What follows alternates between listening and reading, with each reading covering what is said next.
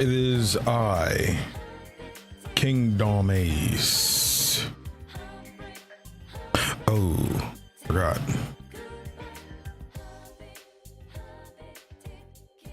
There we go. Oh, I've been good, comment. I hope you're good too. Surely you're good as well.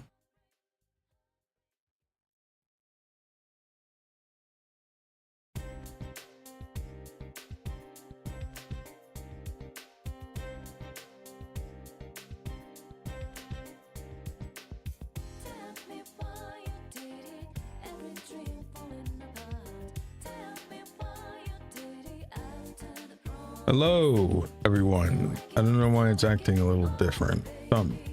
Something's wrong, but I guess it's okay.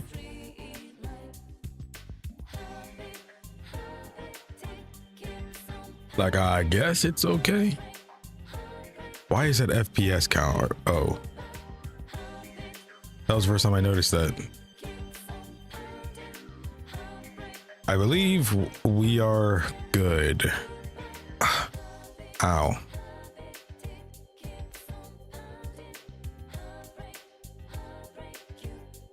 Can you believe I'm almost 60 hours into this game now? It's hard to believe. This series has felt like it's gone on way shorter than the other one, but this series is almost as long as Dragon Age 2. So, and in a couple streams, it'll be longer than Dragon Age 2. You already know our mountain man is on his little jogging arc.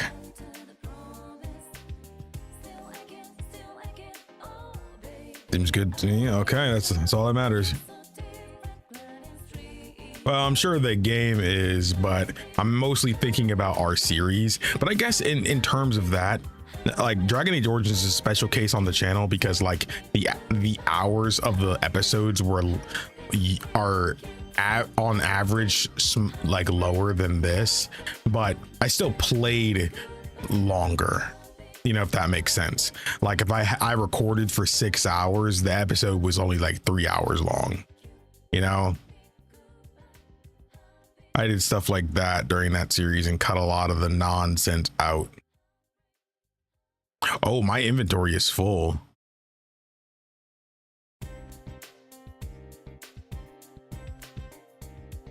Oh crap.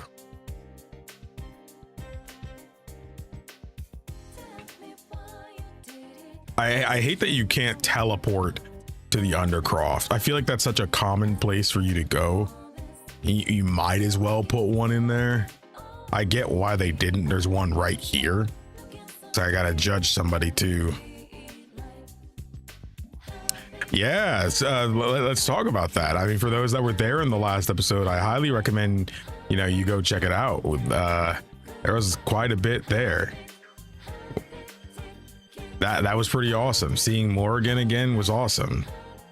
Somebody had said that, like, I actually got that spoiled for me from a trailer, but like I said, then I'm gonna be honest, I honestly didn't remember that. I probably said something back then, but like, I'm gonna be honest, I honestly didn't remember that, which I guess is a good thing. So it all worked out.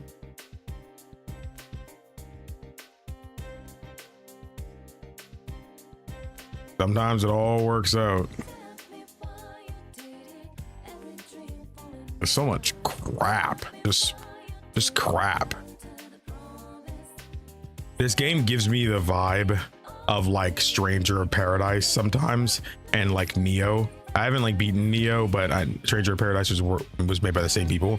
But sometimes you just have a bunch of crap, you know, like you get so much loot that it just kind of becomes nothing to you after a while, you know. What's up, Mumchup? Thank you, I appreciate you. What decision did you make for who's in charge? For those who want to be spoiled or were already there, we decided we went the extra mile and made it to where all three were left in charge. Because of course KingdomAce did that.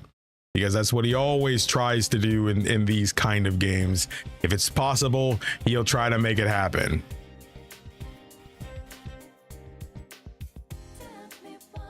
Increased inventory mod, it's Skyrim effect. I think it's definitely worse in a game like Stranger of Paradise. You know, you have such a large inventory that you can fit like almost 2,000 items in your inventory, but it doesn't freaking matter because of a single mission can get you like 500 items. It's like, brother, this stuff means nothing to me now. It's all just stuff. It's just stuff, you know, just stuff. I'm not even looking at this stuff anymore, man. It's just stuff. Actually, we'll give her this higher crit chance. I wish I could actually wear this, but I can't.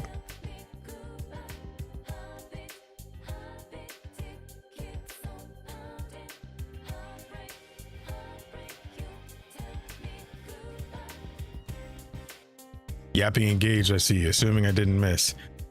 You didn't miss anything, but I mean, we're yapping about the last session.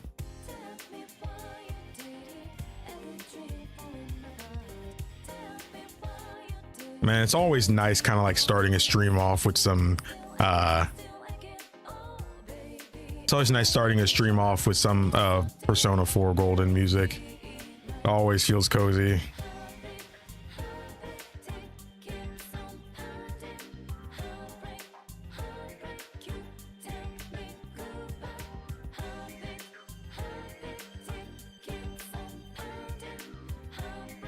Always feels good.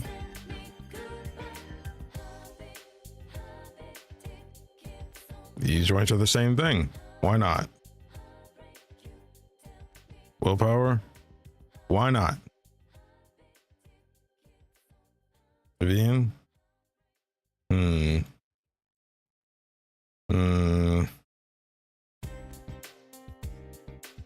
Well, I use Solus more. Put this and then give her. Is there a better one for her? Not really. I mean, everything is better than what she has. This gives her some cunning. It's worth the trade-off a little bit, I think. Everybody's still got some good armor, so I'm not too worried about them right now. I think I can trash the rest of this stuff. Yeah, I think I can trash this stuff now. Now get out of my inventory. Pause it, pause it. Go, go, go, go, go, go, go, go. I do like the formal attire.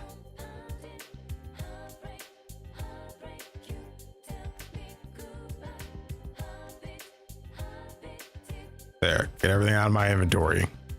Like, I don't even miss this stuff, you know? Dragon Age Origins, I felt like I held on to every piece of thing I found because it felt like every little upgrade I could get in my like armor mattered. Dragon Age 2 kind of started this trend where I felt like I had so much loot that I just it was, some stuff was just whatever. I still cared a lot about it because I felt like a change mattered, you know? It could be the difference between winning and losing.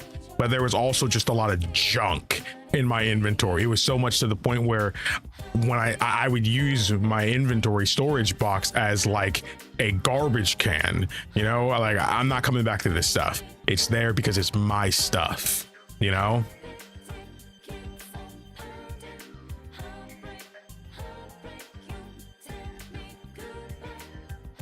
Yeah, Fallout letting you break down your stuff is super good. Again, we're probably going through Fallout 4 on the channel. Again, everybody always talks about it. We played New Vegas. There's just so many games that come out this year that it's going to be a struggle, you know? The only thing I have to look forward to around November, maybe December, is the Ocarina of Time remake, which we will of course play on the channel. I'm a Zelda guy, you know, like Zelda was my favorite franchise for years. If you've been around for long enough, you know, like you know that was just my thing. Zelda was like my thing. Obviously Kingdom Hearts was my thing, but like if it wasn't Kingdom Hearts and Zelda, I didn't care about it. You know, I've been playing Zelda since I was like 3, even before Kingdom Hearts. As someone who plays RPGs, do you think more games should have armor transmog systems, or put more effort in making better looking armor in general? I am in between on it, specifically on the putting better effort and stuff, because I already think there's no real problem with the armor and stuff in a lot of RPGs. You know, cool looking and better looking armor is pretty subjective, so I don't really have too much to complain about that particular point. However, I absolutely think every game should have a transmog. I just think it doesn't hurt anything. You know, I don't think any game benefits from having your characters look whatever. If you can do a transmog system, why not? I would want developers to answer the question, why not? If it can be done, why not? You know, if some developers might try to say, well, they want players to immerse themselves in the struggle for survival, you know, by and mix matching armor and stuff is part of that struggle. You know, it's like when you're in the fight of your life, it's not about what you look like, it's about what this armor can do for you. But the thing is, I'm already doing that by mixing matching armor anyway. I feel like a good way to do that, like if they really care about that and they're not just saying that because they don't want to do it, if they're not just saying that, then do things like armor sets or set bonuses. If you have matching pieces of armor, then it can activate a set bonus. You know, like, I mean, pretty sure Dragon Age 2 did that at some point, but yeah, if you're wearing matching sets of armor, then you get a set bonus. And sometimes the player will have to decide for themselves if that set bonus is worth the difference in what a mixed matching piece of armor would give them.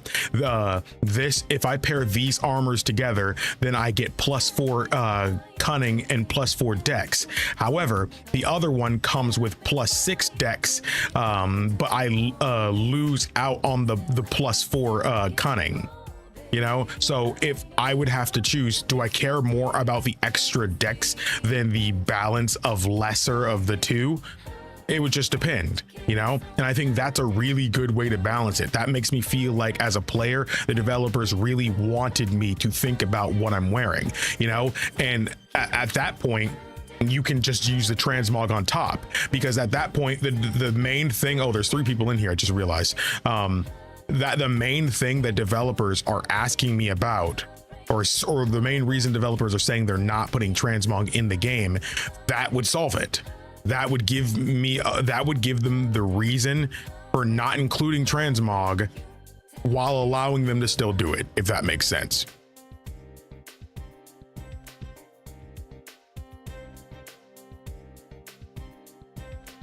Yeah, it's where sorry, I didn't explain. For those that don't know what transmog is, it's usually a mechanic in RPGs that lets you set your outer appearance of your character and have that outer appearance be separate from what you're actually wearing. You know, kind of like how when I'm in the hub here, I'm wearing this outfit on my character right now, but that's not what I actually have equipped. This is what I have equipped, except instead of just having that work for the hub like that, it works everywhere. You know, so I can go in the menu myself and pick the armor you have equipped and the armor that is shown. Yeah, a lot of MMOs do that. The Xenoblade Chronicles games, or at least the Xenoblade Chronicles 3, Xenoblade Chronicles 1 Definitive Edition, that game has that, and I love that, because sometimes in RPGs you'd be looking crazy, like the armor, it looks cool individually, but when they're paired with things that don't match, you start looking crazy in cutscenes, especially when a lot of games don't have pre-rendered cutscenes and stuff like that. I don't like looking silly in cutscenes. I feel like, yes, I understand the gameplay reason why you want people to having mixed matching armor and stuff to give off a certain perspective of the character in universe. However, I do think that if that decision impacts the cutscenes and story in a negative way, then it's not worth it.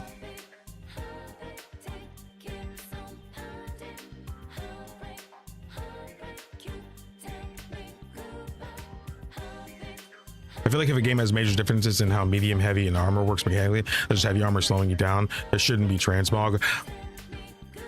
Why not? I get it.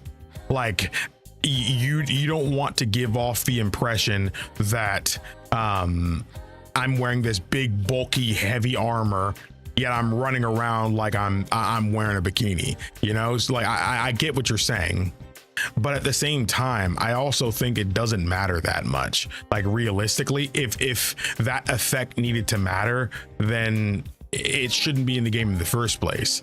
You know, I don't think that specifically adds anything. Like a lot of the Souls games and stuff like that, you know, the weight and stuff of your character matters a whole bunch and stuff, because it can affect how your stamina consumption is and how far and fast you can roll and stuff. But I don't necessarily think that it matters, because it's not about what you look like.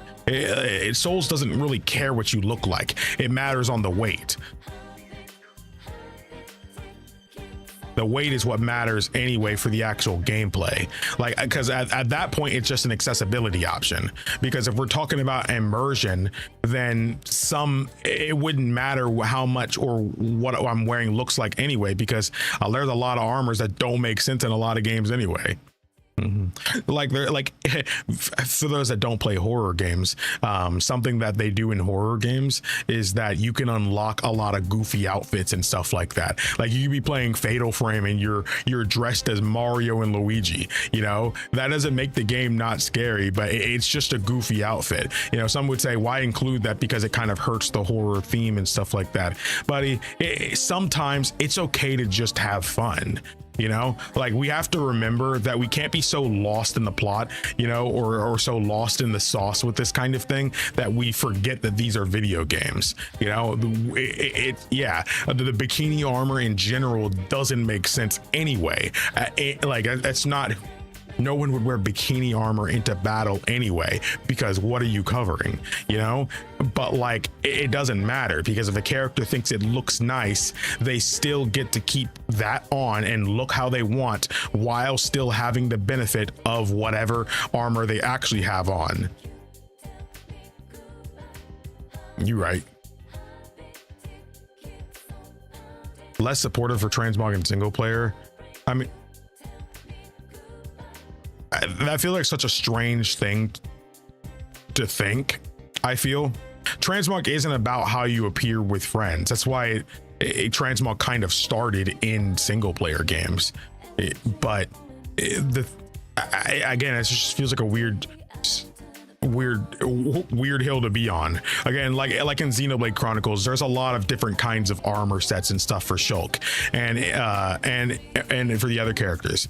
And the original game, there was no transmog, you know. But if you're not a fan of how an armor looks, that can genuinely take you out of the story. Like I think this armor just looks stupid. I think it looks stupid on my character, you know, and it's taking me out of the cutscenes. Then why should I not be allowed to transmog purely because I'm playing a single player game? I feel like because of how important the story is to a lot of single player games, that's even more reason to be able to have my character look the way I want them to. It's about my experience. Like this is my individual adventure. I can make my character, I can make my main character, I can dress up my party members and all that stuff and be nice, you know. Like why not? Again, I understand the multiplayer thing, you know. Oh, you don't want to look stupid in front of your friends or random people, but real talk, why is that more important than doing that for, you know, with like by yourself?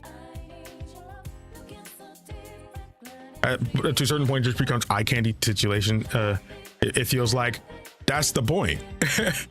Again, if you're gonna have cosmetics, then it has to play into that. That's the whole point of fashion in the first place. If your game is going to have an armor / fashion system, and usually those things come hand in hand, why not have them be that way? Like for example, you know, like you could say even a type of transmog is to hide armor and stuff like that. Like I often hide my headgear because I don't like it obstructing or distracting me during cutscenes.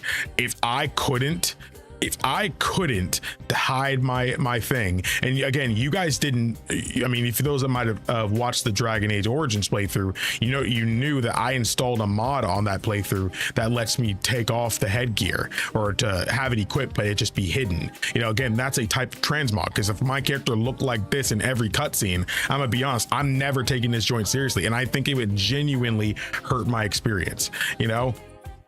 And again, I love that armor tinting is here. I genuinely love that this is here, because realistically, if my armor looked like this the whole time, I'm gonna be honest, I'm gonna hate seeing my character in every cutscene. I just am. Again, to some it might not be that big of a deal, but if I'm looking like this in every cutscene, I'm gonna hate that. Especially like, say this is what it looks like, say this is what the default armor looked like, because I crafted it and it was just this color because that's all I had, so I needed the armor now and I had to make it this color, and now I'm looking with this face paint and this thing. If I couldn't cosmetically change it, because I do think armor tinting is a kind of transmog, I would, again, I would be less in favor of the game. I would.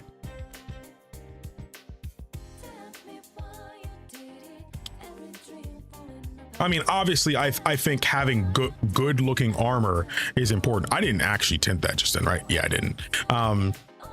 I think having actual good looking armor is important, but the problem is that it's so subjective.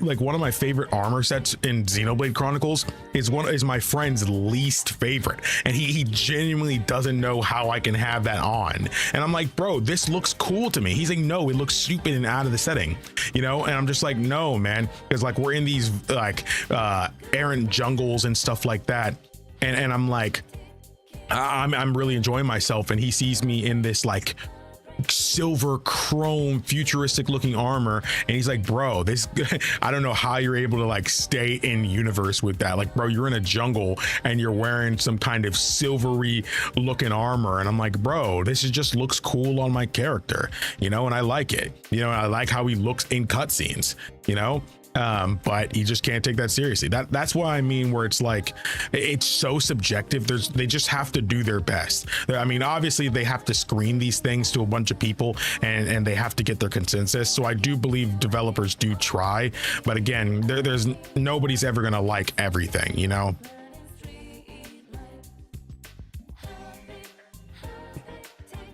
I do think that that's a different conversation, Ender. Like character creator, I'm actually not the biggest fan of character creators, which might seem strange because I'm a Dragon Age fan and a Mass Effect fan, but again, you guys only ever really see the games and the subjects I bring up during these kinds of games, but I actually prefer curated specific characters. I feel a lot less attached to characters that I made it again, and I feel like you might have been able to guess that, because if you remember in the previous stream, I said if I had the choice between saving my hero of Ferelden and saving Hawk, I would choose to save Hawk, which is strange because again, Dragon Age Origins is my favorite game in the series and one of my favorite games ever. And you'd think I'd be more attached to the character, and I am attached to the character, but Hawk is a character, and granted, you can change them slightly and stuff, but Hawk is a character, and I don't think I need to explain the difference between Hawk and the hero of Ferelden. This game feels unique in the sense to where it's kind of a blend of the two, but I still feel more attached to Hawk than my Inquisitor. That's just because they feel more like a character to me. But I will say Dragon Age Inquisition is the best attempt at this that I've seen, I think.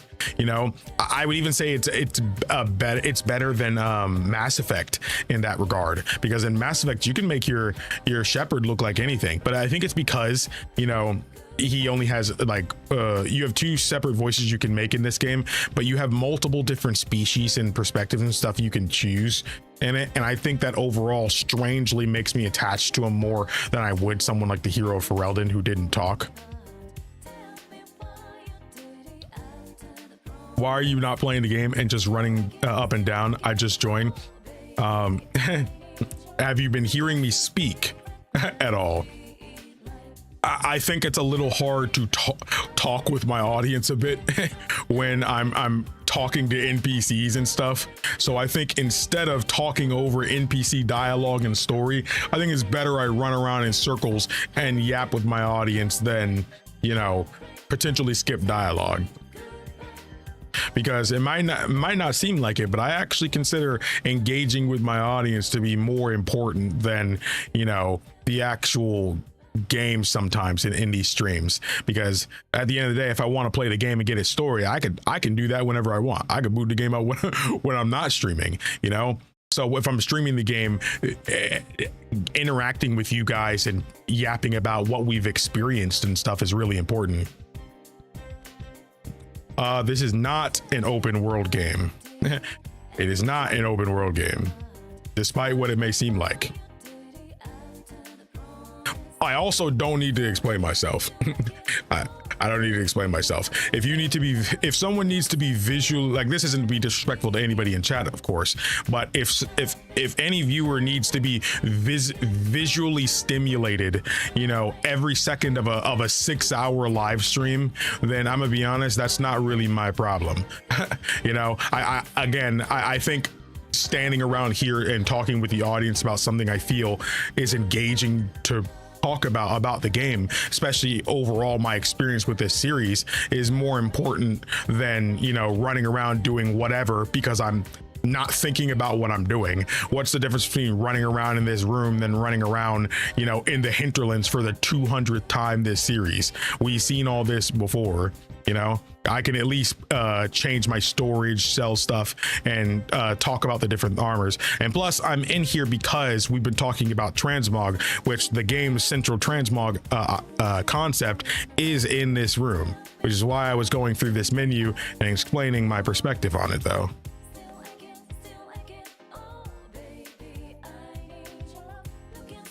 Gotta exit Skyhold every time you want to chat. And to be fair, we sometimes when the stream doesn't start in Skyhold, I'll run around. Look at this.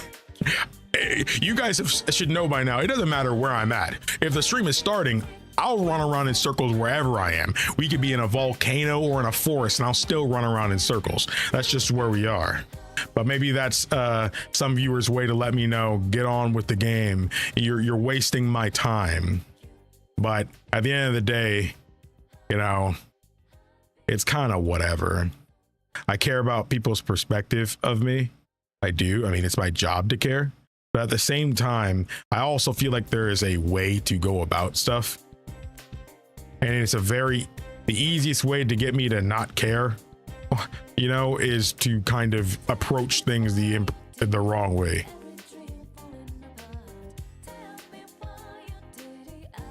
But again, this isn't me talking about anyone specific in chat, like, even though J Money brought it up.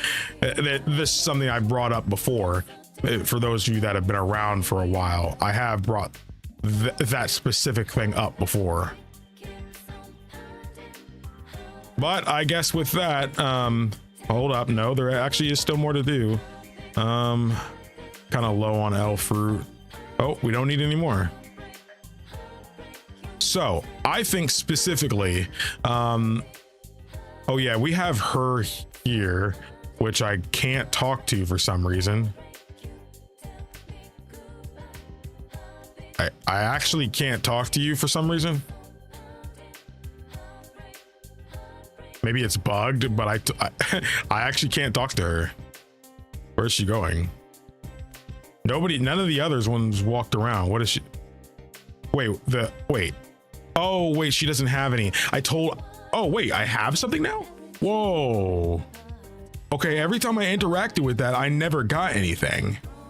But now I did. I guess I just finished another act of the game, so maybe that made something new. Superb Dagger of the Dragon. Unfortunately, game, that is worse than what I have currently. Ooh. Yikes, sorry about that. The Black Emporium seems to be a little bit better than that. Let me go sell my junk.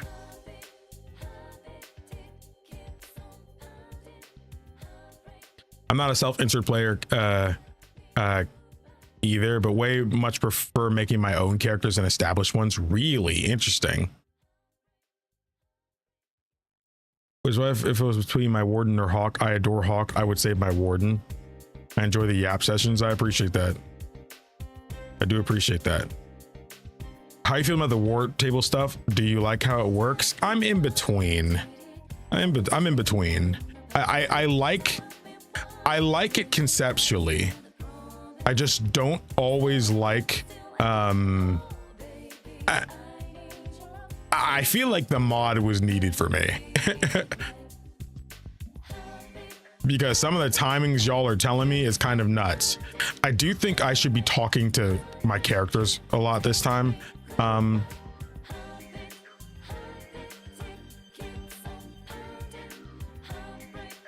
would Hawk say? Well, it's like your friend's like, what could multiple people say?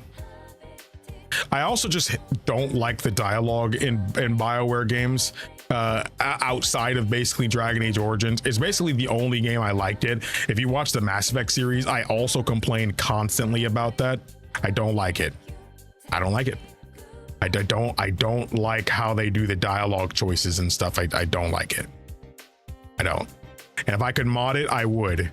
But I didn't want to do that because as a content creator, keeping the game as familiar as possible for you guys is an important part of the job.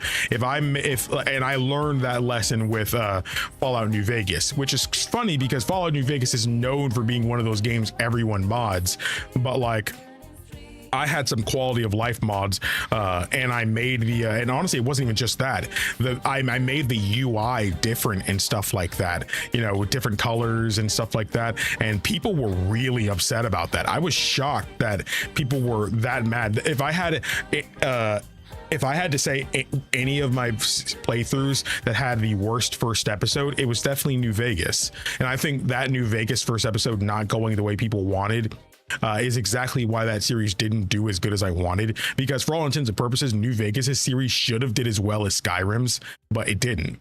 And a lot of the comments were very upset that I changed the UI and downloaded some quality of life mods. Like, sorry, I wanted a sprint in my open world game, guys. I'm sorry. Dragon Age. I wanted a sprint button, man, and that game's not like a open zone game like this. That was a flat out open world game, bro. Sorry, I want a sprint, man. I'm sorry, but I needed a sprint, bro. I needed that.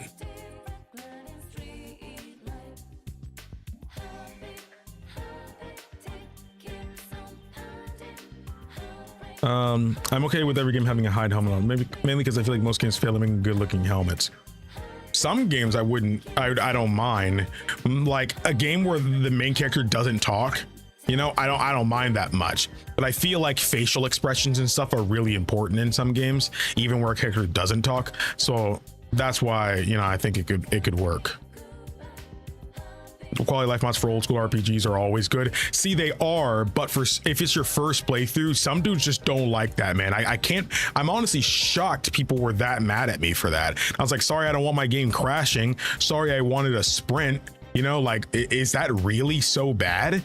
Again, most of the New Vegas series, people were very pleasant. I had a great time, but like I was shocked about that kind of thing. You know, it was very surprising. Have you guys not been hearing music this entire time? There's no way I didn't turn the music on this entire time.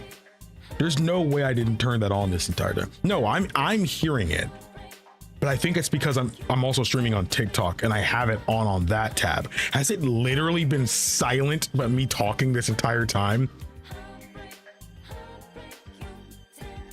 It's been going. Oh, that's weird. It was literally just off. Huh. All right, well, I'm turning it off fully now. Now put on the desktop audio again. Boom. You heard it the whole time? Okay, cool. Good. That was weird. That scared me. The characters no backgrounds, I would likely have more fun writing them myself instead of playing a game with that character. I think they need to be a bit established to me. Like old Final Fantasy games remade now have fast forward feature and you could turn off the constant random encounters. I mean, yeah. I appreciate that. That's how I played Final Fantasy 1, 2, 3, 4, 5, 6. You know, I was playing Final Fantasy 5 in my own time last night because I said in the Final Fantasy video that it's one of the two I hadn't beaten yet. And man, I'm loving that game, man. You know, I kind of went on a little grinding spree. I didn't need to grind because the game hasn't been bad, you know, but like when you're kind of trying to get your jobs a certain place you want them to be, you know, having the auto battle feature that fast forwards things and stuff, it's been a lifesaver. I just run back and forth and hit the button to auto battle. Boom. You can even keep it to where it stays on for battle to battle. It was awesome. Really appreciated. Its story has been great in Final Fantasy V. It's definitely been a hidden gem of the SNES, I'd say. Definitely play Final Fantasy V. It balances its serious story with lighthearted moments and characters with like the found family dynamic, and I'm really surprised by how much I've liked it.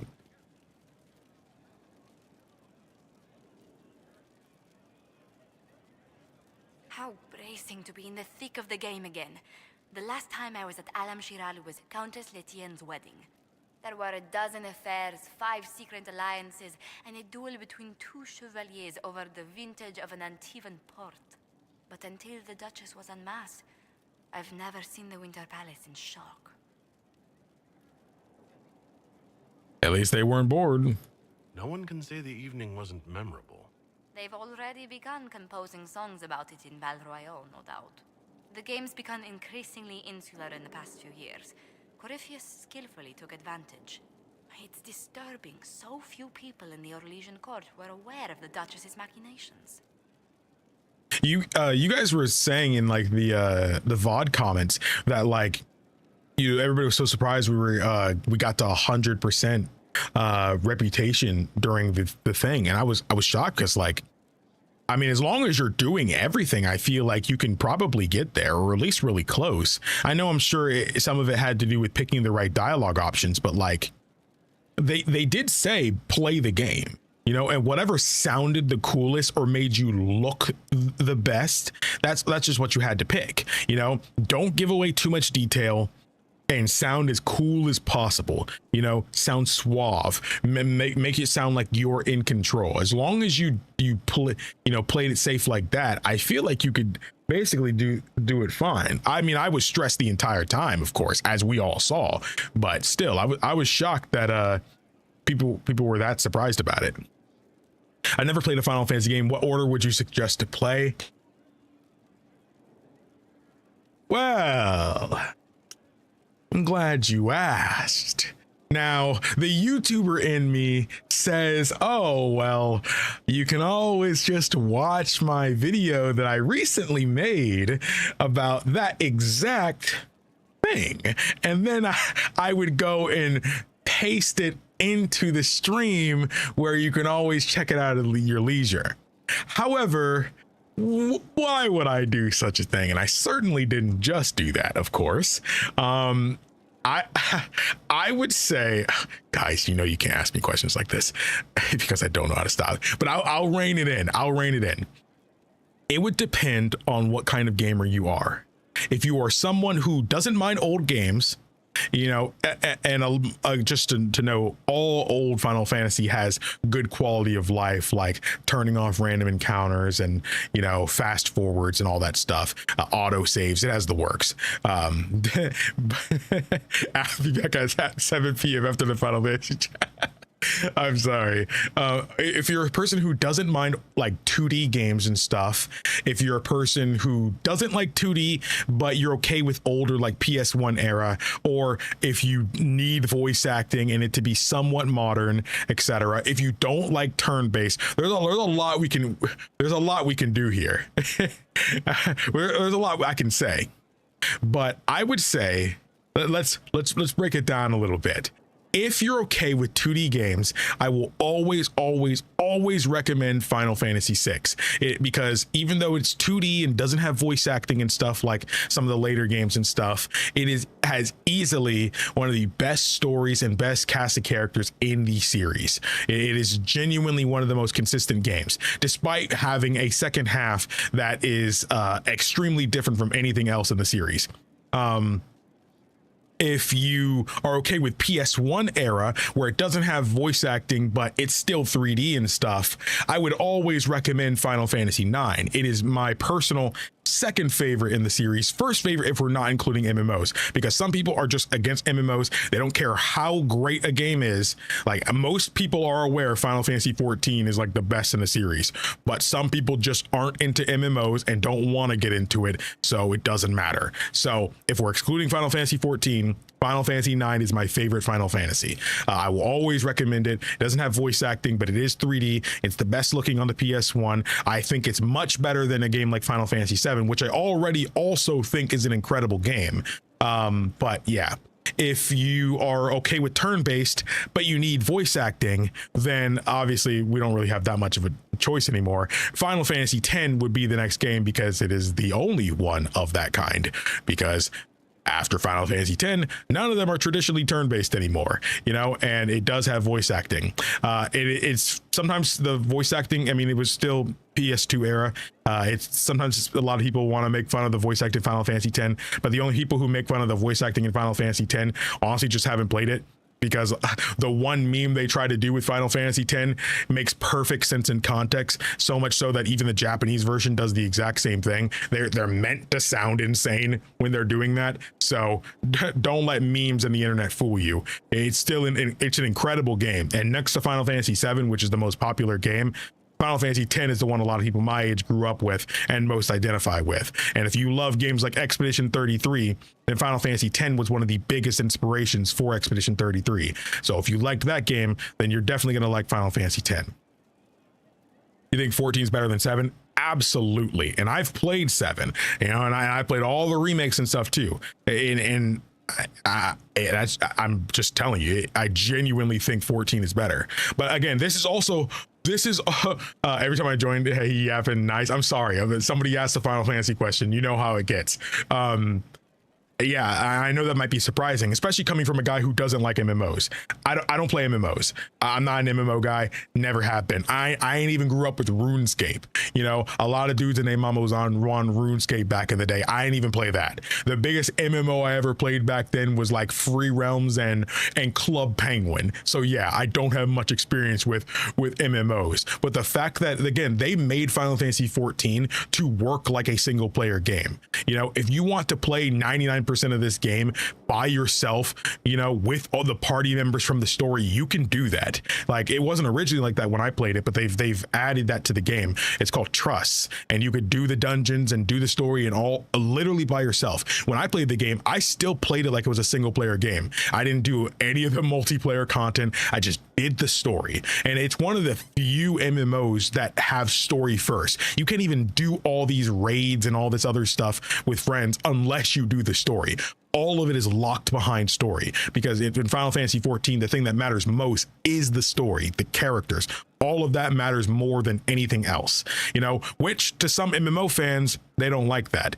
So if you are a big MMO person, you might not actually like how 14 structures itself. It cares more about the story than anything else. So if you played WoW and Guild Wars 2 and all that other stuff, you might be a little annoyed because you got to get through all this story, you know. And Final Fantasy 14, and with its base game, it's definitely the slowest part of the game. And I do think actually playing with friends makes it, you know, a better experience and more fun. But I played it just fine, and I don't think the base game is as bad as everybody says. The expansions, however, which are basically sequels, kind of like Final Fantasy 13 has 13.2 and 3, and 10 has 10.2, you know, the expansions are sequels to the main game. And I think genuinely Shadowbringers and Endwalker are some of the greatest stories in RPGs, you know, and especially the Final Fantasy series. Genuinely wild. And again, I dare you to find a community that doesn't think similarly. You can look it up, and Shadowbringers, Endwalker are thought of as some of the best stories Final Fantasy has ever done. But to not enjoy the story till Stormblood is crazy. I've never heard someone say that. To not enjoy Heaven's Ward is crazy. Now, again, I don't gas up Heaven's Ward the way other people do. I know everybody and their mama love Heaven's Ward, and I do think Heaven's Ward is good, but I don't think it's as crazy as everybody says. It has some really wild moments, and I think that's why a lot of people say that. But I don't think Heaven's Ward is the best story in Final Fantasy personally. But and maybe they'll crucify me for that. But yeah. The only Final Fantasy game I played is that free 2D platformer one. 2D platformer Final Fantasy? What are you talking about? I don't know what you're talking about. I honestly don't know. It's probably a spin-off game.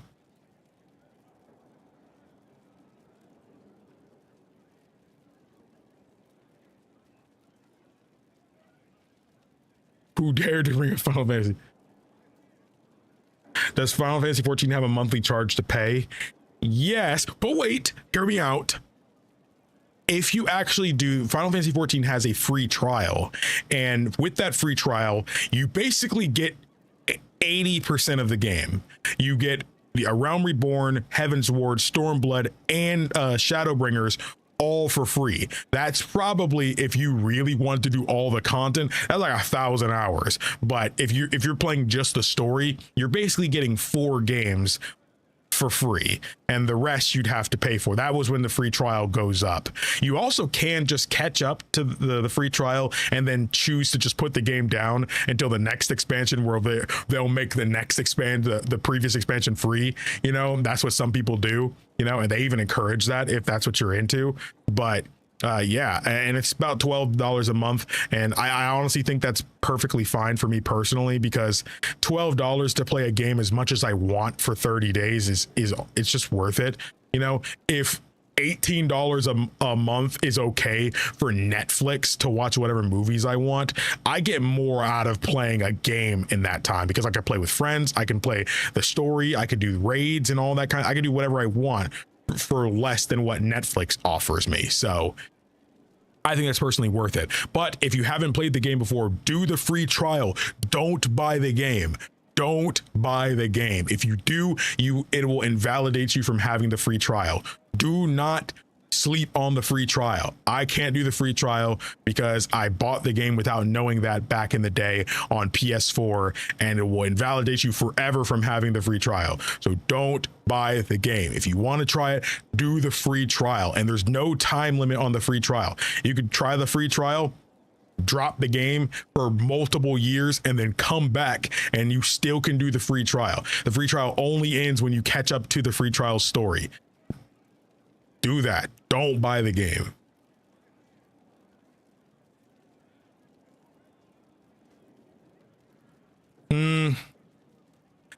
It depends. Like, yeah, if you're into PvP and stuff, then yeah, people probably prefer, you know, WoW and stuff like that. But like, if we're talking about a lot, again, I don't hear WoW fans calling WoW the greatest game ever. Most WoW fans have a love-hate relationship. They love the game for what it's done for them, but at this point they just can't stop because they're addicted to the game. You know, Final Fantasy 14 fans will, like, regardless of the good and bad times, will always say it's one of the greatest games ever, because again, it's one of those games that it's a story game. It wants you to go through its story first. You know, you can, but I think that also classifies it as a worse MMO than WoW. I can say that as a Final Fantasy 14 fan, I can say it's probably a worse MMO experience than WoW. You know, because WoW's dungeons are freaking optional. You know, like, oh, a king's wow, I forgot that was even a thing. I'm sorry you played that.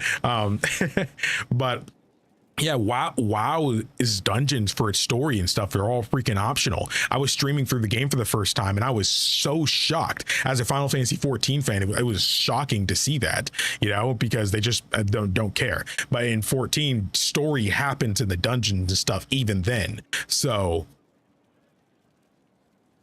I never played MMO. I thought people love WoW. Well, they again, people love WoW because WoW has been a thing for so long, and it's been something for so many people, you know.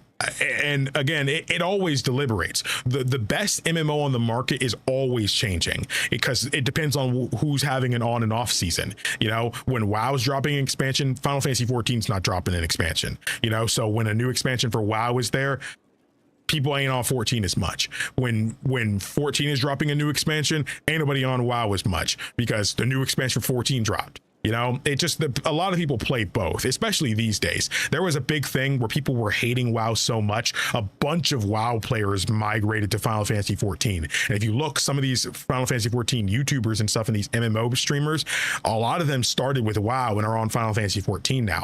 I'm not a WoW guy, so I don't know fully what happened, but something happened with WoW and they changed how something worked. And just a lot of people left the game. I don't know if they ever went back, but I remember it being big. Some of the big streamers started. And I do think Final Fantasy 14, the community in the YouTuber space got a little more toxic when that happened. But I think some of the WoW streamers were just kind of toxic, you know, but I'm not a WoW streamer. I'm not a Final Fantasy 14 streamer. All I know is what I was seeing on social media back then. SWTOR is actually the only other MMO I played. Obviously, I haven't played all of it and stuff, but if you remember last year back in December, I was on it heavily, just having a bunch of fun with it. But it's mostly because I'm a Star Wars fan. Only people that love WoW are boomers who can't move on. Sheesh, I didn't say that, but you know, I read the comment. That wasn't me actually saying that though. But yeah, right now the only MMOs I'm interested in are Final Fantasy 14 and SWTOR. I will be streaming the Evercold expansion when that drops. So even if you're not a Final Fantasy 14 fan, I highly recommend you join during that time, and I think we'll have a grand old time. I'll even allow, you know, viewers and stuff to join my party for the story and stuff. I'm down for that, because I might need a 4-stack and stuff for dungeons. So what is SWTOR? It's Star Wars: The Old Republic. It's an MMO. It's actually, I think, at least until a few years ago, it was the most expensive game ever made, because it's an MMO that every single NPC is voiced. Every single person in the game has a voice actor. So it was like the most expensive game ever made for years. I don't know if that's true anymore. Games have just gotten so big now, but it was for a long time. But it takes place like thousands of years before the movies and stuff. You could choose if you're a Sith warrior, Sith Inquisitor. You know, you could be an Imperial spy. You could be a Jedi. You can be whatever you want. You know, you could be a smuggler. I've done Sith Inquisitor, and I've done Sith Warrior. I beat Sith Inquisitor of the base game, and I'm in the middle or towards the end of Sith Warrior right now. And again, if you've ever played Mass Effect, you've never seen Star Wars, you should definitely see Star Wars. Sith Warrior is really cool because like similar to, like, again, people who made Mass Effect and Dragon Age made that game. So like it's cool because it has the light and dark side system. So even though I'm a Sith Warrior, I can actually lean light side if you want. There was a character in the game where she's a Jedi, but her master was kind of leaning towards the dark side, and you can corrupt her and make her fall to the dark side and become your apprentice. But what I did was, because my character is leaning light side, even though he's a Sith, I was able to recruit her under the guise of being a Sith, but she thinks I'm a Jedi in hiding, you know, like I'm only pretending to be a Sith, you know. And it's such a cool thing because it lets your choices matter. And again, this is an MMO, you know, the fact that it's adapting to my decisions and stuff that much is really neat. Inquisitor was sick because you're basically evil James Bond, you know, and I had the little story of like him just being diabolical, man. He was that dude, man. Like somebody like, no, please, what? Like, he doesn't care, bro. He's got lunch in a few minutes. He got to clock out soon. You know, like that's the kind of dude I was playing. But then after he meeting all these people and stuff, he started leaning towards the light, because like, and if you pick dark side so much, your face starts to get corrupted and stuff. And he was super evil, but then like he just met the right person and she just started changing him, and all my decisions started leaning to be more lenient. And they kind of bring up how like you've changed and stuff like that. And I just thought, and you like betray who you're working for. And I'm just like, dude, this is so fire, man. This game is awesome. This game is awesome. That game is why I want to play KOTOR so much. It's why I want to play KOTOR so much. Wish we got single player RPGs like that. I mean, you basically only really have the old school BioWare games, because you can do stuff like that in, you know, Knights of the Old Republic, from what I hear, and Dragon Age just kind of like that, you know, but Mass Effect was more about like the weight of your decisions and stuff. Yeah, I'm doing good. I hope you are too. The stuff Evil Jedi can do is insanity. Dude, I cannot wait to play like a Jedi character, because I remember when I first tried the game, I played a Jedi. I think it might have been a Jedi counselor. I can't remember who it was. And I was honestly kind of bored. So I want to know which is the best Jedi character I should play. Which one has the best story?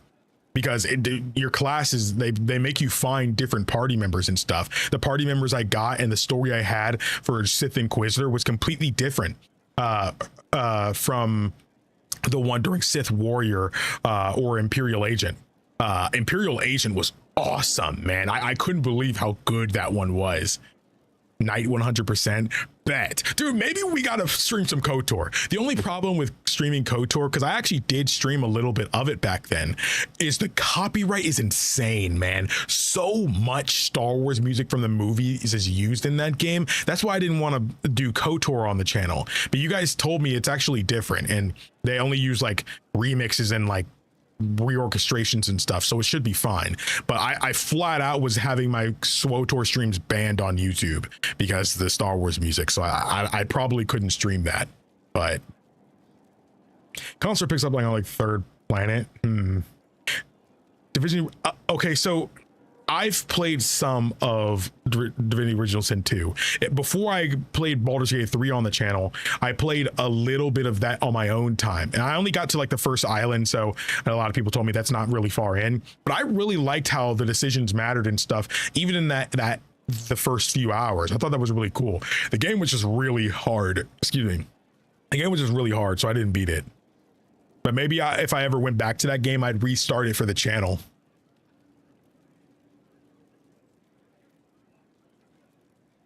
Disco Elysium, we should definitely play on the channel. I did buy the game so I could play it on the channel. KOTOR is original music. Okay, good. Now I'm not worried about doing that. But as of right now, my goal is to finish. Today is Tuesday. If I can be done with this game by maybe the end of next week, I think we'll be good. If we can be done with this game by the 15th, I know that seems like a while from now. If we can be done with this game by the 15th, maybe even 16th, I'd be happy, because we have a lot of games to play. Yeah, I really want to play Star Wars Zero Company. Star Wars Zero Company is happening on the channel. It is. And I'm less sure about this, but Fire Emblem Fortune's Weave comes out late September. I would also like to do that, but we'll have to see. Zero Company is like 30 hours, so I'm not too sure. But yeah, I'd like to do that.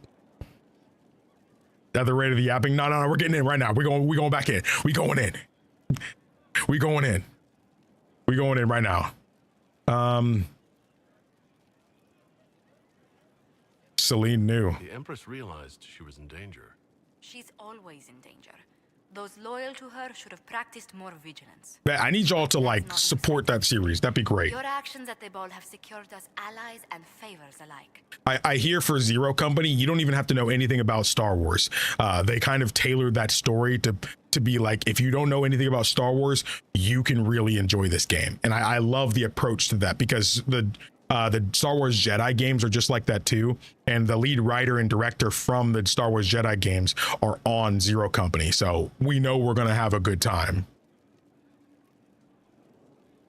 I need to play XCOM 2.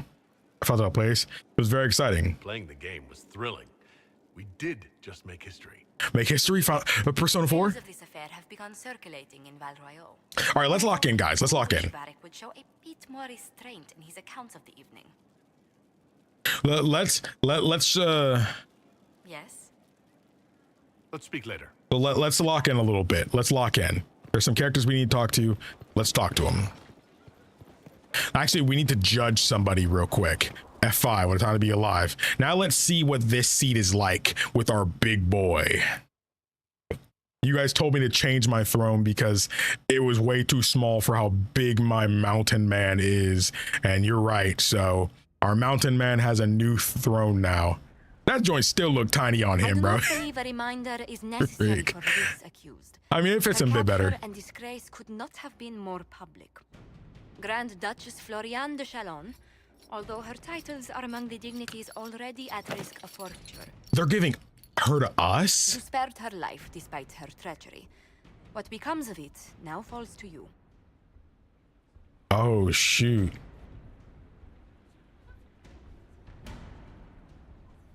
The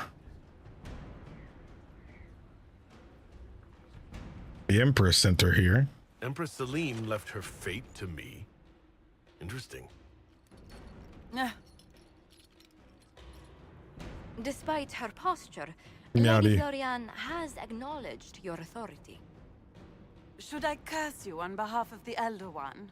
I realize he had no intention of honoring the concordats I manipulated. Do as you must. I respect your mastery of the game, even as I despise your victory. Celine does not know her fortune. Interesting. Let her repent in a mouse. In a cloister, jester's outfit, bad shoes. Ooh, man. Jester outfit, put her guile to work for us. Common work with the common. This is not the person you want working for you, because even if you put eyes on her, she's actually all in it for like the Elder One. Though Alexius was also down for the Elder One, but he was only doing that because he was worried about his sick son, you know? So like Alexius wasn't flat out trying to be evil, you know? He had some decent intentions behind it, despite how painfully wrong they were, you know? I wouldn't trust that something wouldn't happen. I don't know. I would rather force her to work for the Inquisition, though, if I could. It's just, if I was realistically sitting in this chair, I would honestly like think, you know, she needs to go. It's funny because execution isn't actually on the option, and I think it's because you could have killed her back during the last mission, you know, like you would have had the boss fight, but because of what we did, we earned the right to skip the boss fight altogether. She did say she realized she's been abandoned by the Elder One, but yes, but like it could still mean that like, oh, well, I've been abandoned by him, but maybe if I regain favor, it'll be fine. Also, Hobbit, I know that was a while ago. I don't know if I said it back then, but thank you for your donation. I appreciate you. I'm trying to role play. I'm trying to think like what would I do here? I would say the only reason I didn't kill her back then was because I'm playing the game. The whole point of the mission was to play the game. And I don't think that killing her in front of all these people would have been right. Even if it made sense to do, as a Kunari man who they just think of me as an ogre anyway, that violence was not what I wanted to show there. Like, even though it could be part of the game to show power, I'm not the right race or species to be doing that. You know, what's okay for some ain't okay for me in my eyes. So like, that's why I didn't do that back then. But I think if I was here now and the Empress literally sent me her, put her on my doorstep, telling me to deal with her however I see fit, I think execution would be better. But it's not, the option isn't here, so there's not much I can do. You're missing number 5. I mean, I'm pretty sure it's just the mage option. There could be like, I don't know, you brainwash her for eternity or something. That's what I would assume.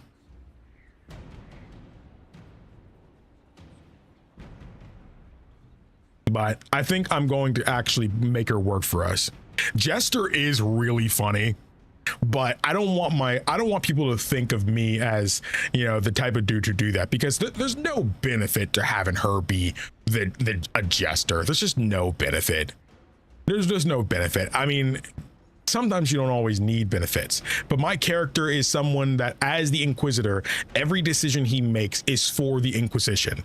So I think having her work for us is the best thing to do. She remains a creature of formality and opportunity. We have use for both. Grand Duchess, Josephine will see that your wiles profit the Inquisition. Don't disappoint. Oh, one must remember that the game is never truly over, your worship. There was actually quite a bit of disapproval for that. There was quite a bit. But a lot of these people, I don't care what they think, because again, what I do is for the good of the Inquisition. And just because somebody doesn't personally agree, you know, a lot of these characters put their own personal feelings in the mix. As the Inquisitor, I have to be able to detach my personal feelings on a matter with, you know, what I think is best for all of us. And if we can use an agent that can get us, you know, more goods and benefit and profit, bring profit to the Inquisition, and that's for the best. It's looking real nice in here now. We could probably use with a little bit more lights, bro. I mean, come on. But she's one I would offer. who is that next to I Varric? appreciate the warning, but you shouldn't have come yourself. What if the guild found out, or what's his name? Are you worrying for me or for yourself? A little of column A, a little of column B. I am the expensive. Was that Laura Bailey? After all. Oh, don't worry, I'll protect you. We'll just have to... Well, this is a surprise. You're the It's her. Inquisitor, right? Bianca Davry, at your service. Wait, do I know this character? Bianca Davry. I don't think I know you.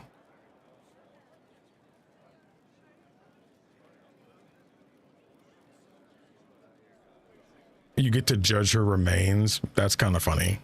Wait, Bianca? No way. Oh, Bianca, like the crossbow? Should I say that? Am I allowed to say that? Bianca? Your name is Bianca?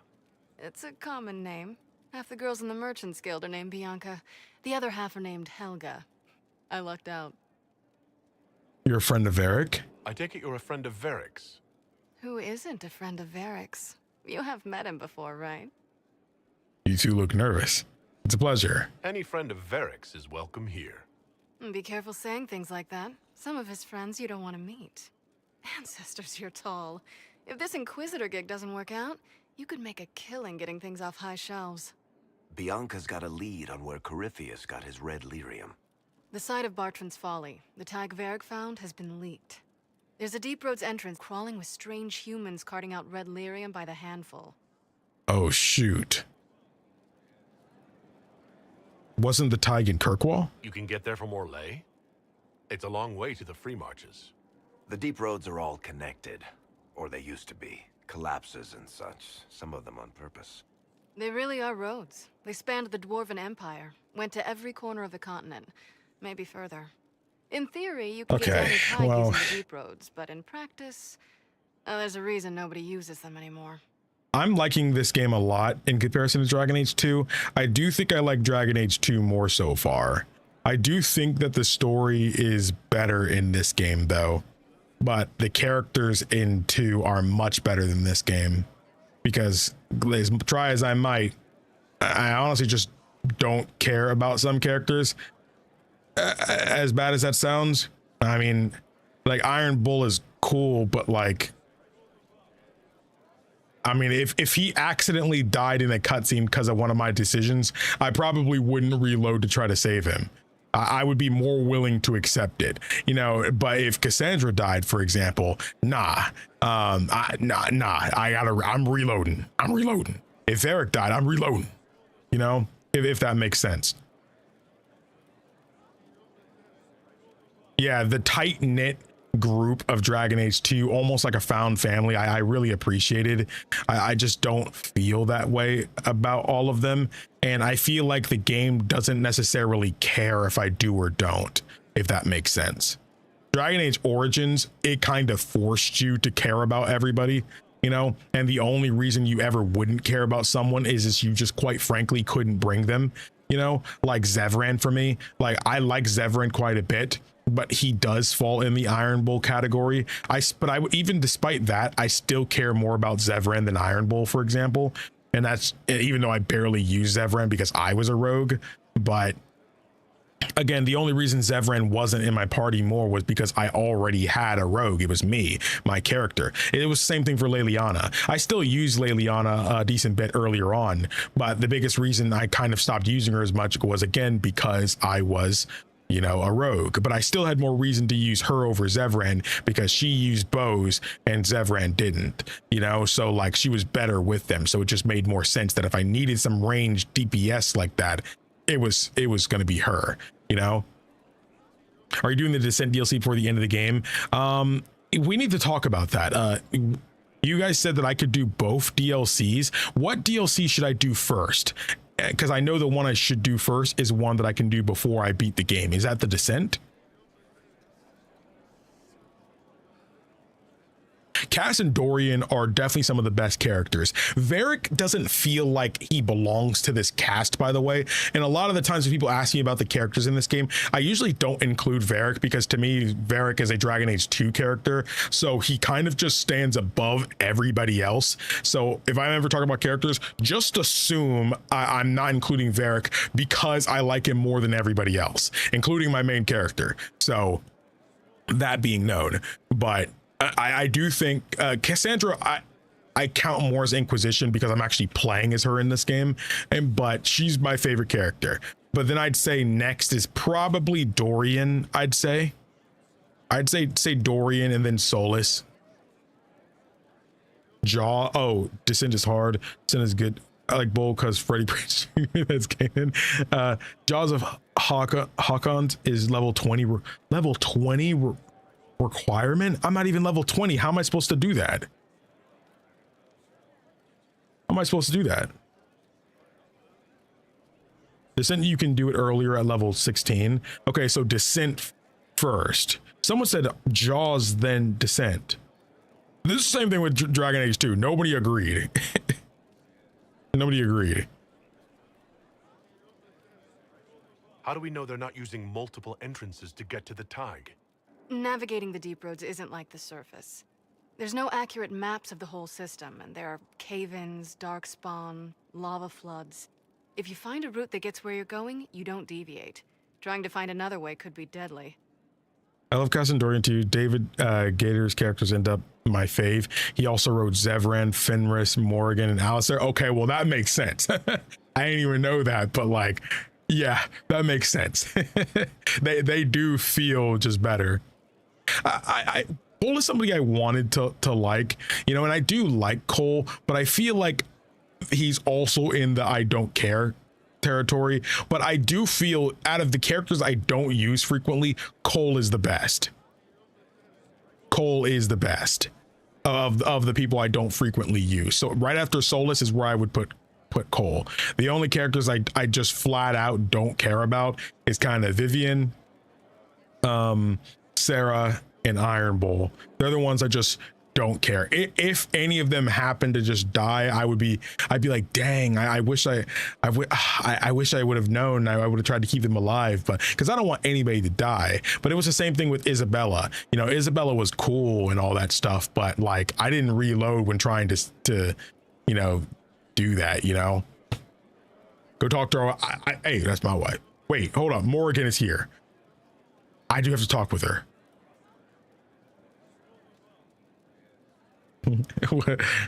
Fate. It's either the fate is F8. Who could have given away the Tig's location? There were a few people who knew. Hirelings from the expedition, a couple of close friends. How they found out isn't important. What matters is we know where they are now. No freaking way. Iron Bull, Cole, and Solus are written by the same person who becomes the lead writer in Veilguard instead of Gator. Oh man, I probably wish I didn't know that. But that won't affect how I think. That won't affect how I think because out of those characters, I still like Cole and Solus, you know? So, and Iron Bull is a cool character. I just don't care about him. You know, Solus is one of the best characters in this game. So, you know, I do like that.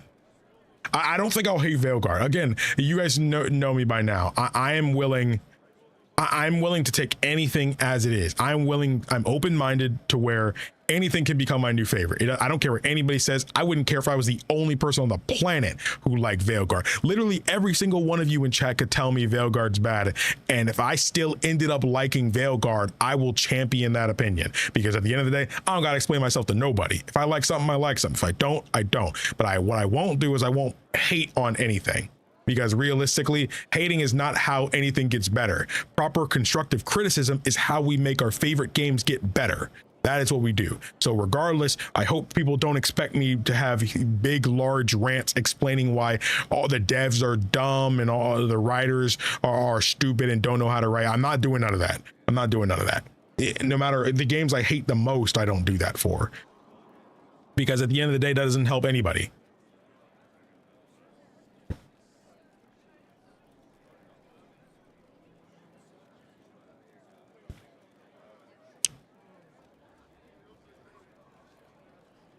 Let's have you more Morgan. I'm locked in. By that I mean I have it on streaming. What's up, Pancakes? The combat's what I'm looking forward to the most, though. If it's such a secret, how do you know about it, Bianca? I told her. Right after the expedition, I wrote and told Bianca what we found. I had artifacts that needed buyers, and she had more contacts that would pay for them. Plus, I owed her. We should shut this down. We need to deal with this. As long as he has this source, Corypheus is that much more powerful. I couldn't agree more. I'll keep an eye on their operation. If you're interested in shutting it down, you've got my help. Try not to leave me waiting too long, Varric. I've got my own work to do, you know. We gotta talk, Varric, by the way. Right. That's not going to be trouble at all. Let me know when you want to head to the entrance. Okay, we will be doing that. However, first... Enter Valimar. Okay, where is Morrigan? No, wait, somebody told me to make a note, and I did. You'll want to go to the garden first thing next stream. That was Alexis. Shout out to Alexis, who's always in the streams. Yes, go to the garden. Morrigan, right there. Thank you. I made sure I put it in my notes. I made sure to put it in my notes. Morrigan, where are you? Where's baby girl? Morrigan, who is this little rugrat? Is it, bro? Please don't tell me this is my son, bro. Please don't tell me this is the hero of Ferelden's son, bro. I know. Please don't tell. I looked at those times. I'm like, wait, they kind of look similar. No, please don't tell me that's my son, bro. Please don't tell me that's my son. No, I'm gonna support my son no matter how stupid he look. I'm gonna support him. Oh, she's in her old outfit. Yeah. The old outfit. Hold up, nah, that might not be my son, man. Oh crap, that's my son, bro. You're the Inquisitor. Oh, you're freaky, aren't you? He's a freaky child, isn't he? You're very tall. Mother didn't say you were Canary. Morgan, what did you do to my son, bro? What did you do? Why is he? That's what I'm saying. I thought my warden was black. Look, against what you think, he's mixed. All right, he's mixed. He's mixed.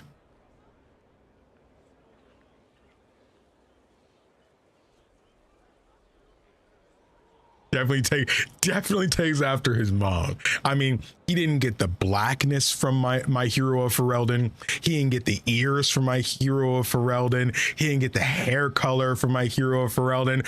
Is this my child, bro? This is not the Grey Warden's child, bro. I don't know, man. I don't know if that's his. The voice actor for him is actually Claudia Black's son. Yo, that's kind of cool. That is a Caucasian baby. He is from the Isle of Caucasus, bro. Oh my gosh. Because where'd he get the brown hair? That's what I'm saying. The Dark Ritual messed with the genetics or something. The Grey Warden is not the father. The genes were asleep for real. Is that a bad thing? That's not such a terrible thing, is it? No, I just feel bad about what happened to your people. Kieran, are you bothering the Inquisitor? Of course not. Did you see what's on his hand, Mother? I did see. 'Tis time to return to your studies, little man. Why does he talk like he's tranquil? That's because of what I did, isn't it? My son. Never where you expect him to be, naturally. He's your son. I didn't know you had a son. Why would you?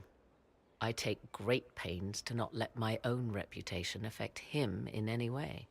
To most in the Imperial Court, he's simply a quiet and well-spoken lad. Perhaps the heir of some distant family. But he goes where I go. Worry not, Inquisitor. Kieran is a curious boy, but seldom troublesome. Where is his father? That's what I want to know. Will his father be joining us as well? 'Twould be most unlikely. His father helped raise Kieran for a time, but He events did. conspired to take him elsewhere. Dang. So 'tis but the two of us, Inquisitor. Your fortress is a large place, and you will scarce notice our presence. Dang. Okay, so yeah, he did go. I mean, he followed them at the end of that DLC. Again, watch the Dragon Age Origins series if you guys haven't already. That was such a wonderful experience, man. Back when KingdomAce didn't know nothing about no Dragon Age, nothing, bro. It was like a kid. I was like a kid in a candy store during that whole freaking game, man. Just falling in love with this kind of game, man. I was just having the time of my freaking life, man. And I loved playing that game and that DLC when I got to make that choice and we left together. Dang, man, that hit. That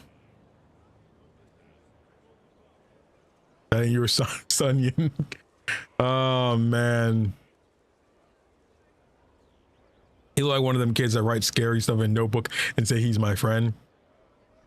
I almost said something nuts. I don't think I should say that, but all I'll say is he's definitely the kind of kid I would have been friends with in school, just in case. Just in case. This isn't being disrespectful, because I don't think I think something about what happened with the Archdemon and stuff and how we went about it affected his mind. Like, I don't think it's like an allegory for special needs or anything. I want to make that known, because that's not what I'm making fun of him for. I'm only saying this stuff because I'm pretty sure our method of avoiding me dying in that game and a Grey Warden dying has to do with something that happened with like the Archdemon and stuff. And, you know, the child was conceived with this in mind, you know? So I'm not confirming or denying shotgun assault. I'm not confirming or denying anything. I'm not trying to get canceled, bro. Don't come to Pharrell tomorrow, bro. I'm not saying I'm trying to receive a text message, but I'm just saying I would be friends just in case. And I definitely didn't do that in real life. But I'm thinking, again, I'm theorizing that he got a little blight sauce in him or something. He's got to be like half of something. That's what I'm thinking. So he's definitely got some kind of, you know, yeah, I think it was something like an old god or something like that. He's definitely got something like that. Don't come to Skyhold tomorrow, bro. Dang, he got that blight in him or something. Dang, that's crazy, bro. As a non-American, this conversation is crazy. I'm sorry, Charlie. It do just be like that. Like, I mean, I had when I was in high school, we had a bomb threat, and it was somebody I knew. Thankfully, he was really stupid, and he was trying to like make a bomb out of like a Game Boy. And it's like a taboo topic to talk about, but like he was trying to do that, and they actually said it would have worked, but it was like, I remember them saying that it was like one of the most poorly constructed attempts they had ever seen. Yeah. And it's funny because I don't think I've talked about this on stream, but one day, because I had class with them and he sat like 2 seats behind me. And it was English class, and we had a substitute that day. And I remember, because it was kind of like a free day, you know, when a substitute's there. I heard him ask the substitute, what would happen if someone brought a bomb to school? That's what he had said. And I remember, you know, like I remember reacting in that way, you know. And the teacher, the substitute, she was obviously like, oh, I mean, I hope they would never do that because a lot of people could get hurt, including themselves and stuff. And she was like clearly thinking this guy. And the thing is, this guy wasn't, I mean, he was largely known to be dumb, but people liked this guy. It's not like he was like some big bullied kid or anything. I mean, he was kind of a class clown in some way, you know, just to kind of paint the picture. He was kind of a class clown, you know, and people liked him. But I don't know what made him do that, but I guess he googled that you can make a bomb out of it or whatever. And before class, like a week or so later, I saw him. I was actually late for class that day. It was like for like 5th period, and I saw him go into the bathroom, you know, but it was from far away, and by the time I was passing by, he was sprinting out. I thought that was weird. And then I go into the class and we're having class, and the intercom says that there's like a bomb warning and stuff. I'm like, what? And I'm like, no. And I put the piece together in my head, and it was when you leave out of the building I'm in for it, there's like right outside of the hallway on your right, there is a bathroom. There's a girls in front, and behind is the boys. And I went in there. I left during the class after that, and because I was positive that if it was him, it was something in there. And I actually found it, and I went to because cops were there, and at first they're like, whoa, why are you running up to us, you know? And I was like, hey, I know who put the bomb up. It's over here. I found it, you know? And they're like, okay. And they followed me, and they found it, etc. They got it. I had to go away, but then I got called back like a period later. You know, we had to stay in. I mean, it was a period later is the time frame, but we all had to stay in our classes. And they almost wanted to arrest me because I apparently I knew about it because I did say that I knew about it. But I heard the other day that he had asked them the substitute the question, and they were like, you could be arrested for something like that, because if somebody is acting suspiciously in that way with that kind of subject matter, then you should be bringing it up to an adult and all that kinds of stuff. And I was real scared, bro. I was literally, the worst thing you could do to me back then was call my mom. That is the worst thing you could do to me back then. Do not call my mom.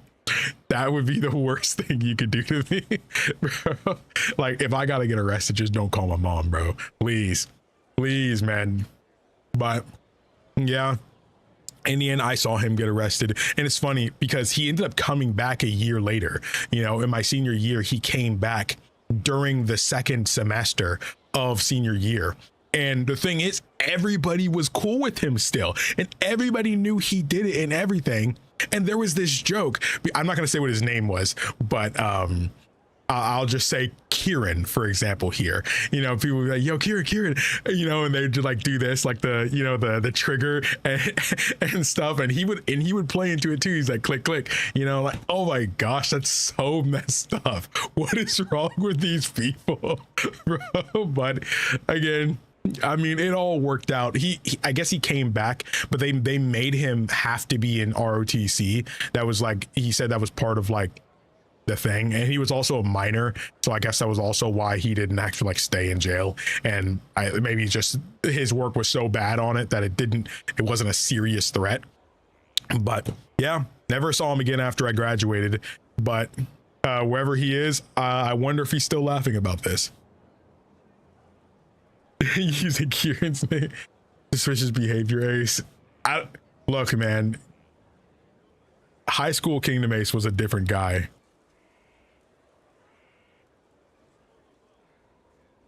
Bro hooked up a Game Boy to a potato and thought he was an evil mastermind. He really thought he was cooking, though.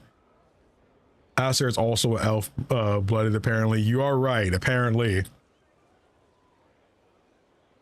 This kid talks a little weird. Ace goes into politics. Look, I know. I'm getting canceled, bro. All right, man. It's been real, guys. Canceled, bro. It's been real.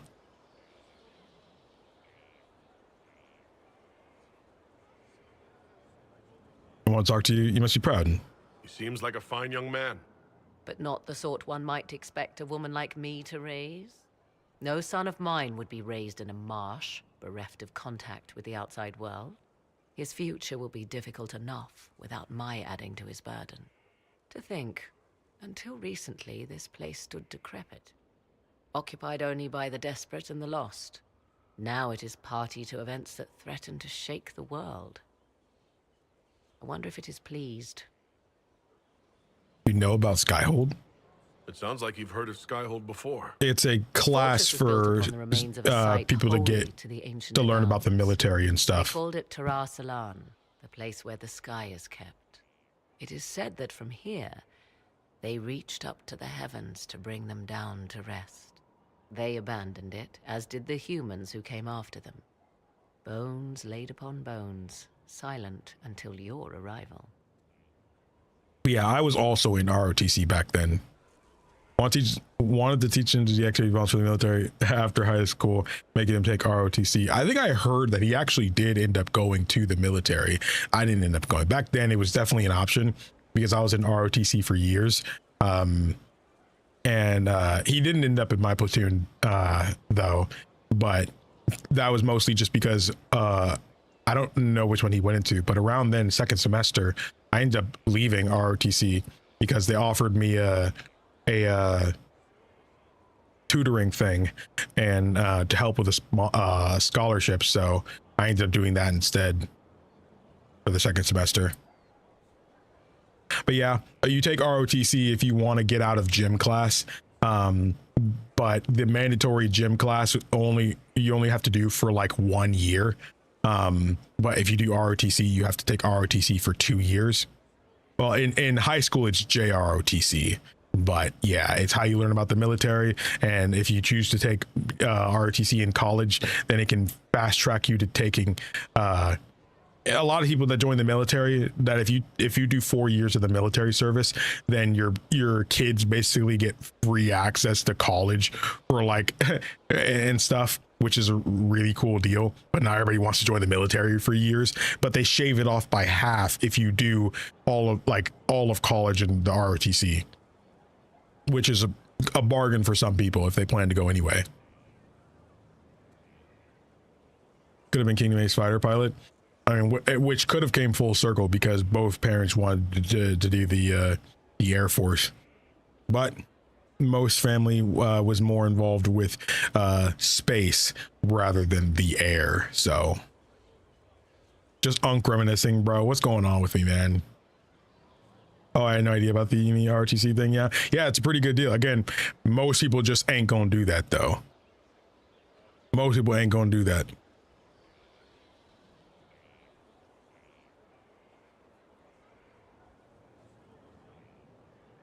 I wish, bro. America is wild. Yeah, it is as wild as you see on TV. Yes.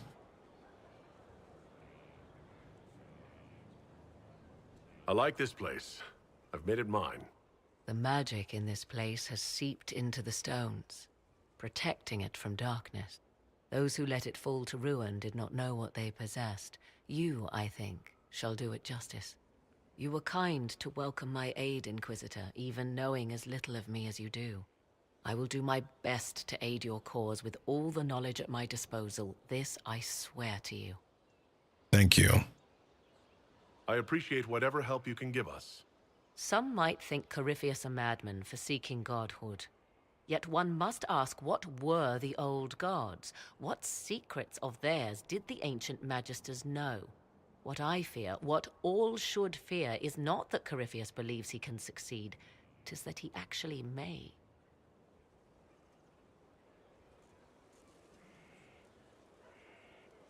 Oh, it's so good to see Morgan again, man. I was pleased to learn you saved the Grey Wardens from their own self-destructive foolishness. For all their eagerness to shed blood for their cause, we will still need them should another blight arise. 'Tis fortunate my warden was not there, or he would surely have been in the middle of it. Yeah. Warden. You might know him as the Hero of Ferelden. A lofty title, though he wears it well. Your husband? Where is he? I'm pleased for you. It's good to know you have someone special. Nobody is more surprised by that fact than I, Inquisitor. My love is on a quest to combat the calling. The actual calling that signals the end of a warden's life. So that's what he's If doing. he's successful, it will mean a long life for him. Perhaps for them all. Once Corypheus has been defeated, I fully intend to join my love once more. Kieran misses him greatly. Oh, I'm so glad he's not a deadbeat dad. Thank you, man. Thank you for being not a deadbeat dad, bro. He's only gone because he's trying to save the freaking world, bro. He's trying to stop the calling from happening, you know, and I thought it was the taint itself that makes a Grey Warden's lifespan be shortened. But I guess it's not the taint specifically, or the taint is what facilitates the calling itself, and the calling signals the end of their life, because obviously you wouldn't be able to live long with this thing constantly driving you insane. So you just go into the deep roads to finish off. Buddy, I'm so glad I picked what I did, man. I'm so glad. She does it kind of gives off the impression, but like, man, I'm so glad she's like, because again, he's kind of old. It's been like 10 years since the first game, right? It's been about 10 years since the first game. So it seems like it'd be a little bit longer, because Kieran looks a little older than 10. He could be 12 and I would believe it. But man, to see that she still deeply loves my character from the first game, you know, she loves their son, and while he's away right now trying to save every Grey Warden on the planet, you know, she is very ready to join him again, because she and her son miss him. That's everything to me, man. That is everything to me. I love that so much.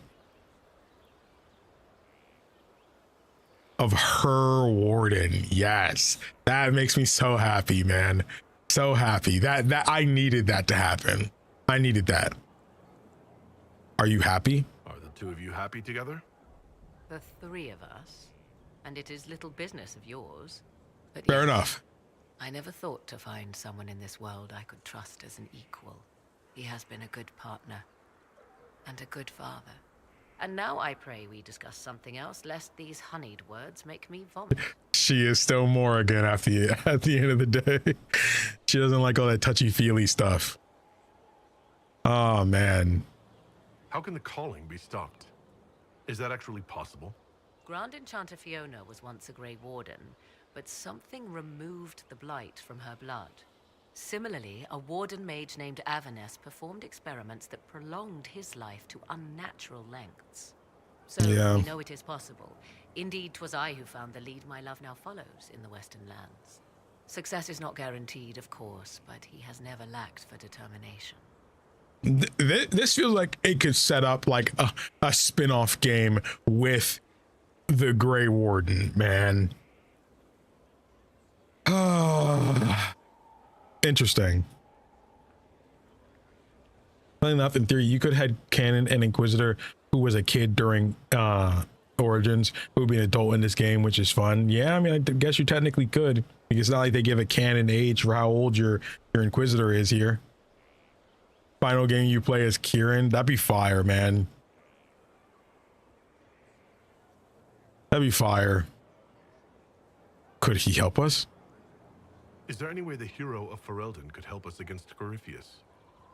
'Tis unlikely.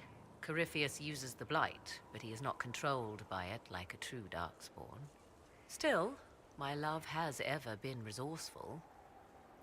I can give the Inquisition a means to send him a message. Dude, please. It means I miss him, of course. Of course he will. Oh, he will be insufferably pleased with himself. Absolutely will. Appreciate this sacrifice, Inquisitor. Absolutely. He absolutely would think that. Oh, man. It does stir emotions. Oh, it's so good, man. So good. I imagine your forces will be heading into the Arbor Wilds very soon, Inquisitor. Trust me when I say that wherever the Illuvian is hidden, it is worth any effort to prevent Corypheus from acquiring it.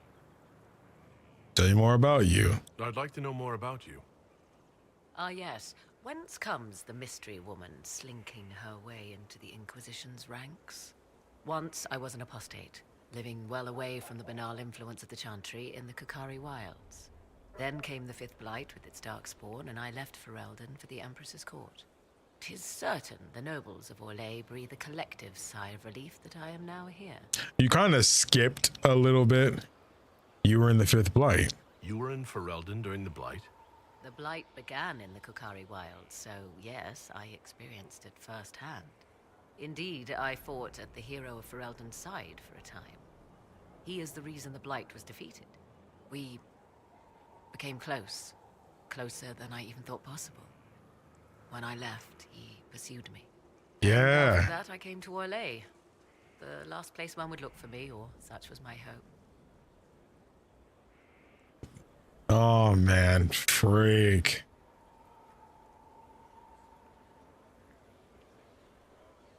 Fighting over a mid. I know we not calling Morgan mid, bro. What is this chat right now, bro? Come on, man.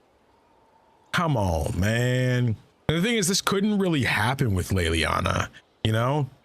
I mean, I guess if Leliana, you know, married the Grey Warden, then I guess she might bring him up and stuff, you know, but I don't know. The Orlesian court seems like an odd place to find someone like you. What do you mean by that? That's the point, originally. I knew the Empress was intrigued by the arcane, and that I could answer questions no Chantry mage could. Thus, we fit together nicely. I became her advisor, and she my benefactor and source of refuge. Truth be told, our arrangement would not have lasted much longer. Too many wagging tongues, even for Celine. What's fun is I romance Zevran and you get a letter from him on the war table because he's with the warden on their quest. What? That's pretty cool. I just saw Zevran last game though. You're an apostate. It's odd that an apostate could live so openly. It confuses those who expect apostates to cower and hide. I stand boldly before them and demand to know why I need some Chantry mage to teach me to control my power. They would put me on a leash so they can feel safer at night. I am uninterested in their comfort. Naturally, it helps to have friends in high places. Tell me more about Kieran. Tell me more about your son. He is a very special young man. Special in what way? In every way. At first, Kieran was a means to an end. But as he grew, I never thought of myself as a mother Inquisitor. I had no good example to follow. I find myself becoming something I can barely recognize.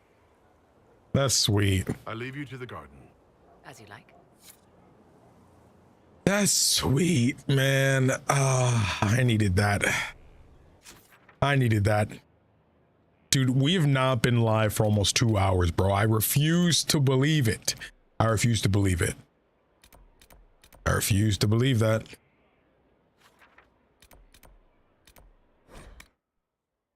Someone's emotional about the game. Yep. It's so fun to see those who love you from someone else's perspective. Like Morgan from Adar's point of view is so secretive and snippy, but because you see her from outside, you can see how she's grown for sure. You know, for sure. You know, she's not the one to really be all touchy-feely and stuff like that. You know, I think it's easier to kind of talk about how you feel about someone with someone completely uninvolved with said relationship. So I don't know, man, that just hit. 10-minute gameplay, hour 50-minute yapping. Today was a wild one. It's usually not that bad, but it's been a lot of yapping. It has been a lot of yapping.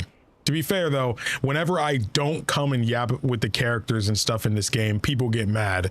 So it does happen a lot. Will you not consider it, Lady Cassandra? Oh, brother. What are we doing here now? If no one steps forward, no. Why would you go to her behind my back? And you think I could make them agree? No, man. She's not doing that. She's not going over there. One day, Mother Giselle. She came to me about it and she really went behind my back. Nah. Talk to her. your worship. Oh, I'm gonna talk to her, all right.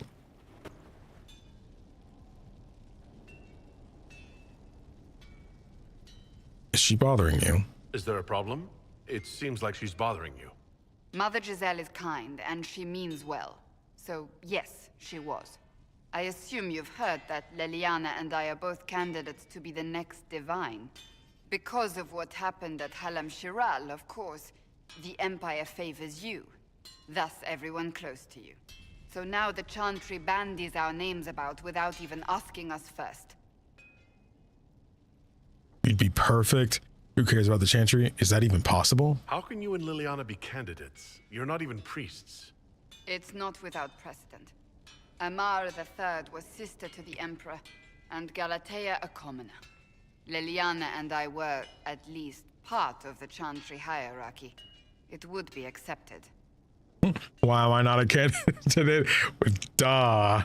If they'll pick non-priests, why am I not a candidate? Because you're a man, first and foremost. Yeah. If they name you a candidate, they may as well join the Tevinter Imperium. Yeah, because they do men for theirs. I imagine it's because they're frightened of you. A weight such as yours would break the Sunburst throne and tear the Chantry to pieces. Is she bothering you, my queen? I don't know why they believe Leliana or I would be any better. No, see, if you had to become a divine, okay, so I originally was thinking that's what she was going to them about, but it seemed like she was saying that she wanted Leliana and her to come to like start working for the Chantry again, you know. But now it seems like she's trying to actually get them to become the divine. That's what I originally thought she was saying before, but no, if she became the divine, we would have to break up. I mean, unless that's just what Cassandra would want, then I'd be okay with it. But if she doesn't want that, then nah, Leliana can do it, you know? So refuse. If you don't want it, then tell them so.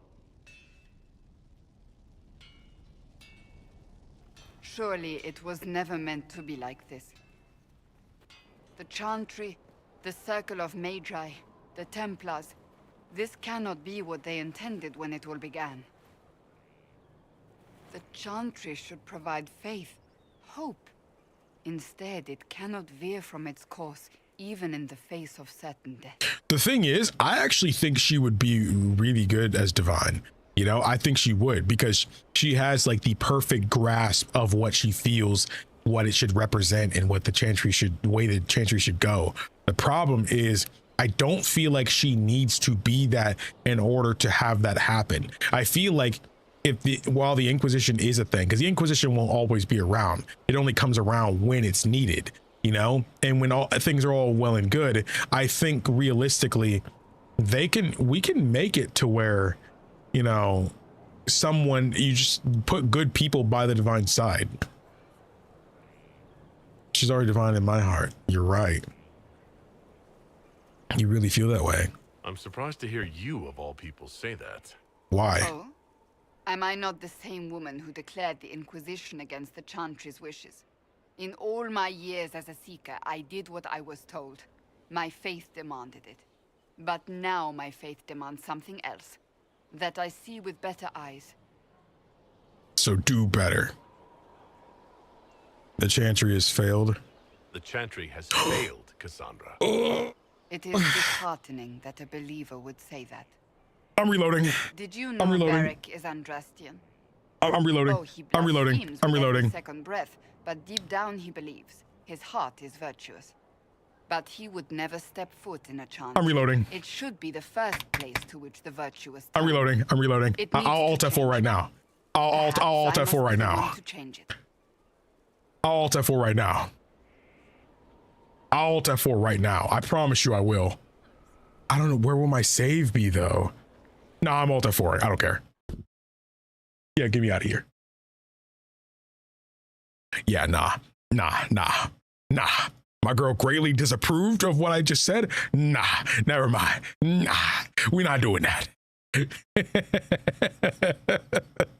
we're not doing that. Nah.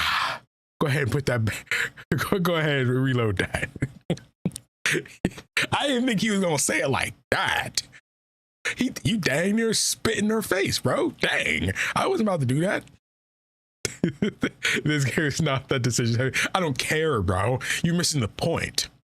I would never be mean to my queen like that. I would never do that. we don't play around with that kind of thing, man. Let the intrusive thoughts. See, this is why you shouldn't just say whatever to your girl, bro. Sometimes you got to be supportive and just in case even if you think something, you don't necessarily just say whatever you want. Bro, my phone is somewhere and I have no idea where it's at. Where is it? Oh, there it is. It's on my PS5. The PS5 that's basically just a a set piece in my room.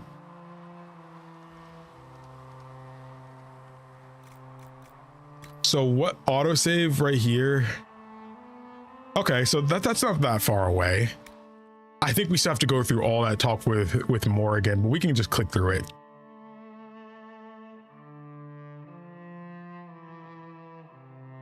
If only we can save and reload in real life.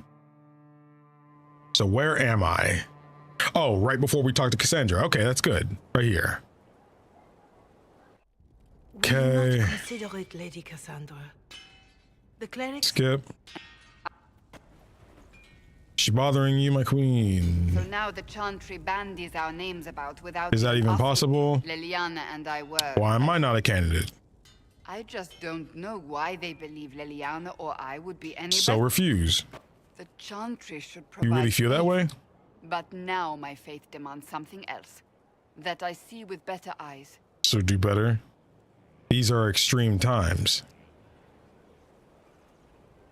Many extraordinary things have happened to get us to this point. I'm not so certain. I think it has been a long time coming. Did you know Varric is Andrastian? Oh, he blasphemes with every second breath, but deep down he believes. His heart is virtuous.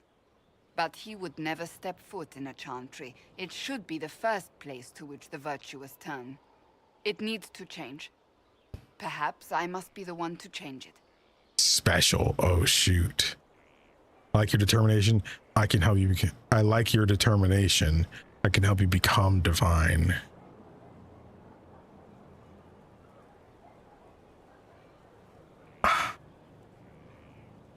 I like your determination. But does that mean I go into that? I don't want to help her become the divine. I don't want to do that. See, the thing Ace does for his girlfriends, bro. I'm telling you, bro. I am the type of dude that like, cause say if she's calls and says something's wrong, you know, or something happened at work, bro. I'm throwing on a coat. I'm speed racer. I'm playing Mario Kart in the streets, bro. I'm trying to get there. Hold on, I'm almost there. You know, that's how I am. That's how I'm not kidding. That's how I am, bro. Oh man, that's how I am. I like your determination. Your determination is admirable. Some men would call it an unattractive trait. Well, some men are stupid. I'm not those men. Truer words have not been spoken. Who's using flattery now? Oh, she's so cute. And what of Liliana? You're not the only candidate. What about Liliana? Liliana says she wishes to follow Justinia's legacy. But she and I remember a different person. Justinia knew her fellow clerics and the people would only accept so much change. Liliana would cast it all aside and start over, I think. And that would be chaos for us all. Bro, I don't... What would you change? What would you change about the Chantry? The Circle of Magi has its place, but it needs reform. Let the mages govern themselves with our help. Let the Templars stand not as the jailers of mages, but as protectors of the innocent. We must be vigilant, but we must also be compassionate to all peoples of Thedas, human or no. That is what I would change. Yeah, I am just assuming, but my spider sense is tingling here. my KingdomAce senses are tingling, and something tells me that even if it would work, it feels like if I romance Cassandra and then try to get her to become the divine, she would break up with me or something, because maybe she can't focus on both, you know, or just for her position, she feels like that's not something she can have. But my KingdomAce senses are tingling, and I've felt this feeling before, you know, throughout the other games and Mass Effect. I feel like I have to listen. Never depend on Ace of Spider senses. Dude, I'm telling you, I don't know what it is, man, but I have this feeling. I have, maybe I should just Google it, but I don't want to Google that. A new crusade for you? So this is your new crusade? I've agreed to nothing yet. And if the Chantry calls on you? Then I will do whatever I can, for as long as I can. I suppose I should not be so concerned. The clerics speak my name for now, nothing more. For now, restoring order and stopping Corypheus remain our priority. That one okay. The sight of you warms the heart. Ah. Do you want to be doing? Wait, hold up. Let's do this I was first. hoping we could spend some time together. What could we possibly do to pass the time? I got a few ideas.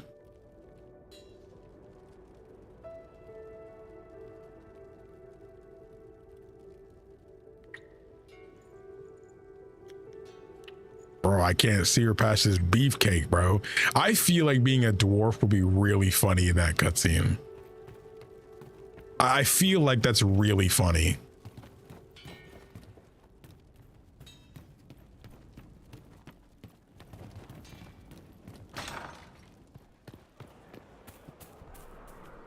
The sight of you warms the heart. That's enough for now. We shall speak again soon. Wait, hold up. F5, what a time to be alive. All right, now talk to her. Quite distracting, you know. Oh, she's so cute. It is just romance her dwarf from my last playthrough. Hey, I appreciate her not being racist though. Shit kind of mid. Bro, get out of my face, man. Nah, that's my goat right there, man. That's my goat. In some romances, if you play as a dwarf and you're too short, the game puts you on a barrel. No freaking way. No freaking way. No way they put you on a barrel, bruh. No way. Actually adorable together, Cass and Yankee. Man, nah, dog. There is not a better woman in this game. I'm sorry to tell you. The buzz cut, bro. If appearances is the only thing that make her mid to you, bro. You gotta level up here, bro. I'm telling you, man. You gotta level up, bro. You gotta progress, bro. If what her hair looks like is enough to scare you, oh, bro, you not a real eater, bro. You're not a real eater, bro. Come on. And her hair looks lovely.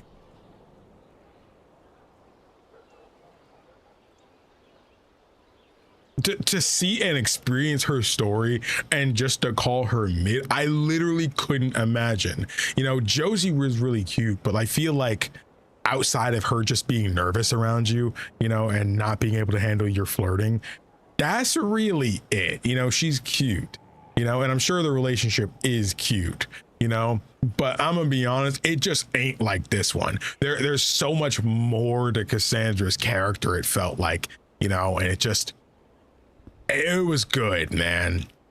It was good. I don't know, man. She's trying to be this stoic, you know, super epic and strong woman and stuff, you know, and while all of that is true, you know, she's also someone who really likes a good romance novel too, man. And the fact that she feels like she needs to keep up appearances and stuff about it is just cute.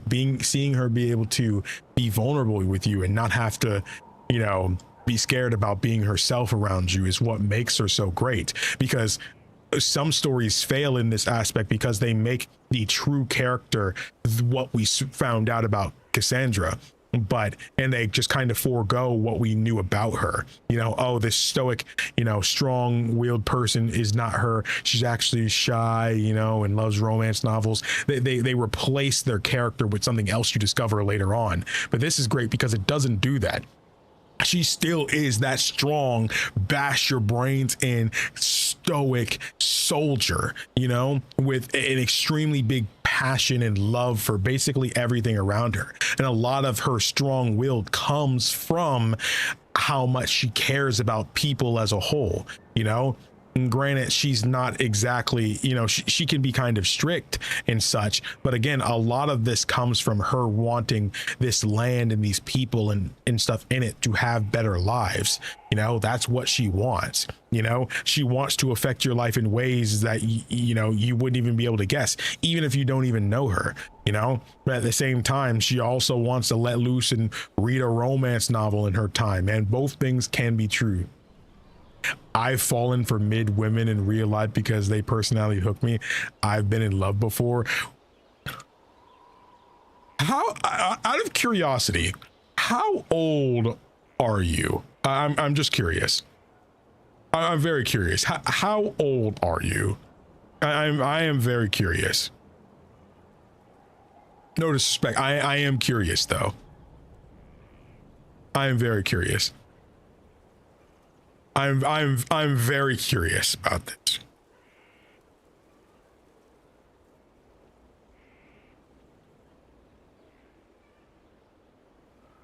I am 23. That's about what I expected. That's about what I expected. Don't worry. Don't worry. Your perspective will change. It will. You know, and this isn't trying to little bro you, you know, because some of the best people I've known have also had a similar perspective. And even once upon a time, even KingdomAce wasn't always, you know, the greatest in that regard either. But like, everybody gets their character development at some point. You know, you just need the right life event. How old are you? I am turning 29 in 2 months, so I'm almost 30. Yeah, I know it's hard to tell though. You know, I probably look not that much older than some. Most people kind of assume I'm like 25 though. I too would have felt that way a decade ago. Yeah. I mean, at 18, y'all would have hated me at 18. You would have hated me at 20. You would have hated me at 23, I feel. You know, like you probably, I mean, I felt like I was better, you know, 2018, 2019, but like I'm younger than him and I don't feel that way. What you mean? Yeah, it's not always the age. A lot of times it's the experience, you know. I just think it is very problematic to call a woman mid based off of their appearance, but I'm going to be I'm going to be real here though. We cannot all sit here and act like we're saints, you know. Let's not do that. Let's not, because 9 times out of 10, I guarantee you every single person here has a preference in some way. I guarantee you. And if you're saying you don't, you're lying, because appearance is the first thing people note on. When you don't know somebody, that is the first and only thing you have to go on. That what else are you supposed to do? You don't really have it. If you don't like this haircut on a woman, then what more can you do about that? You know, it's the exact same thing for women who don't like fat guys, you know, because even though not all fat people are created equal, but a lot of people will say associate someone being fat with them being unhygienic, you know, them being greedy, you know, them being uncaring, you know, they don't take care of themselves, their lives are a mess. A lot of these things get grouped together under the ideal of seeing someone and seeing their fat. I'm a heavier guy. I've mostly been most of my life. After high school, I was mostly heavier set. Now I'm not as big as a house or anything like that. I think I'm okay for the most part, but I've always had a broader build. Like, the thing is though, I take showers. I take care of myself, you know? So me, for example, being lumped in with Fat Albert, who may not take showers and stuff, you know, or take care of himself, you know, that can feel some type of way. And something can inherently be said, well, if you're fat, that means you don't care about yourself, because if you did, you would eating better, you know, and be eating less. And all these things can be, multiple of these things can be true.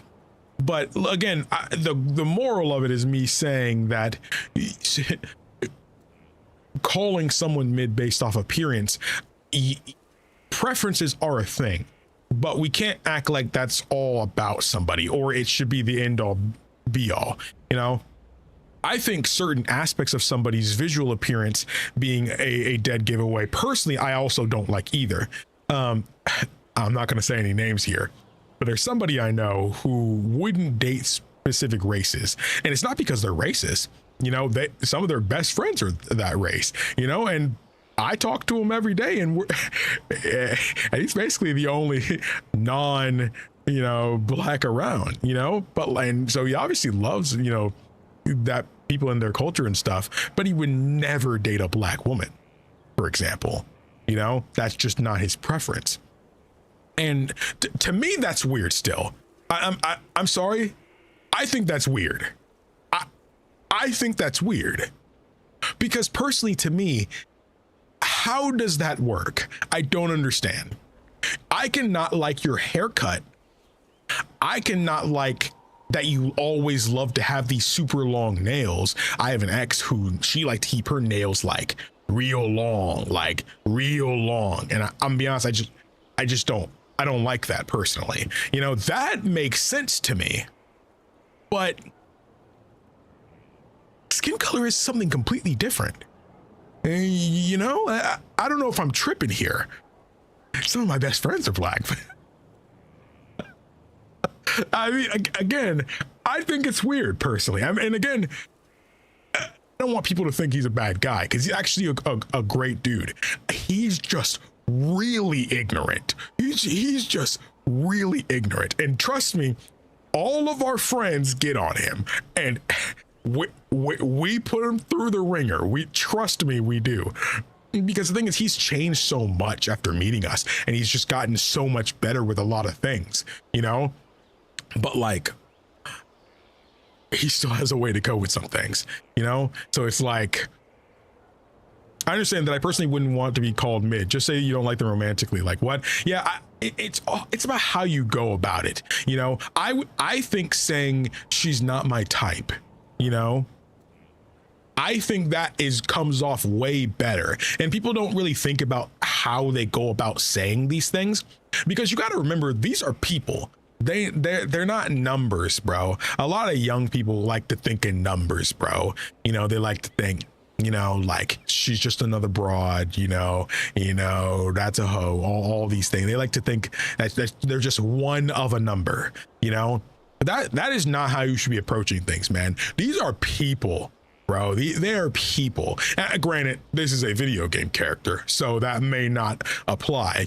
But I think depending on how you treat video game relationships can be somewhat linked to how you process things in real life. I mean, unless you're normal.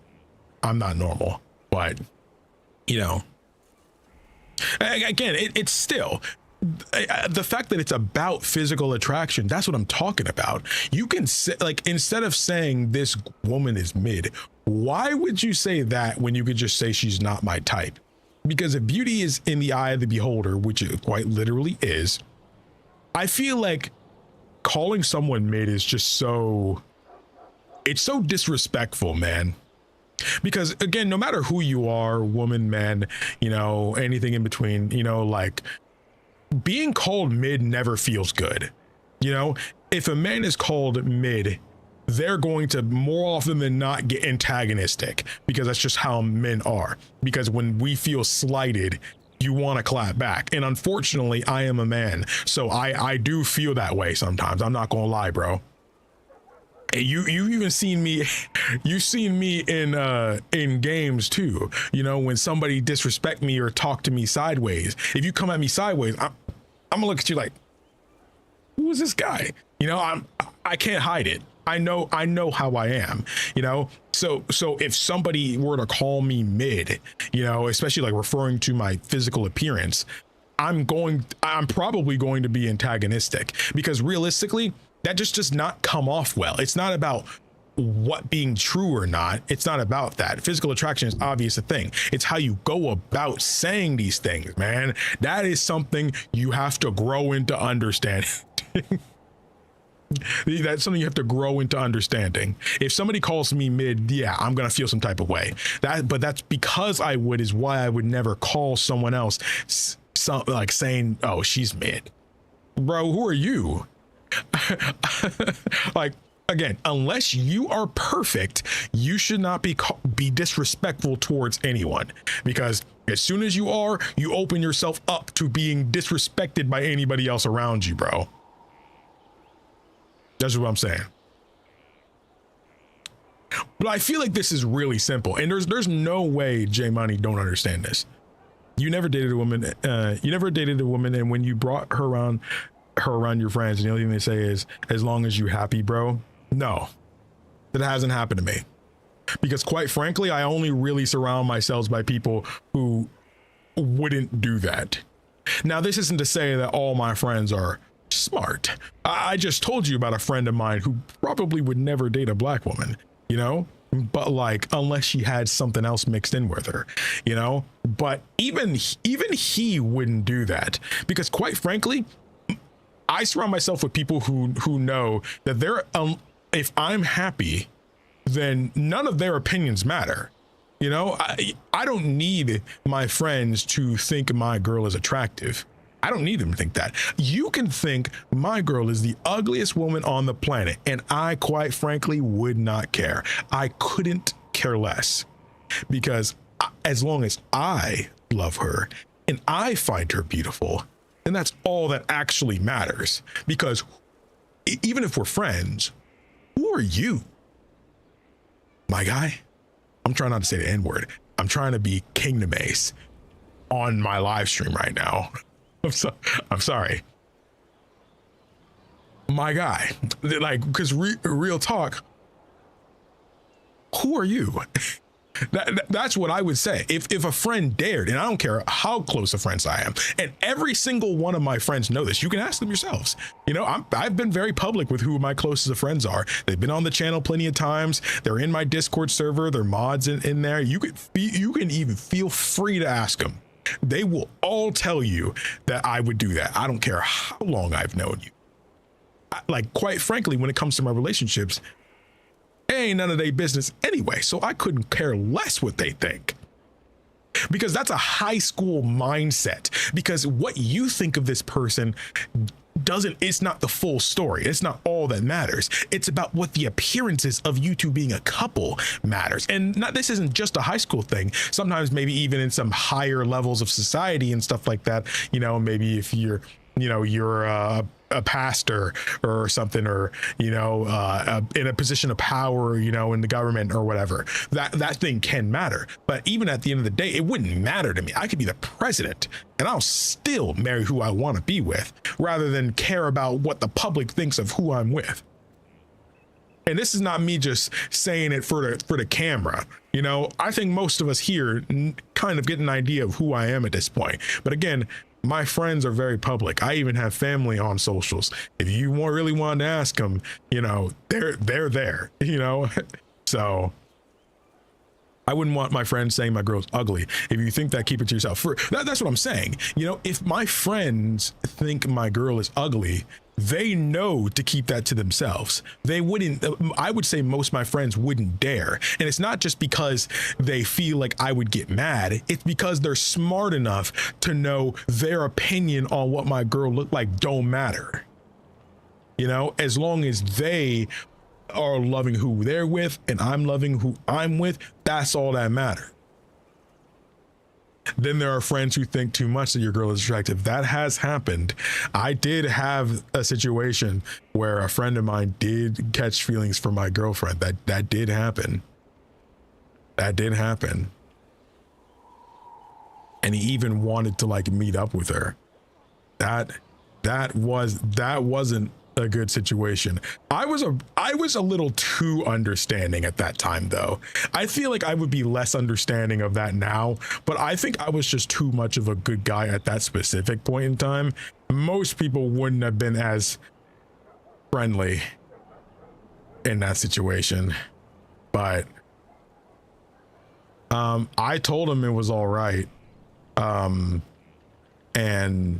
But he stopped talking to me after that. I hear from him occasionally. I just heard from him the other day, actually, but we rarely talk and I just assume it was because, you know, he just didn't feel comfortable anymore, you know, and I get it, but to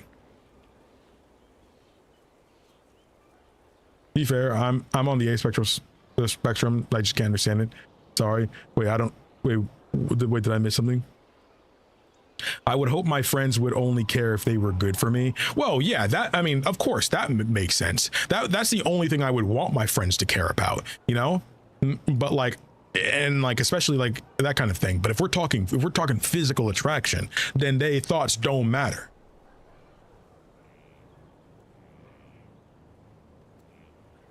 Initial attraction will be amazing, but even if the initial attraction isn't there, her person could do it for me and has done it for me before. I mean, I think most people have a story that way because, I mean, again, physical attraction is something that everybody has a thoughts on. That's just how they are. This person is, in your eyes, pretty. You could not want to be romantically involved with them, but still think they're pretty, or this person is attractive. But like at the same time, you know, there are people who I hadn't really even thought about, you know, their appearance. Like I know they're very attractive, but it's never been something my brain really registered. And it wasn't until I got to know them where I'm like, whoa, have they always been this pretty? You know, like I've said it in past streams before, you know, where it's like, quite frankly, the personality of somebody can quite literally physically paint someone's face, you know? And I think that's beautiful, you know? And I think the only people who've been in love can really like understand what I mean by that, you know? Yeah, appearances don't define the overall value of someone. They don't. They never should. Of course, at the end of the day, though, I just don't like the idea of people acting like appearances don't matter, because quite frankly, they can mean something deeper. If someone, again, I know I said the thing about being fat.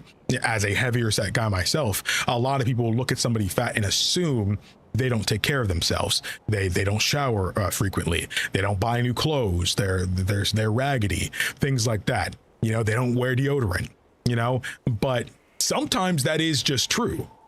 Sometimes that is true. There are people who are like that, but again, the assumption is what makes it wrong. Not everybody who has certain traits should be defined on the stereotype, you know? And again, my value as a person or potential partner should not be defined by the stereotype against something, certain traits that I have, you know?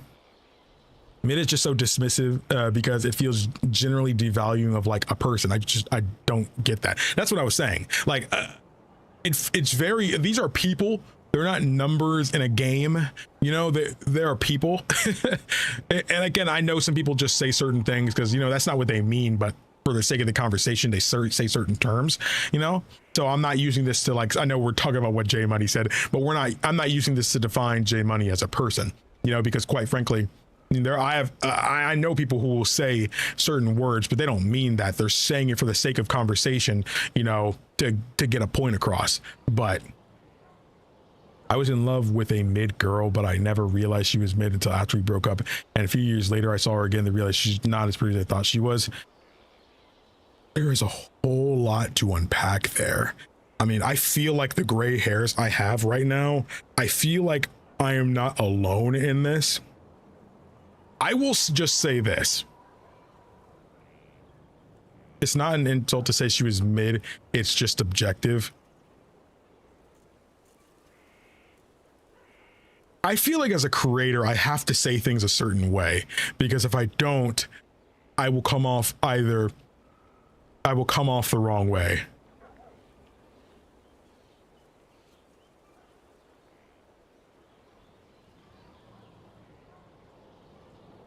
It is just an insult. I'm sorry to say, but like okay, it's hard to truly say certain things because a person's personality can be great and their physical appearance can be painted by their personality. But at the end of the day, like, what if she actually physically changed since then? Like, say, for example, the person you were really attracted to, you know, you've been broken up for 5 years and you see them and now they're not taking care of themselves, you know? So in your eyes, you're seeing, they look, they just were never that pretty to begin with. That's not always true, you know? And again, using the term mid, again, just devalues and kind of dehumanizes people, you know? These better role models.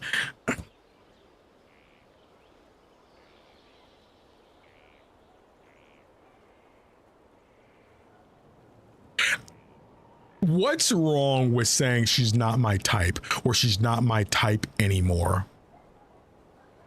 What is wrong with that?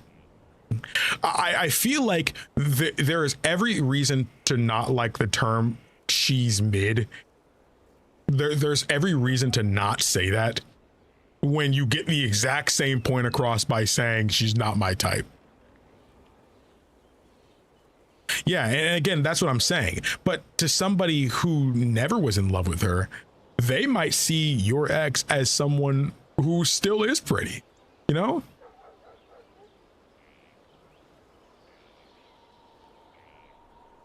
At the end of the day, this stuff is perspective to him. It's not to y'all. It is. You like Skyrim? I love Skyrim. Did a whole series of it on the channel. And a lot of people are probably here from that.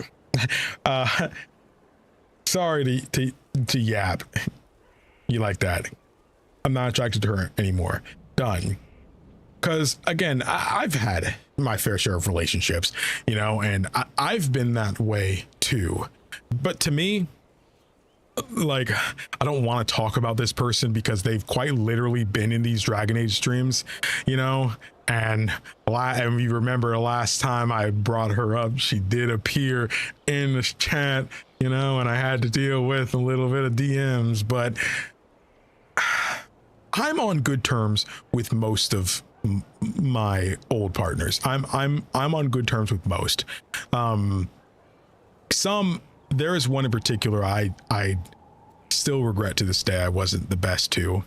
I was a little more like J Money, if that makes sense. But that was old me, and she understands, you know, it's not the same anymore. You know, I'm very different now, but growth is important. Growth is important, but like, I'll say that me and this person, and especially if you've been around here for a long time, some people I know have been around long enough to remember when she was on like every stream of mine, you know.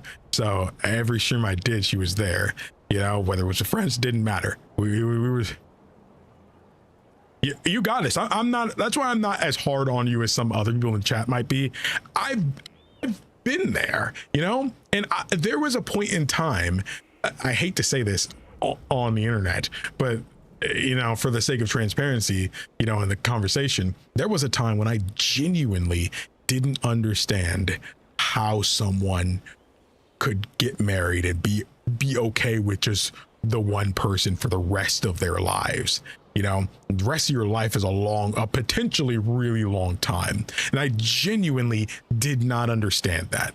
You know, that's like worse than J Money, you know, like I couldn't understand that, you know. I mean, obviously I was young and stupid then, like I was probably like 16, 17 around then, but now thinking back, it's cringe because even my younger brother at that time thought I was being stupid, you know. But like in regards to like say my ex, we were really happy for a long time, but eventually things just didn't work out. Like I felt, at least in that point in time, she was a better friend to me than a partner, you know. And I was going through some very rough times, and I just felt that it wasn't, I mean, during COVID, we were all going through rough times, but she wasn't who I needed her to be in my time of need, you know. And it became more and more clear that I just wasn't respected as much as I felt I should be. But again, we were still really great. You know, she's still just as beautiful as I always thought. You know, she was still a really cool person. She just wasn't who I needed as a partner in that time of life, you know?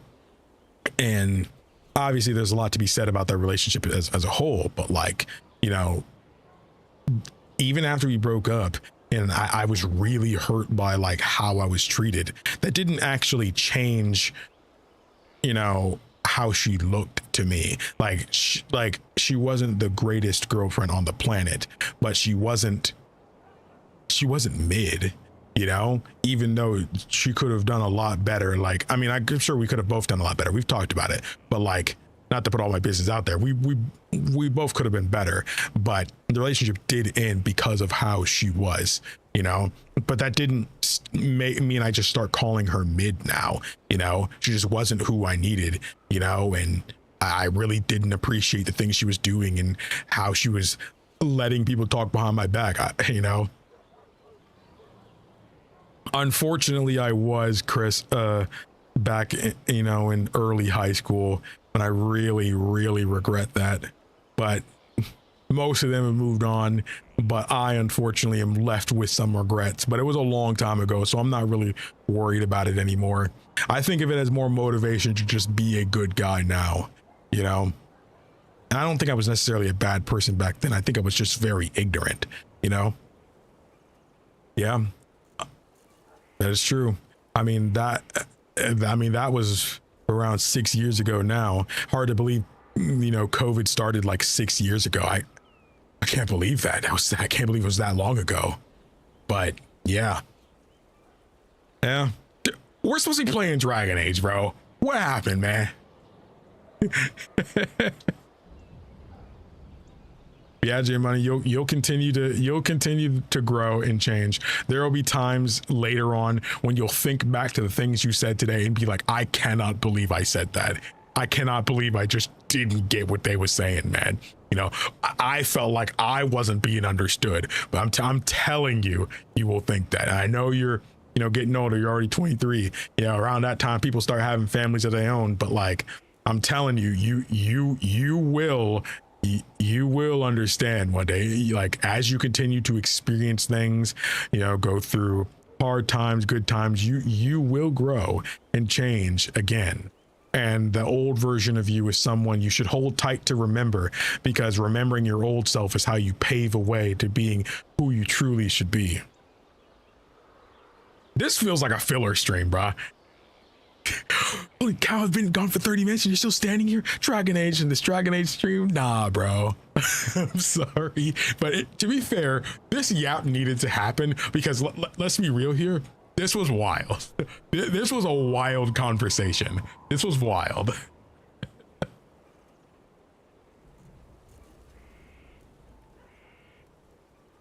Yeah, I mean, a lot of the friends that I had in high school, a lot of them are having families now and already probably have multiple.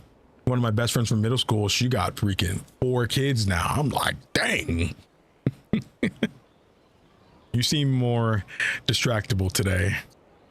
To be fair, it's been a 1-2 combo. We talked about J Money came in talking about how I'm doing my beginning of the streams yaps, and no matter what, that's what happens at the beginning of streams. So that became a yap in itself.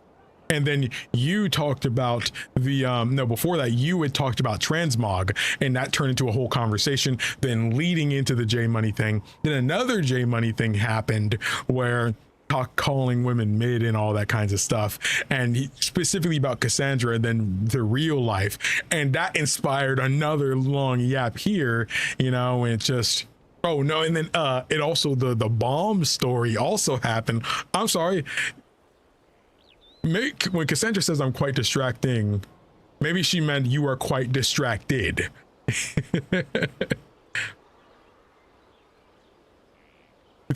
Is it crazy how I mentioned you yapping? Now I started a whole crazy long yap. I mean, this happens all the time. Granted, not this much. Usually, like, we might have an hour of yapping, and then like we'll just do straight up gaming for like the next 5 hours. Like the last stream, we yapped quite a bit at the beginning, but then we just had like 4.5 hours of gaming, and then, you know. Don't come to Skyhill tomorrow. That was my fault, gang. No, we're good. See, this is what I like though. Like if you ask some like friends of mine back in the day, my goal was always to like foster a community I can just be real with and spend time with. Like I can be able to have a game open, not play the freaking game, and yap for 2 hours and like still have viewers, you know. And like that is something I want, because quite frankly, building a community where even if we don't always agree with each other and maybe even find each other ignorant, we can still all talk and have a good time. That is the kind of community I want to foster, you know. While I love to experience games for the first time in these streams and in videos and stuff, my goal is to foster a community of people who eventually care more about me and the community rather than just the game itself. And it's something you often see in the biggest of content creators, because I'm sure to any creator, that's the end goal. People who gathering a community of people who care more about you, your well-being, and the community itself rather than whatever random game we're playing today, you know. So obviously that's something I want to work towards. Obviously that it needs to get there. Like quite frankly, if I was streaming Fire Emblem right now, this conversation probably wouldn't happen, you know, because even though people like me, some people just don't have an interest in Fire Emblem. You know, Fire Emblem was really popular and stuff like that, but I don't know what my current audience thinks about Fire Emblem. Probably haven't played it. You know, so if I was doing that, there wouldn't be people here to have this conversation with. Where you maybe reminisce on my ex. This is so strange, dude. This kind of thing happens a lot on stream and stuff. We have yaps that just take our brains to places, man, and just like, you know, I feel like I grow from these streams, man. Like I know I'm the one talking to you guys, you know, and I'm reading the chat and stuff, but I also remember sometimes my brain gets taken backwards and I remember, wait a sec, I'm 28 years old alone in the darkness of my room right now. You know, it's like I remember that, like, off camera, I'm not KingdomAce anymore, I'm Jordan, you know, and I'm like, oh my gosh, like it's almost like I'm Moon Knight, and then like for a second I become Jordan again. It's like, oh my gosh, what I remember I'm real, you know. But the real KingdomAce is the conversations we accidentally fell into along the way. You're right. I was thinking just chatting category is the biggest one on Twitch. You're right. People do that. The thing is, I would actually do just chatting streams often. The problem is I have no idea how to title them in a way that would make you all click that, because quite frankly, I guarantee you there are people here right now, yes, I mean you, who would not have clicked this stream if it was generically titled in a way to let you know that this is a stream of just somebody talking. And you know it's true. Maybe not all of you, but you know you wouldn't have clicked it. And that's fine. We all have our preferences, but that is exactly the problem I have when trying to make things like that. Nobody would care if I was yapping for hours on end if that's what the stream said it was. But to have Dragon Age Inquisition be a stream and then be yapping for the entire freaking thing, you know, it could be considered somewhat a failure of a stream.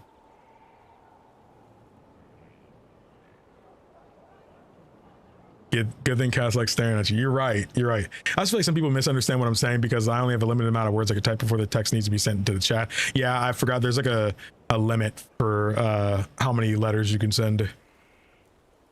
Just shutting on Twitch does kind of well, I think. It does. I just don't know how to word it. I feel like a name for the just chatting stream. Maybe I should just call it just chatting. Maybe I should just say that. You know, or spending time with the community. We need to come up with something I call it. That way you all know what it is. I kind of watch you play everything. You play a variety of games. I mean, I do play a variety of things. It's just that I want to be able to place, a lot of my channel relies on you guys probably having played this game before. When my goal is for me to be able to play anything and you be okay with watching. You know, there are situations where, oh, well, this specific game I'm excited for and I want to play it for myself first. That's something you can never avoid. But like, for example, if I want to play Star Wars Zero Company on the channel, I want dudes who don't care nothing about Star Wars, never seen Star Wars, don't care nothing about it, be willing to watch and find something new to love. You know, that is one of the biggest things I want to do, right underneath fostering a great community and stuff of people who just enjoy each other's company. That is the next thing. I want to be able to just play what I want and introduce new loves for you guys. You know, you guys are always watching me fall in love with new franchises, new adventures, new worlds, and I want to do that for you guys. I want to be able to like play a game that you've never played before, maybe not even heard anything of, but then you watch a couple episodes and be like, wow, this game is pretty good, man. I'm excited for the next stream of this. You know, that is what I would love to do, and I want to do that for you guys, man. The yapping. I was thinking about calling it yap sessions. Just call it like yap session or something.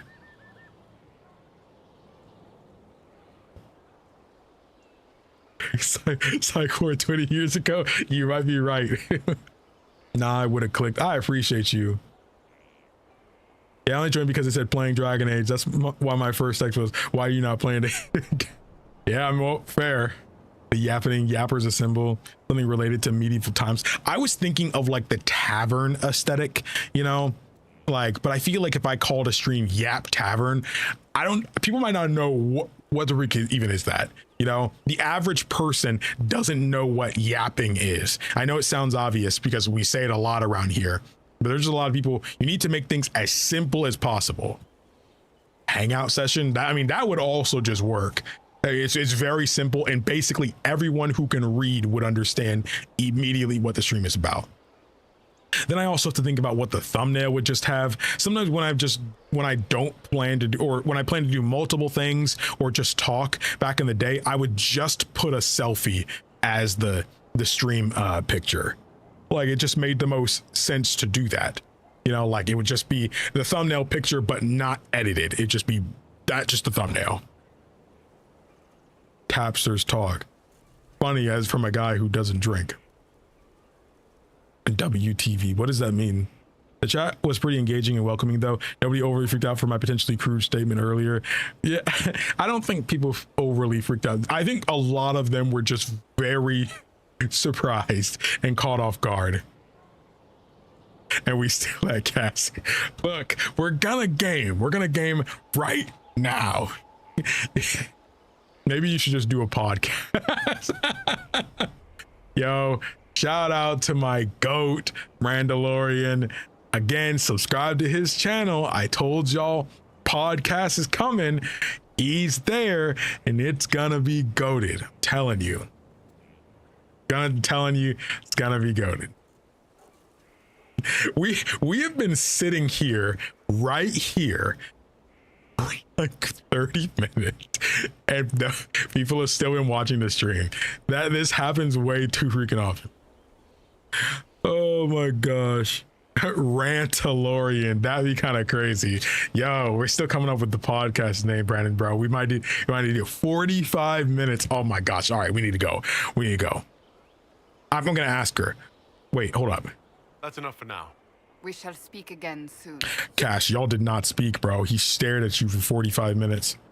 Okay, hold up. You are quite distracting, you know. Do you want to be divine? So, you're a candidate for divine now. So I am informed. Is that something you actually want? Why should what I want matter? Maybe you're right. Isn't happiness important? Why shouldn't it matter?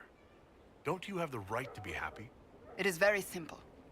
The Chantry needs to survive. To do that, it must change. I have never believed in asking another to do what you are unwilling to do yourself. So I look upon this as an opportunity. I owe it to myself and all of Thedas to seek the Sunburst throne. Perhaps there's another way. There are other ways you can change things. Perhaps. I may not have a choice in the matter if the Chantry clerics pick another. That's enough for now. You know what? We've been talking for a while now. I say we actually go and fight the dragon. I say we go and fight the dragon and see what we can do here, man. I say that's what we do here, man. The dragon is here. I think yeah, it's Dustlight Camp, I think we come to. I say we go and try to take on a dragon. He got us last time, but he's not getting us again. Barrick, why is your thing depressing, bro? Why is it depressing? Okay, Cassandra. I'm thinking Cassandra and Blackwall. I actually think we leave Varric out of this. I think we need Cassandra and Blackwall, 2 shield guys, and then we can bring Solus. I think will probably be best. I think this is good. I think we can do this.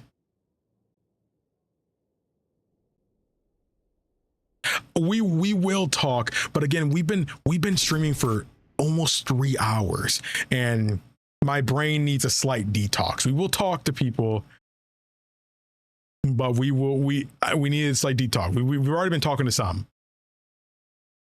We need a slight detox. This stream has been dang near filler at this point, and I don't like that. Okay. Oh, Blackwall, you have a level up? Cool. I feel like you have enough defensive thing. You don't flinch, don't blink, and don't back down. Enemies hit you with melee attacks are staggered by recoil. Counter strike, you push yourself to limit, gaining full guard and taunting all nearby enemies while the ability is active. Oh shoot, that's kind of cool. There. Okay.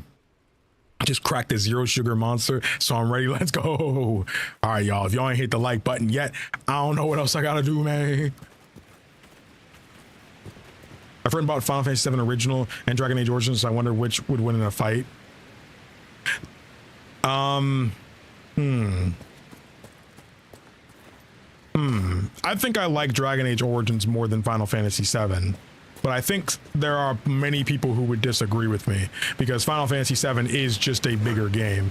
And quite frankly, Final Fantasy VII is one of the most important video games ever, because if you live in the West, you have something to thank Final Fantasy VII for, because quite frankly, it's one of the biggest reasons why RPGs, you know, are respected over here. Obviously, it's not the only game. You know, we did have Baldur's Gate and, you know, The Legend of Zelda and stuff as well. But it'd be literally wrong to not give Final Fantasy VII its flowers because of how big it was. Again, sales figures and stuff are different. They're different because 1997 was a very different time for video games, but still. Also, buddy, you're this hurt already?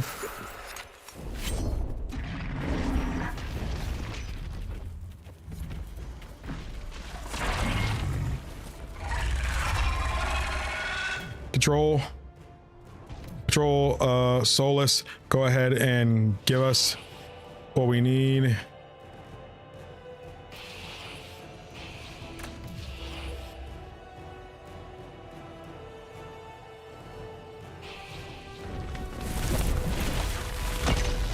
Okay, here we go.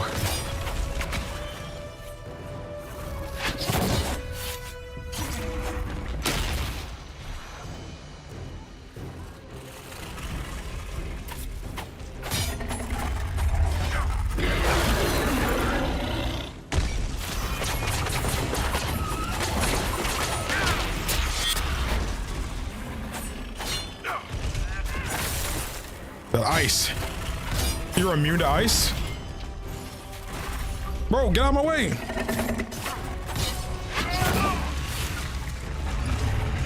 We're actually doing some decent damage to him. 5.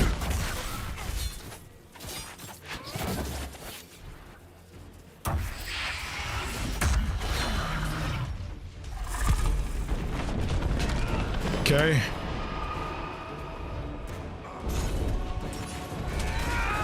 Bro, who are these guys?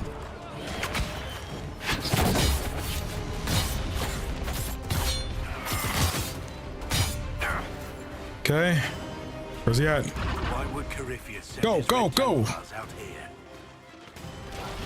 Come on!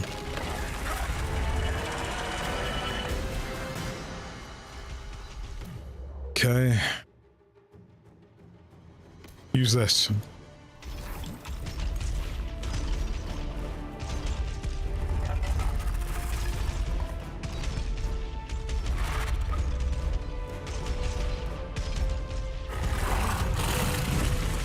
Yeah, Final Fantasy VII is kind of cyberpunk in some way. Get in, get in. Slow down time.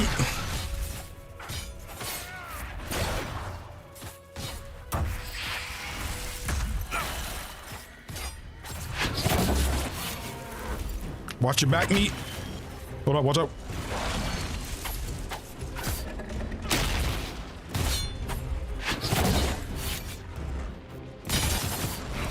Oh my gosh, dude, we're about halfway done. Watch out, watch out, watch out, watch out. Heal, heal, heal. I'm in the fire.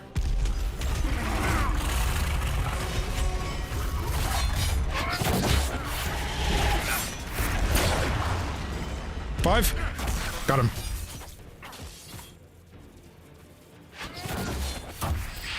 We're doing good damage to him. We are doing good damage to him.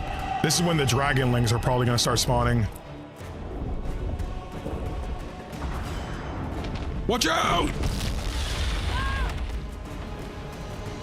Solus, you should be healing, bruh. Where's he at? Where's he at? Bro, why did that fire kind of bugged? Go, go, go! Go! Seeing. Ooh. Need that for crafting armors. Stunned. Blackwall, what are you doing all the way over there, man? Yep, here they come. Dead. Bro, you are not pulling that dragon, bro. Be so for real. We're actually doing pretty good right now, guys, right? Appreciate this. Yo, give me your energy, bro.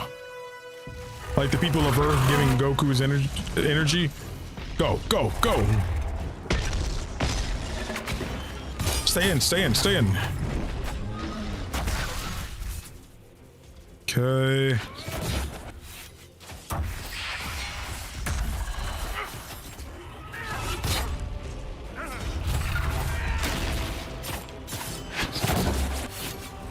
Oh, we're doing good damage right now. Oh, it's like his leg is hurt. Now, where you going? This ain't the Dragon Age no more, man. Oh, there's a dragonling up there. Watch out! Good, he's dead. Where's he going? Where's he going? Cass? You okay? Take that. Oh, he's going up there. I haven't seen him go up there before. Oh, I think we have to follow him. Wait. Okay, yeah, we can. I'm up. We're stunned. Come on. Come on, come on, come on, come on, come on, come on, come on, come on. Crap, he's leaving. No, he's not. No, he's not.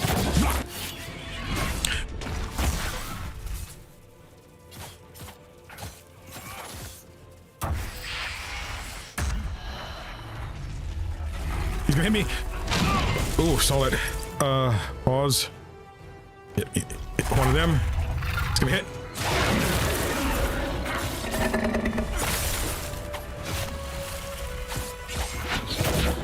Watch out, watch out. Oh, I'm hurting real bad. Regen potion.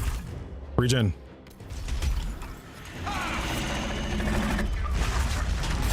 Oh, I thought we won.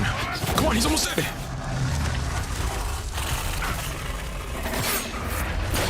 Let's go! We did it!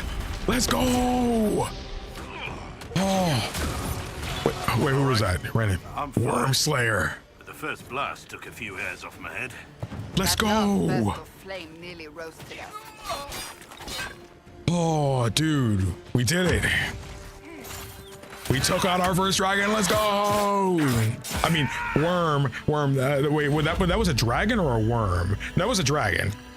We took our first dragon. I said Worm Slayer, but they're all worms, I guess, right? Sheesh. We did our thing. First try today? Go ahead and take that. Hold up. Put the weapons away. Claim it for the Inquisition. Right? Claim for the No?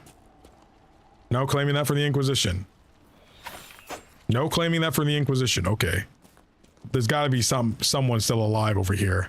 It's because that means somebody's aggroed on us. Which there definitely is, it seems like. Ooh. Someone over here is aggroed on us. It's you. Hold up. Go invisible. What is y'all tangling with over here?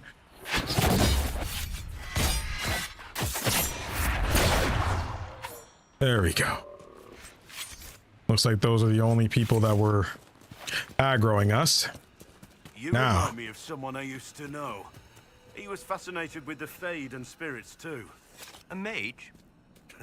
No, just a man who liked eating these strange purple cactus berries. I don't think he was ever actually in the Fade. He was just high. Now, claim this for the Inquisition. Yay! Let's go. Didn't you kill one in Crestwood?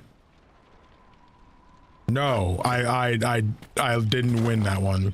I kind of want to take that one in though.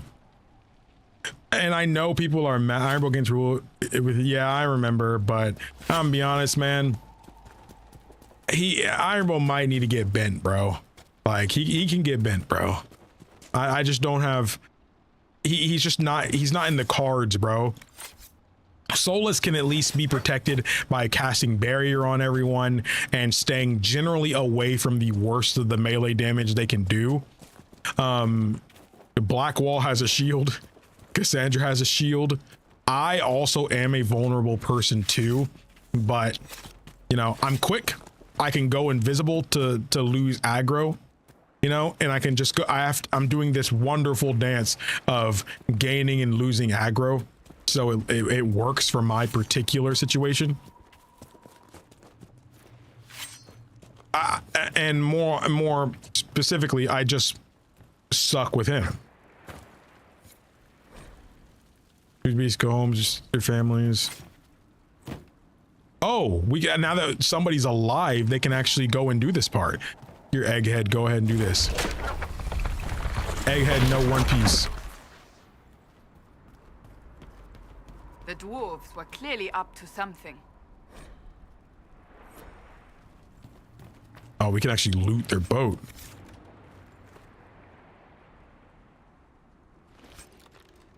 Fade Touch Obsidian.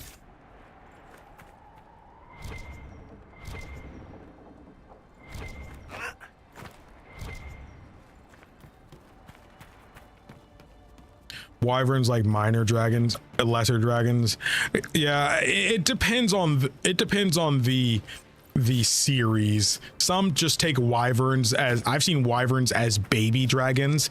I've seen wyverns be small dragons. I've seen wyverns just be, you know, like lesser dragons. They're still dragons and they have all the power of dragons. They're just smaller, you know. I've seen a bunch of different kinds, so it does just depend on the series you're doing it for.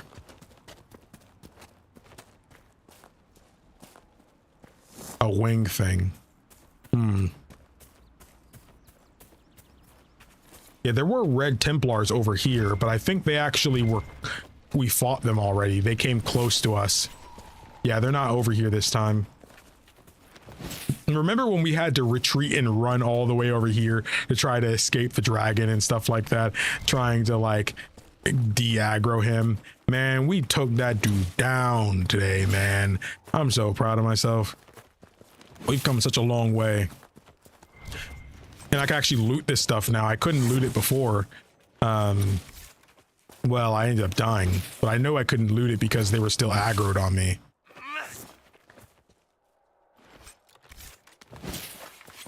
There's nothing really to investigate over here. Maybe we should head by Crestwood and see what's popping. Crestwood's over here. No. Wait, where's Crestwood? It's in the western approach. No, it's in. Where is Crestwood? I know. Oh, is it the Emerald Graves? Miss an amulet of power for yourself in a locked house south of the Compass Rose in the village of Crestwood. Ferelden. I'm in Ferelden. Oh, it's literally right there. And that dragon, where was it? It was over. No, there was a camp nearby. So that means it had to have been.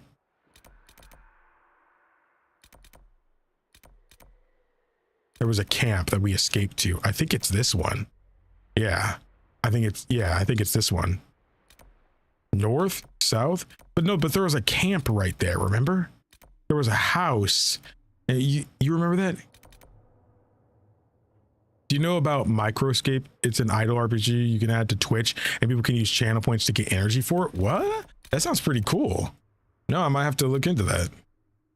Oh, the farm camp. Oh, it was over here, wasn't it? Guide of Fallon Den. Yeah, I think I might actually do that then. And I want to make the Twitch side of things, you know, more exciting, you know. I know people just kind of, even if they go on Twitch, they eventually just go to the YouTube side because there's more people there and stuff. And I don't exactly promote Twitch, you know, like I don't promote TikTok really, you know, but okay. What is it? What is it? See for yourself, sir. I already got it.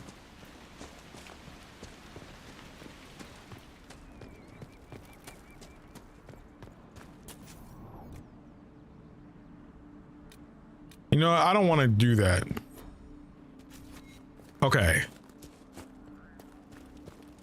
Dragon is in the south. Pretty south. It was near Judith, wasn't it? I have played Monster Hunter. I've actually been playing some Monster Hunter Rise with friends lately. I do own Wilds, and I did play through the story of Wilds. I actually beat Wilds on stream, I'm pretty sure. I didn't stream the whole thing, though.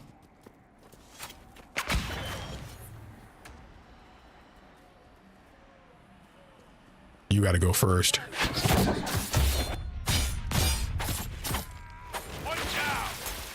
I don't want to be too hurt.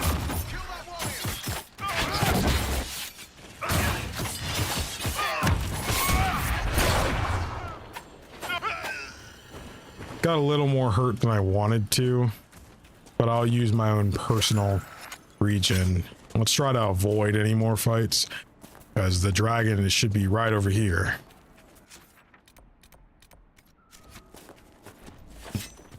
What weapon do you main? For Rise, when I originally played through the story, I did Insect Glaive because I really liked it in that game. but for wilds, I ended up doing switch axe, and I thought switch axe was awesome. In my new playthrough of Rise right now, because I made a new character, because I played Rise when it came out on Switch, but now I'm playing it on PC. I'm using switch axe in Rise, and it's really fun as well. All right, Shotguns, you have a good one. Thanks for coming out. All right, let's try to take on this other dragon. I think they're level 12. What level am I? 15. Oh yeah, we can do this. We can do this.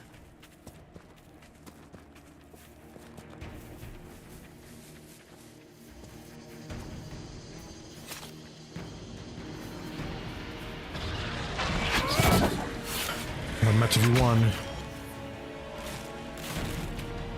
Oh, you're level 13. Okay.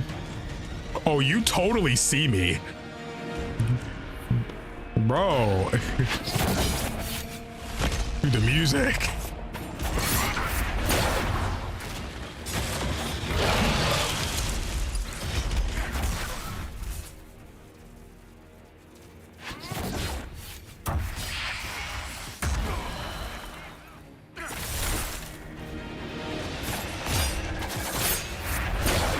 Electric dragon.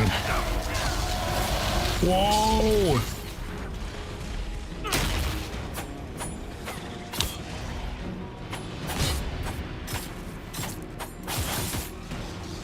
Watch out. I think it's like Final Fantasy 14. You don't want to be within the same people's circles. Or it's just a debuff. Oh, shoot. This guy's kind of kicking my butt right now. Oh my gosh.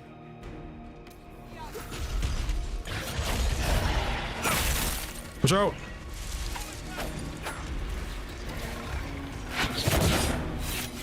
We're doing good damage to him, actually. We just need to live. Nope.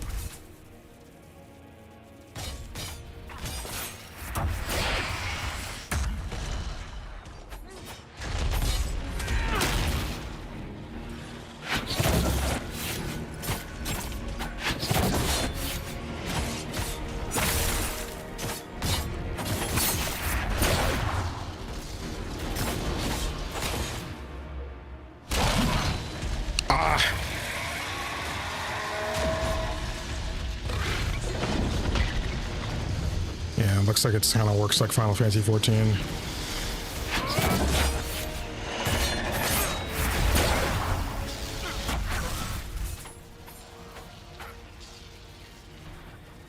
Bro, wasted the whole time.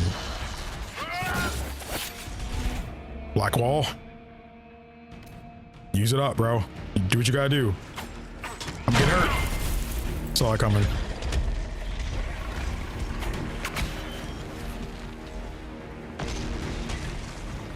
I kind of wish I could, oh, crap.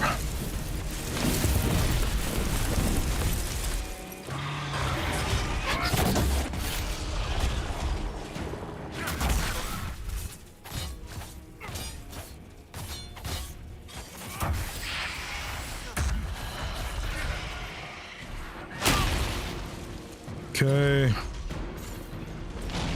Oh, whoa.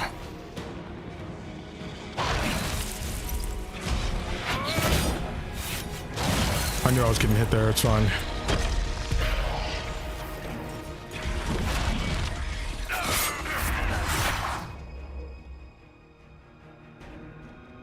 Meteor. Bro was like Sephiroth. Meteor. Thanks. You do your thing. I'm going. Diagro.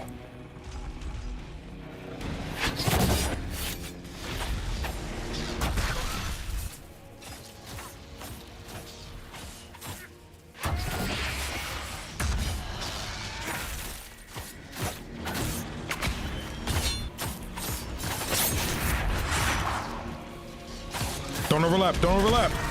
Back off. Don't do the suck thing, bro, please.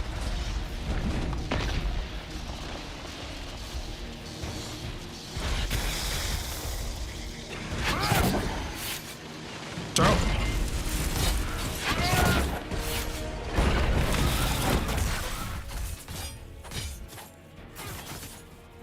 Oh, that does so much damage.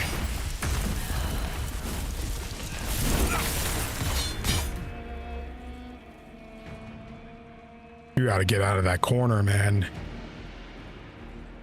If you die, that's it.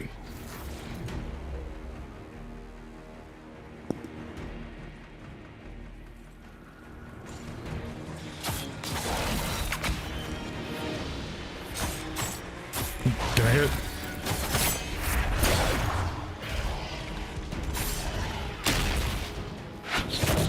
What? Watch out! No! Oh, barely. Solus, don't die. Don't you die, Solus. Don't die. I'm not healing you because we're close, but don't die, Solus. Come on.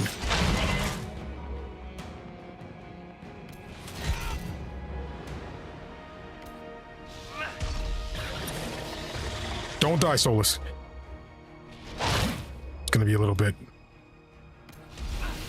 Why would you? Okay, I gotta heal my main character. I don't know how Solus is alive right now. Come on. Oh, he's dead? Oh, he's dead?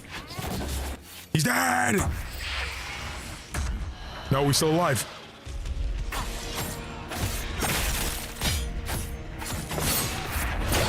Still alive? That dude refuses to die. Yes, we did it. Oh, 2 dragons. Let's go. You're right, I could. Oh man, that's 2, baby. Let's go. It was the animations. I was going in, bro. When lives on the line, bro, you keep swinging, man. You keep swinging. Oh, we did it. Woo! Let's go, bro. This man's soul was so close to death. That dude was at 1 HP for like the last few minutes.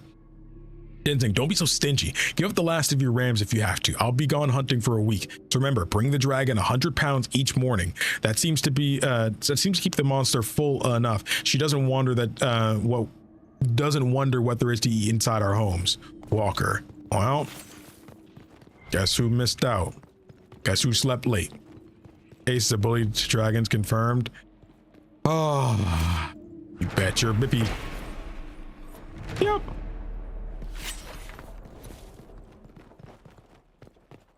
Dang. F5 time, you're right. F5, what a time to be alive.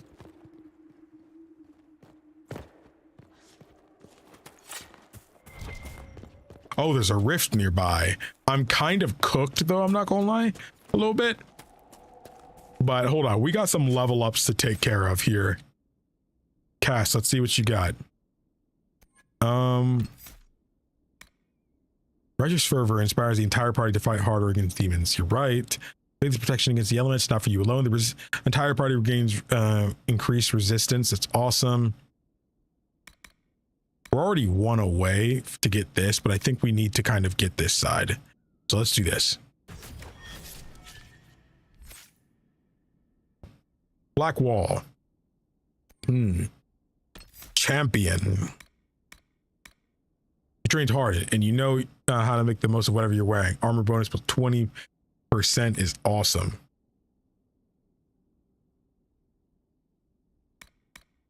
Walking fortress to the death. You taunt an enemy into a frenzy. Their damage output increases over time, but so does the amount of damage they take. The effect ends if you get out of range of the enemy.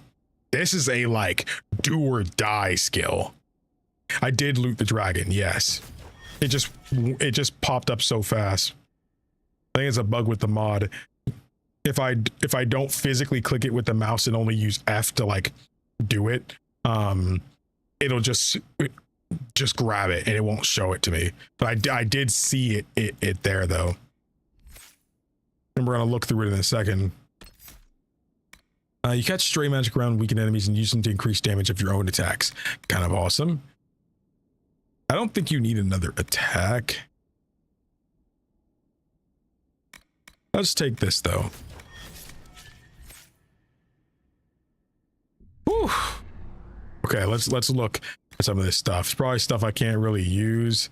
Grand Enchanter Staff. That's actually a pretty good staff. Is it better than what Solus currently has? 96. Oh man.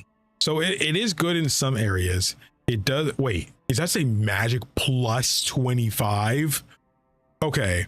Not only is the DPS better. No, the DPS is the same because it has 49 cold damage plus 10 spirit damage.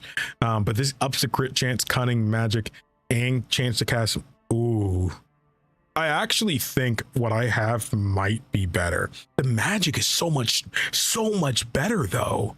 It's so much better. That's actually a hard choice. That's a pretty tough choice, I think.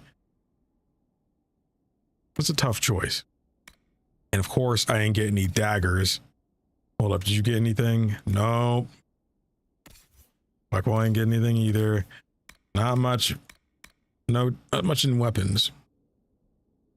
The way I view the dragons, it sucks we have to kill them, but they're such an apex predator that they and humanity cannot survive living too near each other. You're right. Check the locked house south of where you load in. Okay. I mean, might as well check it now. Crestwood is all the way up here. Oh yeah, I see the locked door right there. We couldn't get into it before.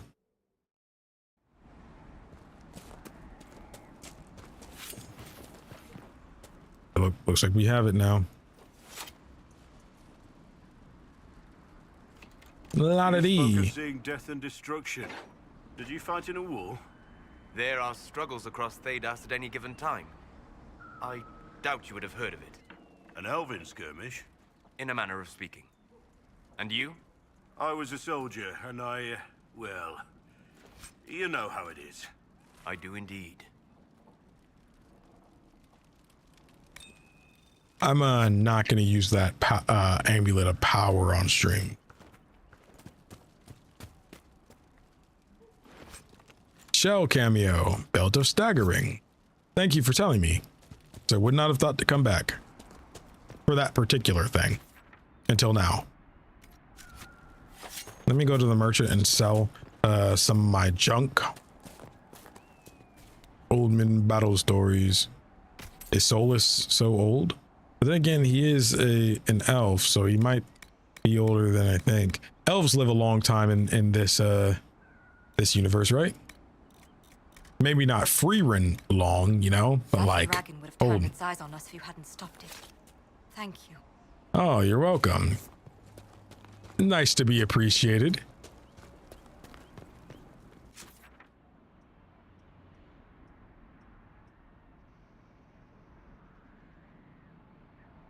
Remember that new staff has basic add-ons right now?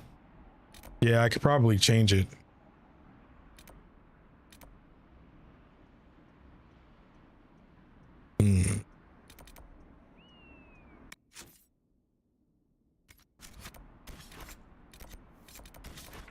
So, where does he want us to go? Somewhere we can't teleport to.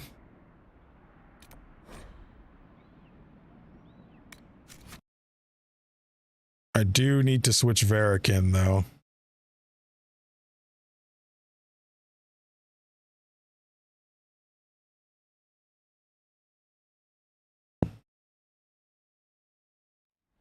Inquisitor. What is it? Nothing to report, sir. Why are you saying my name? Hold up. Get everybody their regeneration potions back.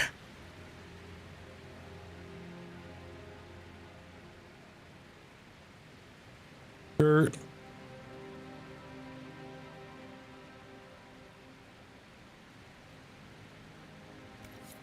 Okay, now we change party.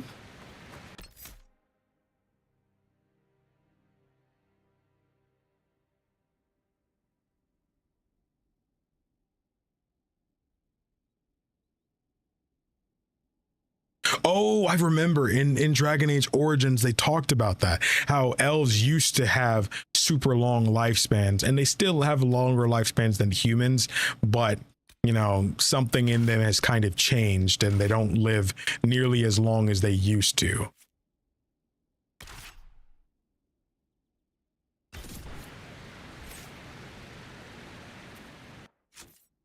Eric.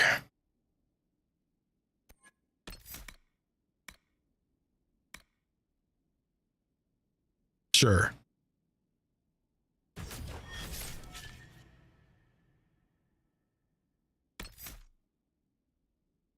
Let's take this. All right.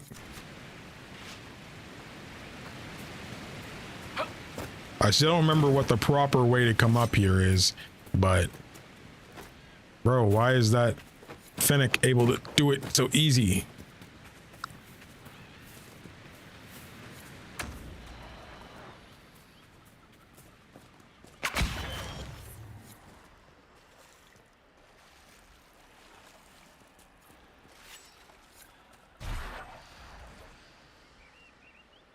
Ah, crap. I said, where's my party? Oh, they're over here. They're not aggroed at us.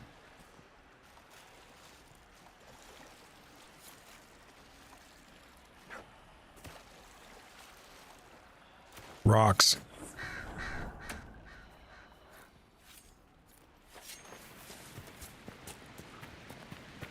It's right here. Yeah, we came here before. Whoa. F5, what a time to be alive. Health lifespan in Dragon Age is around 70. That's it? Well, I guess most humans don't live that long in this day and age, in this Dragon Age. Thanks for the donation. I appreciate you.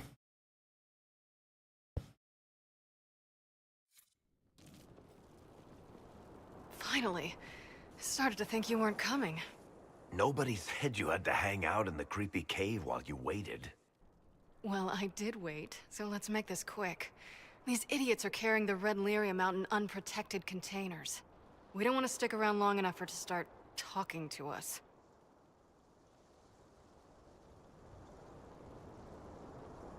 You seem to know more about the effects of red lyrium than most. Varric needed a safe for his shard. I'm the one who built it for him. Oh, that's pretty cool. Why would the containers need to be protected? Lyrium is incredibly dangerous in its raw form. It can poison or kill dwarves, and we're resistant to it. Sometimes it just explodes. No warning. Basically, only crazy people mine lyrium. The mining cast doesn't just sling it into a bucket. It's carried in special containers that keep it under control. And that's normal lyrium. The red stuff is worse. I wouldn't be surprised if most of their miners die just digging it up. How did you find this operation in the first place? There must be hundreds of Deep Road's entrances. I've used this entrance in the past. Varric's not the only surface dwarf to explore the Deep Roads. Oh, I've got to admit, I was pretty surprised when I came here and found it full of humans. We better get to work. Sounds good to me. Let's go. Must be an old dwarven outpost. Dang, back in Dragon Age 2. Maybe. Your guess is as good as mine. A small contained area back in Dragon Age 2.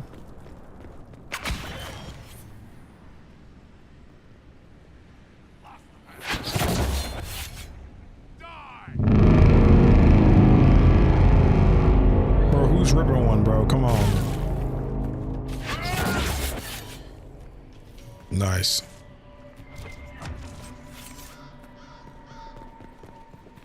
Oh, there's another one. Let y'all handle him. Oh.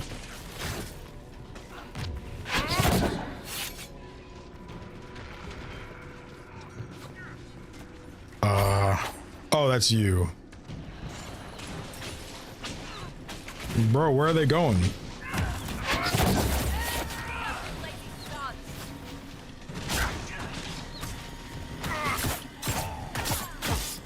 One down. There we go.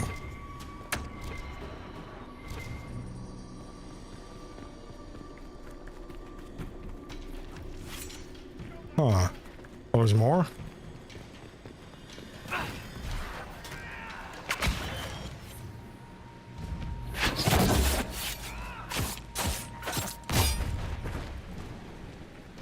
Whoa. Take Brickstone. Well, now I'm kind of curious what's going on down here. F5, what a time to be alive. Wait. F5? Can't F5? There we go.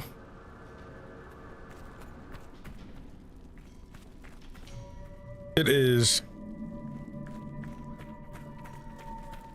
Oh. Feels good to be playing the game instead of just yapping for 2 hours, you know? Only be opened by some kind of mechanism. Well, I mean, it's called a door handle. It's usually what is used to open doors.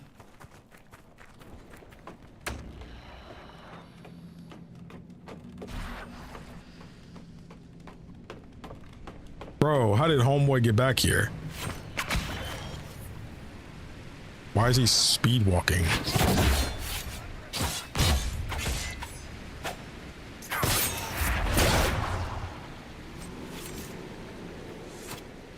Okay.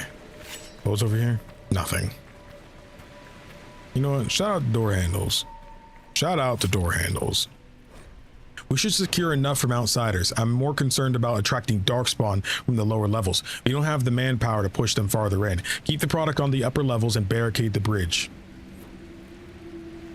I believe this is part or episode 12 of Dragon Age Inquisition. In the last stream we did the what was the mission called? It was called Wicked Hearts. That one where we had to go to the ball. That joint was nuts, man. That was such a crazy mission. Dang.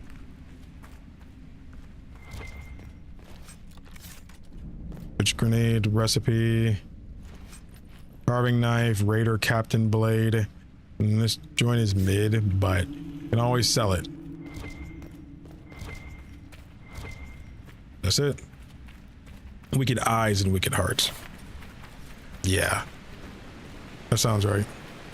So this is what you do now? Beg pardon? Skulking around in caves, shooting guys? Is this your day-to-day? I usually try to avoid the caves.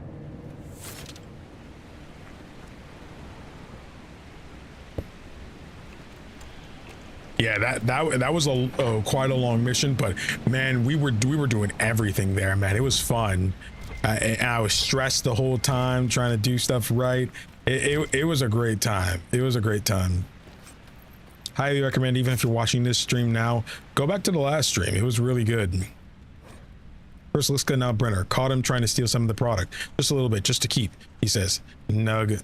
Crap, trying to make a little extra on the side, thinking I wouldn't notice. I will not be undermined. Your cousin said we could trust Brenner, so you handle it. If I'm not happy, you won't be either. She, man. Yeah, I always love the roaming around dialogue in Origins. The correct use for bodying. Much of Valimar remains closed to us. Anyone interested in changing that should meet here tomorrow, 1 hour past noon. Stop wasting time on that door. I don't care what's behind it. The mechanism's broken. More importantly, who cares? We have product to move, and you want to see if some ancient dwarf locked up the good tea set? We're short-handed as it is. If I hear you've taken another group to the lower levels in search of gears, I'll make you sorry. L. First of all, I think this place used to be a trade post. There could be something valuable behind that door, and just how will you make me sorry? T. I'll use my imagination and knives. wish somebody would try to say it to me, bro. And a dwarf try to come at me. Varric try to come at me. You just kick him, bro. What are you about to do to me? F5. What time to be alive?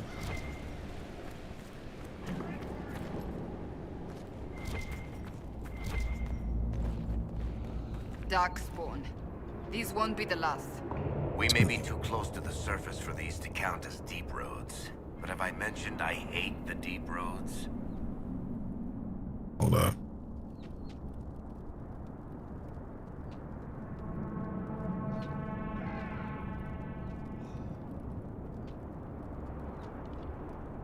What if Morgan and Astarion met? Astarion. I still always say that. I'm gonna be honest, I don't think they would like each other.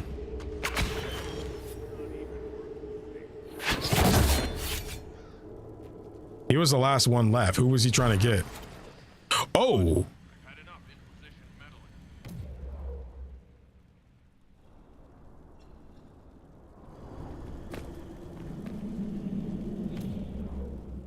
Let's go ahead and real quick.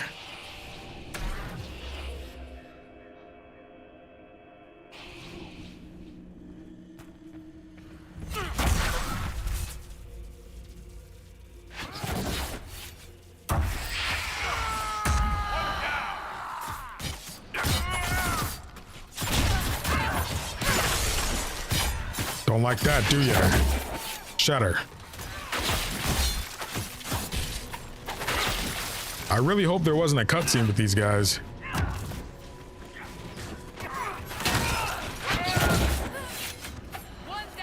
Dude, I definitely ain't hear him out.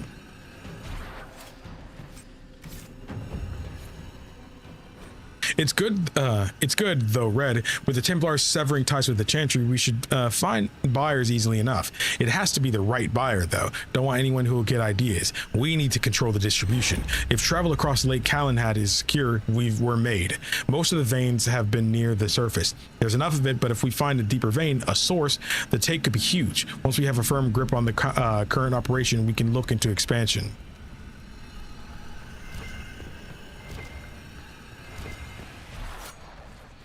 Dwarven gear. That's what we need for the door. We need 2 of them, I guess, though. Replace gear. Oh.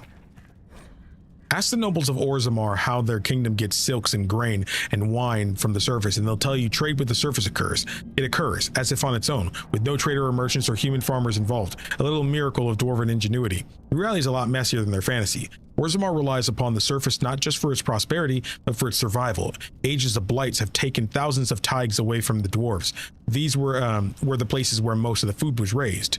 The dwarven kingdom that endured alone, independent beneath the stone from time immemorial, perished in the first blight, faded into myth. Now the remaining dwarves underground cling to the existence through a lifeline to the surface, a chain forged from the casteless. Every dwarf who goes to the surface is stripped of caste, effectively exiled and removed from dwarven society forever. But Orzammar relies on continued relations with these exiles to live. This has created a shadowy area of dwarven trade and politics, where the rich, powerful, and elite maintain secret ties to people who, by official decree, no longer exist. And everyone knows what kind of things lurk in the shadows. The Carta lives in the underbelly of the surface trade like a tapeworm.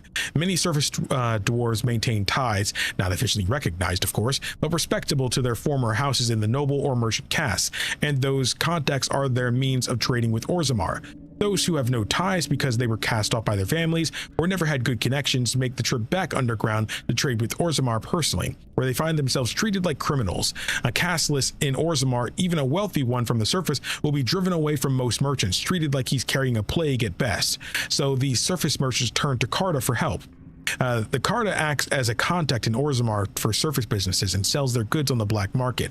For a cut, of course. The Carta always gets its cut. The outraged citizens of Orzammar sometimes petition the Assembly to deal with the rampant crime surrounding the black market, and showy displays are made of kicking in the doors to Carta hideouts and raising Dust Town. But the Carta always comes back, because the Assembly always allows it. too much of Orzammar is dependent on the black market trade, and the nobles know it. They all do business with the Carta. Everyone has a stake in its success. The Carta has 1,000 faces above and below the surface. Honest merchants and noble cast lords and upstanding members of the Merchants Guild all look cover for the thousands of more smugglers, thieves, and murderers in the shadows. The lifeline of Orzammar. Praise the ancestors. From Darktown's Deal by Varric Tethras. Varric, you wrote this. Oh, shoot. That's kind of cool. Glad I read that one.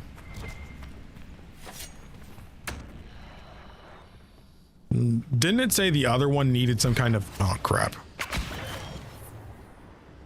Why are you respawning so fast?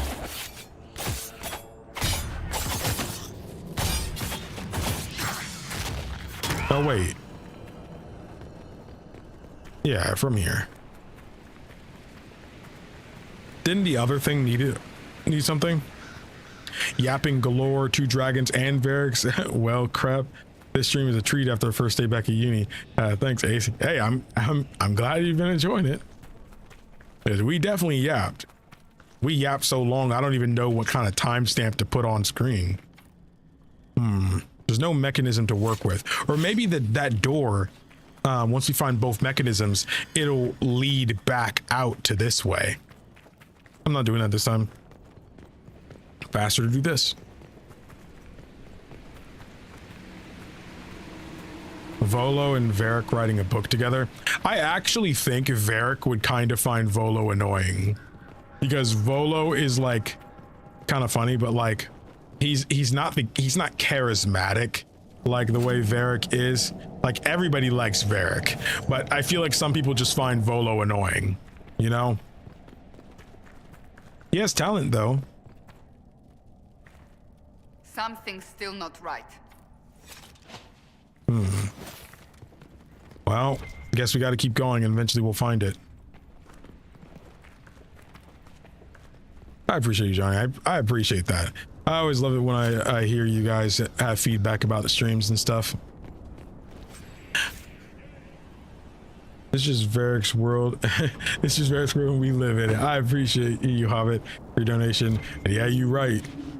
You're definitely right. Oh, why does this feel like where I'm supposed to go?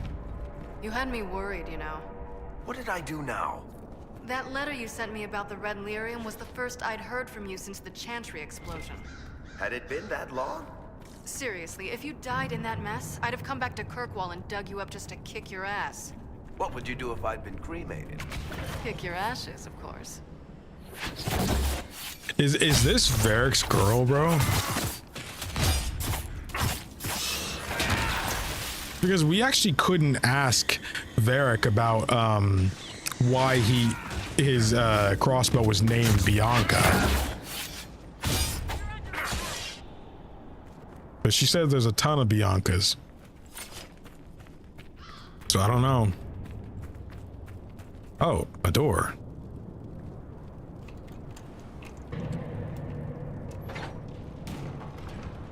I always thought a character like Reinhardt from Overwatch would be amazing in an RPG like this, like the Heavy Knight kind of class. Yeah. So I don't know if you guys keep up with Final Fantasy 14, but Final Fantasy 14, and they just announced a new class, and it's called Bastion, and he has 2 shields that he fights with, but the ends of the shields that he can block with have like Wolverine claws on them. So he fights like, I guess, like a Wolverine, but with shields on them too. But if you spin them around, the other sides of them have like bazookas on them, and you can shoot like bazookas at dudes too. I'm just like, dude, the dual shield thing is just kind of fire. I'm not gonna lie. The dual shield thing is kind of fire. Get up, you lazy sods. What? You aggroing somebody? Oh, I guess he is right in front of you. Why'd your animation look the exact same as theirs?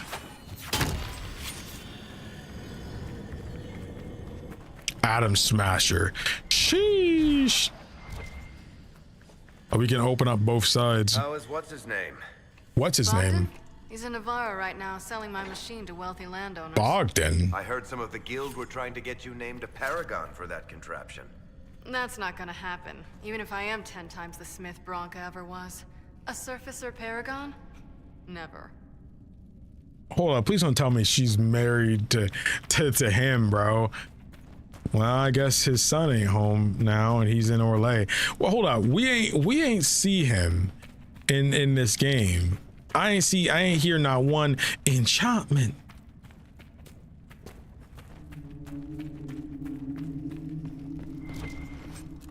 No, that was Bowden, not Bogdan, right? Yeah, Bowden, not Bogdan. Okay, I was about to say. I was like, wait a second. That's not the same. Oh, Dwarven gear. Got it. You basically needed a rogue if you want to get this stuff. All right, nobody's respawned, right?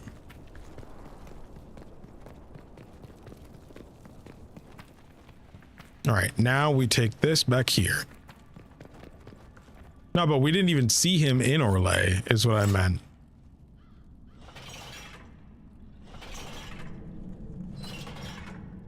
I think Bowden and did Bowden and enchantment split up?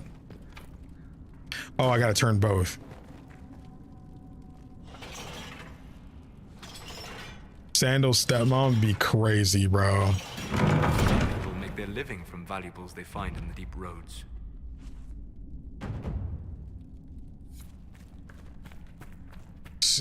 Will Pride of Rot speak with the advisors in the war room? Whoa. See, I'm fighting Darkspawn right now, and like, I honestly couldn't even tell. You know, like if I look at him close, I can kind of tell, but like, I don't know. Darkspawn just don't have the sauce that they used to.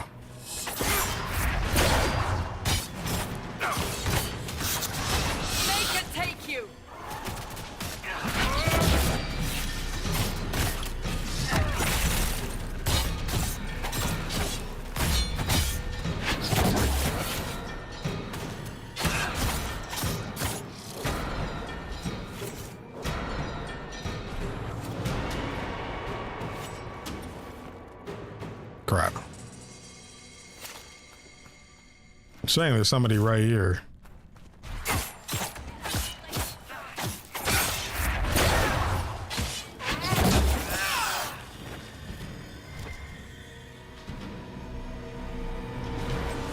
Dwarven banner.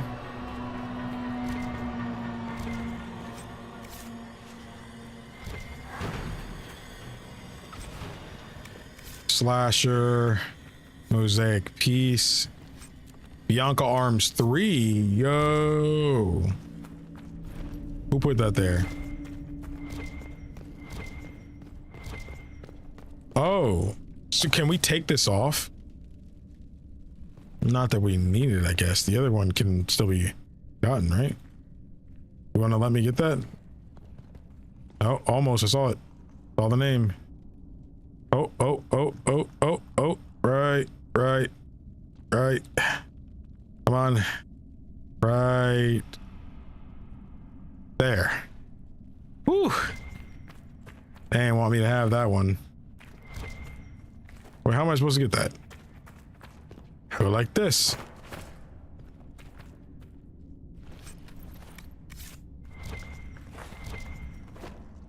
There we go.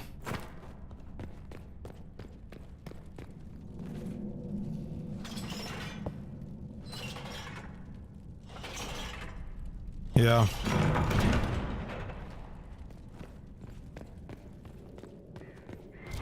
Oh, yep. And it was what I thought. It would lead back around. Cool. All right, let's mosey.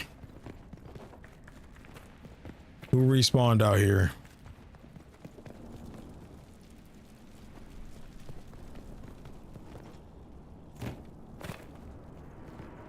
Let me this.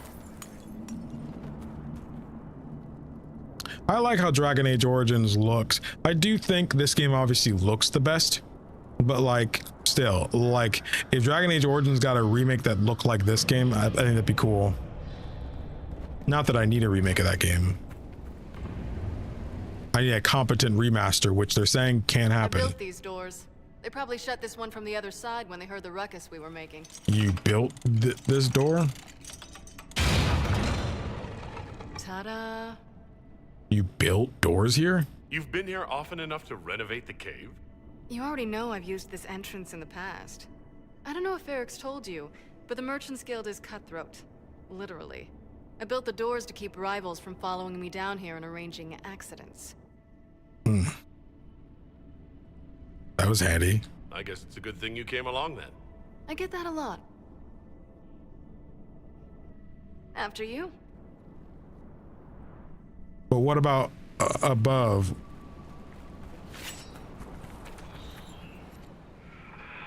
You know what? No, we look around. The Darkspawn are coming up through here. We must seal it off.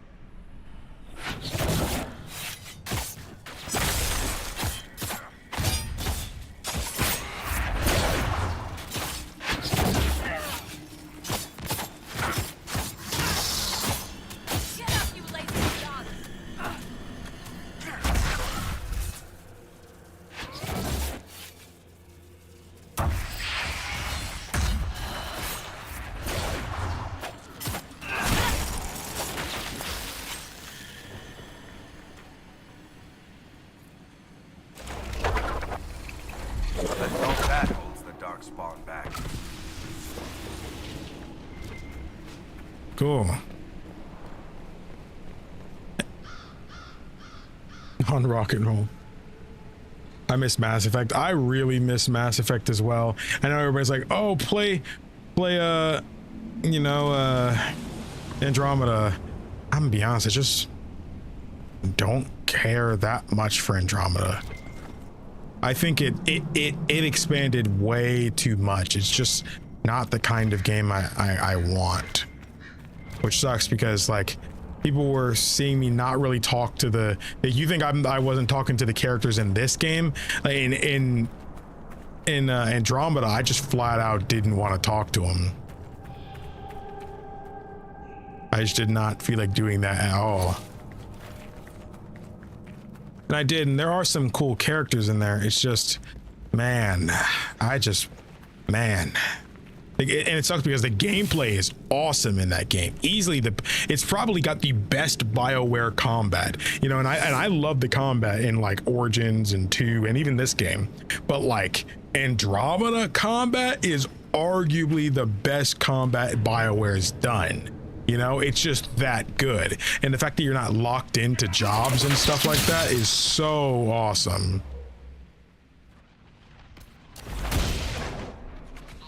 Fusion combo. All right, I'll let you control him.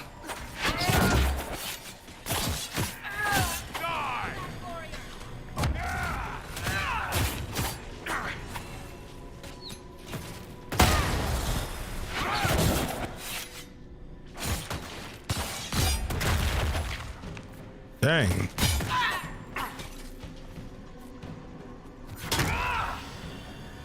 You know, this is almost fun. Kind of like old times. I don't recall us ever shooting people together. Remember crashing Bartran's guild dinner? We might as well have shot him. This isn't nearly as dangerous as pissing off my brother. Yeah, I'd be on to something. What was that? It said read, but nothing actually popped up. Did you see that? I clicked it. A codex, a different darkspawn. Hold up, I didn't actually see that. Well, what? Uh-oh. Oh, shoot. Are you a mage?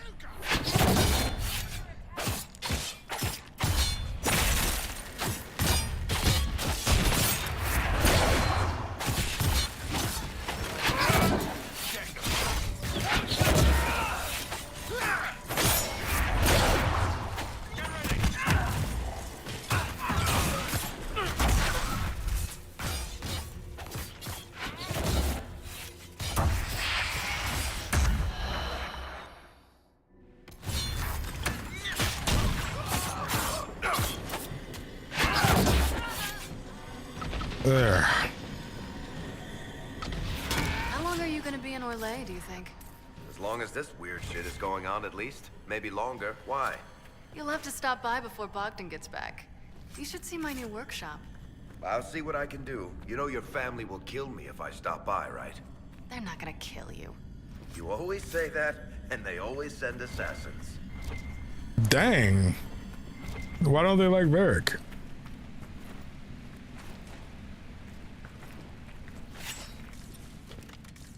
It's gotta be bad if they're sending assassins after your friend.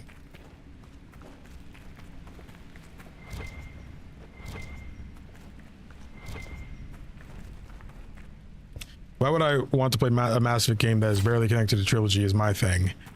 I think that's a very close-minded way to go about the IP.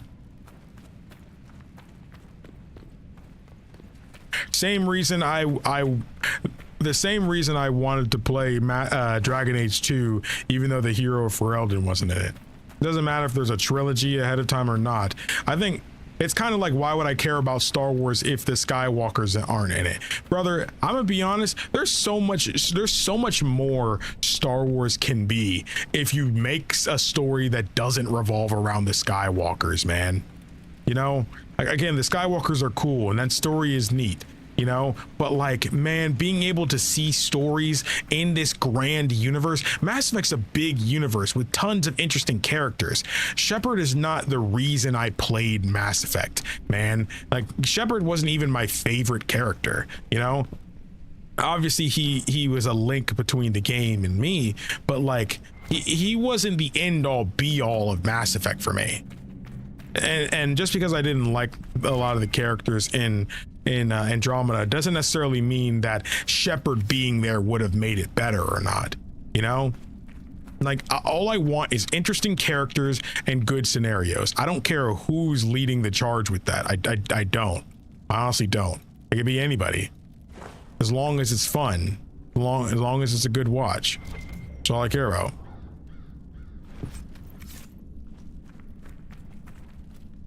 Why can't I loot this? I don't understand. Oh, KOTOR series is gonna be, it's probably gonna be this year. You won't be able to use this after this again. Bianca. They had your key. You were the leak.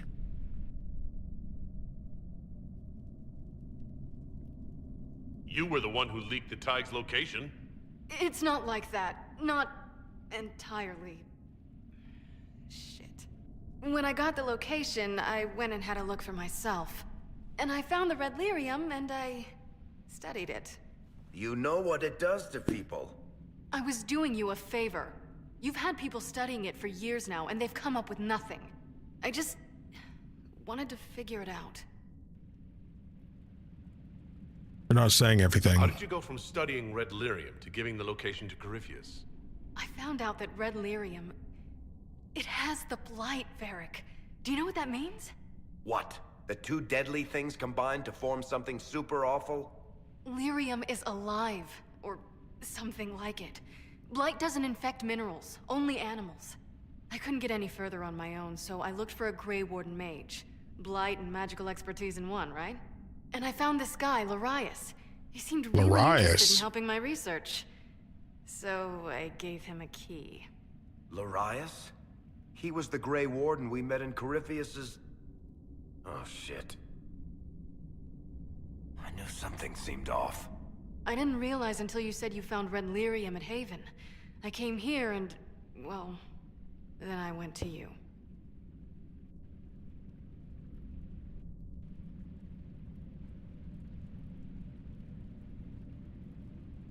Yeah, I believe it, Eric.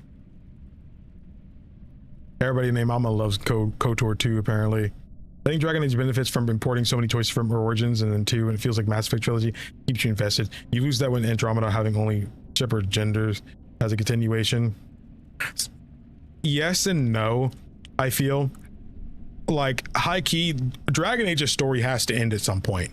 And I feel like if you're not going, if one thing in particular, I don't want Shepard being the starring role in the next Mass Effect. I just don't want that. I don't want that, especially since you have to canonize an ending for Mass Effect, but that's inevitable if you plan to continue the series. I think Andromeda was the right way to go narratively, in the sense to where this story is largely unaffected by what happens in the trilogy. Now, I do think that works because, quite frankly, I think the fact that some of the biggest and most popular Star Wars stories take place thousands of years before the movies says a lot. You know, you don't need these big named characters like Anakin Skywalker and Obi-Wan Kenobi or Yoda to be alive to make a good Star Wars story. Like, we've been invested in the Skywalker's journey for 40 years, 40 years, man.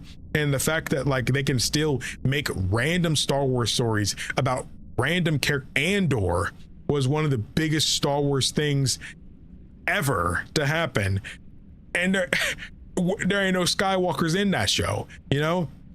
It's a Star Wars spy thriller, and again, it works because the universe is already set up that the Rebel Alliance is a thing. But because of we know how it ends, you can use this setting to work so many new and original characters in that. Like, I just don't want Shepard back because they already did his story. Shepard had his story. I think for the sake of Mass Effect's future, making another iconic character just works. And I think that's why I like games where it's different every time. It's kind of like why Final Fantasy VII was so good, but I don't want Final Fantasy VII 2. We got a prequel and technically we got some sequels, but they all focus on different characters, in a similar setting. Like I just don't want that. Just like I didn't think Final Fantasy X-2 needed to exist. I think 10 had a perfect ending. It's one of my favorite endings ever. And I don't think it needed to be continued. And that's why I think just having a new character works, Of course, having a new character in the same setting also can just work too. Like, the Inquisitor is not the only interesting guy going on right now. Obviously he's a big figure in this world right now and stuff, but if they want to make another Dragon Age game, I don't want the Inquisitor to be the main character again. I don't want that. I like his story being what it is here, just like how the hero Ferelden didn't come back, and I don't think it would have been good if they did that. No, I like Final Fantasy X-2 as well. I just don't think it needed to exist. It's the same thing I feel about The Last of Us 2. The Last of Us Part 2 didn't need to exist either. It's a great game and I enjoyed it and I really loved the story, despite contrary belief. But I still don't think it needed to exist. Never seen Star Wars, but I know people love Mandalorian and hated Acolyte. Acolyte was one of those things to where, I'm gonna be honest, it's similar to Andromeda. Everybody and their mama, I keep saying that a lot because it's just the best way to emphasize this, they has wanted a show in the Old Republic. Technically it's the High Republic, but still, everybody has wanted a show in that era, long before the movies. I mean, not long enough. I mean, Yoda's still alive, but still, and Kiadi Mundi. But it, like, again, the setting of Andromeda was not the problem with it. It was just the story wasn't handled correctly. And I think that's why a lot of people didn't care for the Acolyte as much, because it doesn't matter. You can have Inquisition follow up on the, the Mage and the Templar rebellion, but if the story sucked, then it's not the setting of Inquisition that didn't work. It's not the setting. It's just that the writing wasn't what we wanted it to be. These things can coexist. A lot of people will try to say that because we didn't have Shepard in Andromeda, that's why it failed. That is not why Andromeda failed, bro. It failed because, quite frankly, the thing people liked the most about Mass Effect, which was the stellar writing, and the undeniable draw to every single character, wasn't there. That is why Andromeda didn't do nearly as well. And of course, the bugs and glitches and stuff when it first launched didn't help either, but still. And hey, I actually played some Anthem, and Anthem wasn't a bad game. It just was not what they needed today, like at that time. I think if they tried to do Anthem today, it would go way better than before.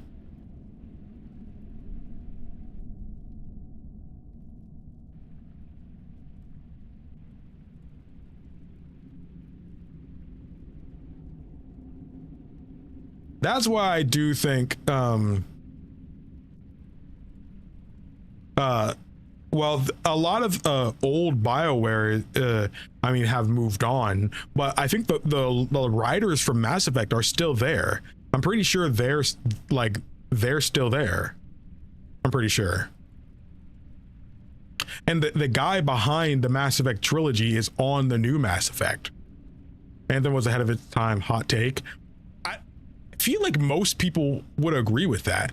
Anthem just was not what BioWare needed at that time, you know, because I played it back then, and I just don't think it was what we needed from BioWare right now. Like right now, I'm rewatching you play Mass Effect 3 for the second time, so peak. Hey, I appreciate that, man. You know, and again, I come with a perspective of somebody who didn't grow up with BioWare games or anything. You know, I played these joints when I was like 26, you know, so like very different. I didn't have to wait for these games or anything, you know, but that's the problem though. Even a good product just poorly timed can kill a studio, you know. That is unfortunately just what can happen. And sometimes, you know, you have the right game at the wrong time, and that can happen. You know, a lot of realistically, there's like for Fire Emblem, for example, a lot of Fire Emblem games pre-Awakening are awesome. However, those were not the games they needed at that point, which is why Fire Emblem was about to die. They literally told them that if this next game doesn't do good, it's done. No more. And again, a lot of big Fire Emblem fans will tell you that the best games are from before Awakening came out.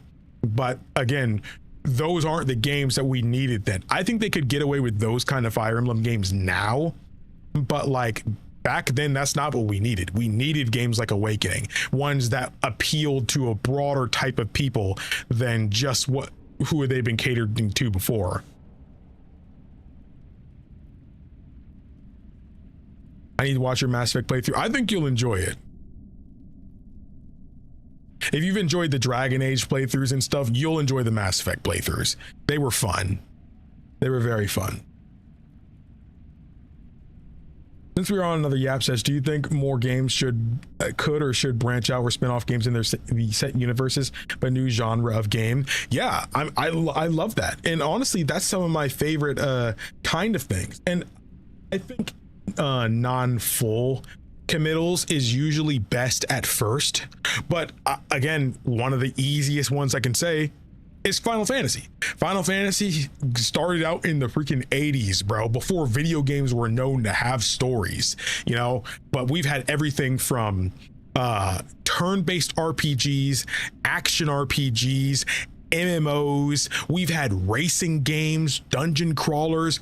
We had farming sims. You know, we've had everything Final Fantasy. If you can be a Final Fantasy fan and not even play any of the mainline games, there's like over 100 of these joints. Again, when you've been around 40 years, it makes sense that there could be a lot of, you know, different kinds of games in this stuff. If you're someone who likes, you know, those kind of chill, cozy games, or maybe you only play racing games and stuff, or mystery dungeon type games, you know, there is a Final Fantasy for you, you know. I know somebody who's the only Final Fantasies they played are the Chocobo racing stuff, you know, and like, hey, I mean, that's Final Fantasy to me, man, you know, and they know these characters based off how they were in that game. You know, we've had somebody in chat, you know, talk about how the only one they played was a spin-off prequel to one of the mainline games that's a platformer. But yeah, we've had Final Fantasy be a third-person shooter as well, you know. So hey, there's a lot we can do here, man. There's a lot that you can really do, and I'm all for it. I'm all for, again, as a Final Fantasy fan, I'm very open to video games stretching the limits of what they can be. To me, Final Fantasy isn't a gameplay style. It isn't a story. It isn't a setting. Final Fantasy to me is a DNA, you know, it's a feel of its universe. You know, you could be everything from a racing game to a mystery dungeon to a third-person shooter. It doesn't matter, as long as the DNA of its universe feels like Final Fantasy. That's all that matters to me. That's why I'm a lot more open about Final Fantasy stretching its wings and stuff like that than some other people. If you love Final Fantasy 7 and that's all you freaking love, then yeah, you might not like a lot of the franchise and stuff, because Final Fantasy is very open to being many different kinds of things, you know? But I love that. We could literally get a turn-based Mass Effect game and I'm gonna be in there. I'm gonna be in there. I promise you I would. I promise you I would. And I think you believe me, because I will be in there. But turn-based games are my favorite games. So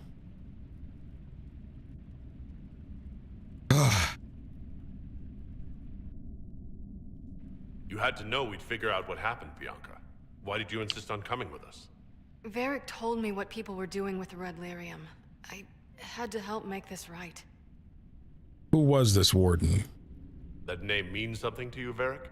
He was at the Grey Warden prison where we found Corypheus. And he definitely wasn't a mage before. Yeah, he wasn't.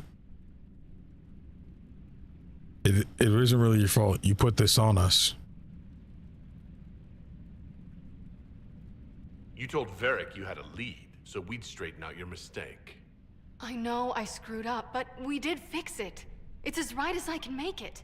This isn't one of your machines. You can't just replace a part and make everything right. No, but I can try, can't I? Or am I supposed to wallow in my mistakes forever, kicking myself, telling stories of what I should have done? Dang. As if I would tell stories about my own mistakes. You're right. Get a room, you two. Just let it go. She's right. Verica's right. Get a room, you two. Verica's right. The Red Lyrium is out. Closing this entrance won't undo that. We've done all we can here. Bianca, you'd better get home before someone misses you. Varric. Don't worry about it. Was he feeling her like that? Get him killed, and I'll feed you your own eyeballs, Inquisitor. I kind of wanted to say the get a room thing, but Varric seemed kind of upset, so I didn't want to say anything. Should I reload? Should I reload, I wonder?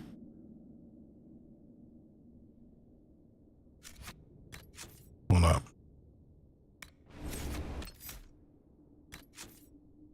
Should I reload?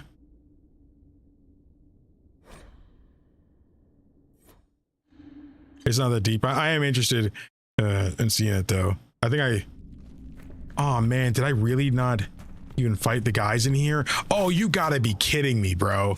Oh, okay. Okay. Yeah, it's not that. Okay. I don't think I need to redo that. Yeah, I don't know. Y'all can tell me how he reacts.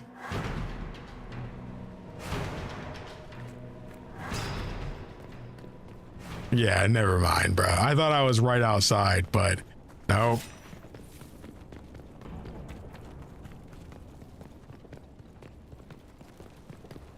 Like, nope. I'm good, bro.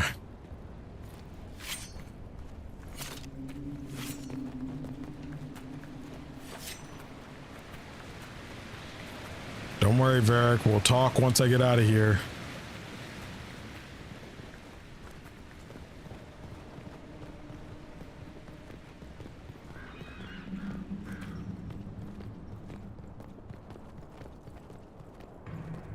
I mean, she got a whole family. And she's saying that to me as if she didn't just drag us into, you know, a dangerous situation.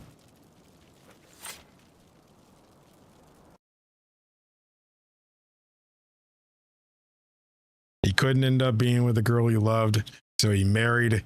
He named his crossbow after her, and so he can always kind of be with her. So we've been live for 4 hours.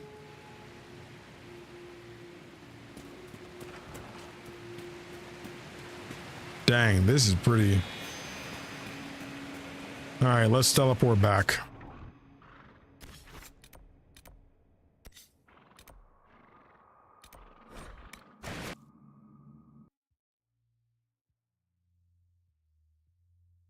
Dang.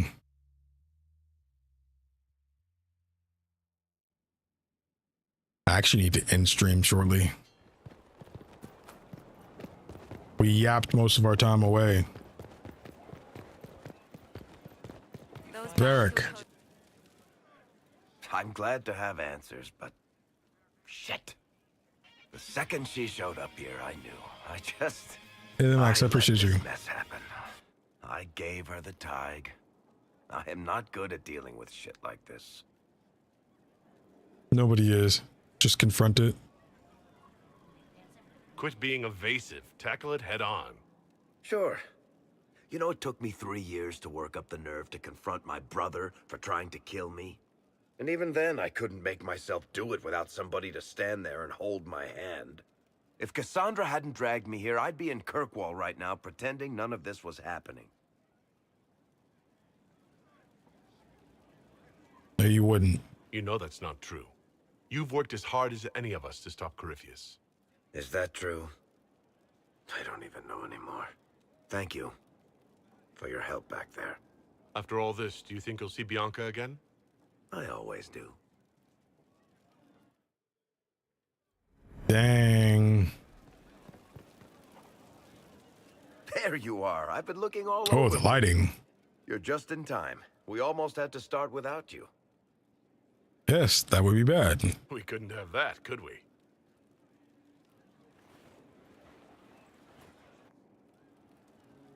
Look who showed up, everybody.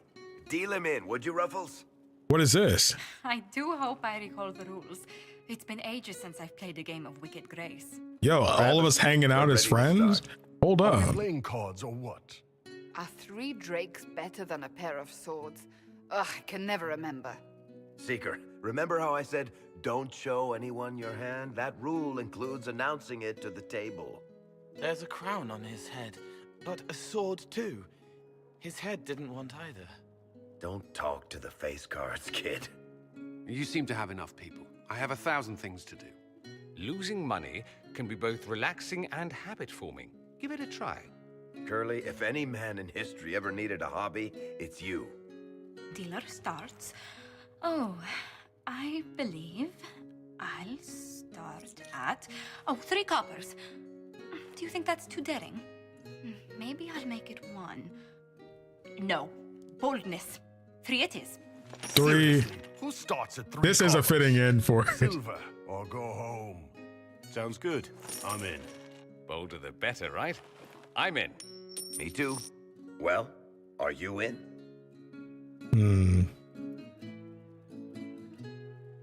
Go easy on me. I'll play. I'll see that bet. I'll play.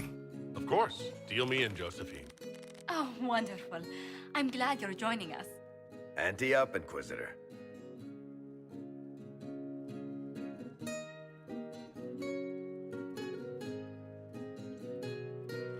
The poor recruit ran out into the dining hall in nothing but his knickers. And this profound silence fell over the hall as 70 mages and 30 Templars all turned to stare at once. Then a slow round of applause began and spread until every soul was on their feet. A standing ovation. What did he do? Saluted, turned on his heel, and marched out like he was in full armor. Dang. He did not. Good man. You're shitting us. That's how you know it's true. I could never put that in a book. Too unlikely. We need more drinks. I've got a story. I've got a story. I've got one for you. So my kith was hired for a simple caravan escort in southern Navarra. 12 days of walking alongside donkeys and men who smelled like donkeys across flat nothingness. No, I want to hear the story. Shakrakar turned to the donkey and said, "We'll let this go if you will," and walked away.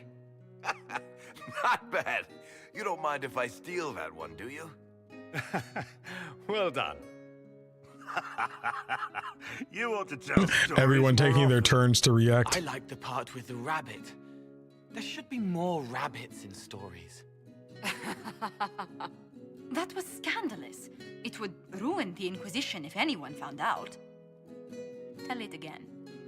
Tell it And the again. dealer takes everything. I win again. Deal again. I've figured out your tells, Lady Ambassador. Commander, everyone knows a lady has no tells. Then let's see if your good fortune lasts one more hand. Deal me in too. I want another chance to win my dignity back. Deal me in.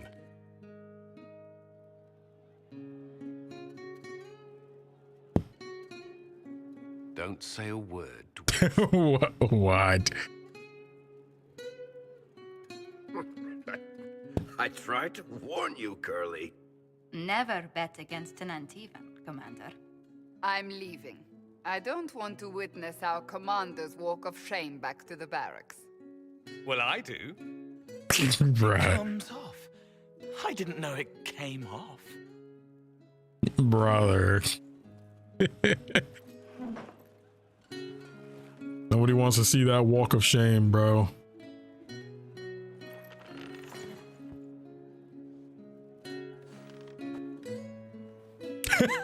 He's Glad running. you decided to join us tonight. It's too easy to mistake you for the Inquisitor. This was fun. I enjoyed this. See? That's what I mean. It's easy to forget you're not just an icon or symbol. Like those statues of Andraste holding bowls of fire. At least it is for me. You up for another game when this is all over, Inquisitor? That seems dangerous, of course. I wouldn't miss it. Good. It'll take me a while to talk Cullen into it. Maybe I'll work the revenge angle. He's running like you do. Who's that? Did I win? Sarah. Become friends. Oh, I couldn't read it. Becomes friends with at least 3 of your inner circle in one playthrough. Oh, so you get that if you do 3 of people. Oh. Oh, whoa. I need to have a few words with my publisher. The first one will be you, and the second one will be Bastard. They've claimed for years my crime serials don't sell in Orlais. So why is the Council of Heralds asking me for autographs? Sorry, distracted. Anyway, you need something? Special. Tell me about Bianca. Tell me more about Bianca. I'm not making any promises here. Ask. Ooh. You been together how long? So how long have the two of you been together? Well, if you want to split hairs, we're not. Usually there's a continent between us at all times. We write letters. Now and then we manage to meet up. I don't know if that's together. Shit, it's been what, 15 years? Great. Now I feel old. Thanks.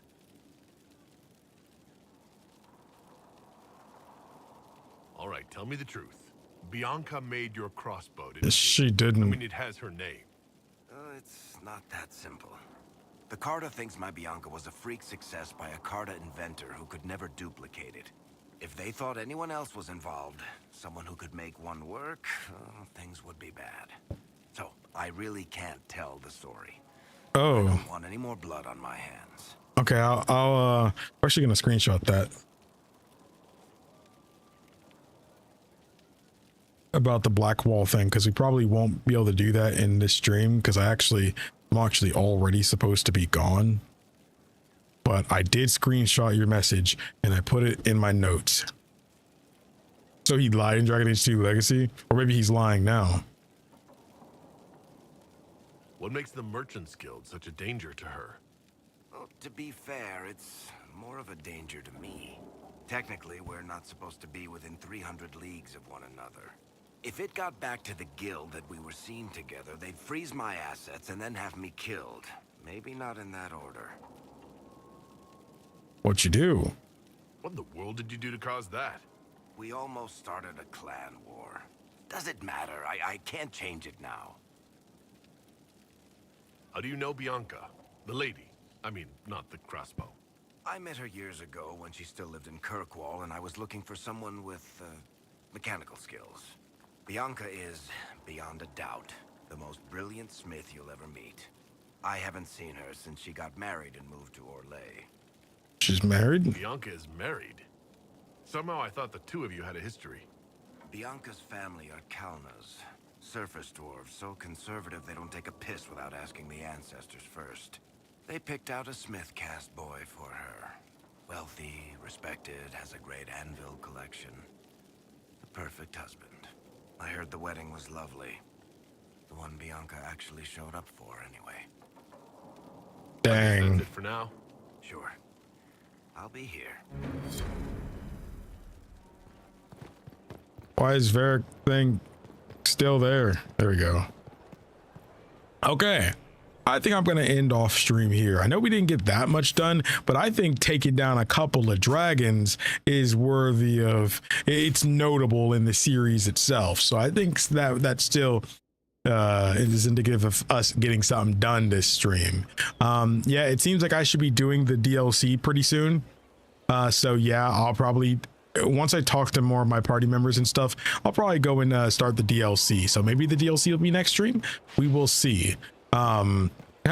We're actually ending now. Yeah, I had a great time though, and you guys seem to really enjoy the yaps too. So much love to you guys. If you haven't already, subscribe to the channel to be notified for when the streams go up more.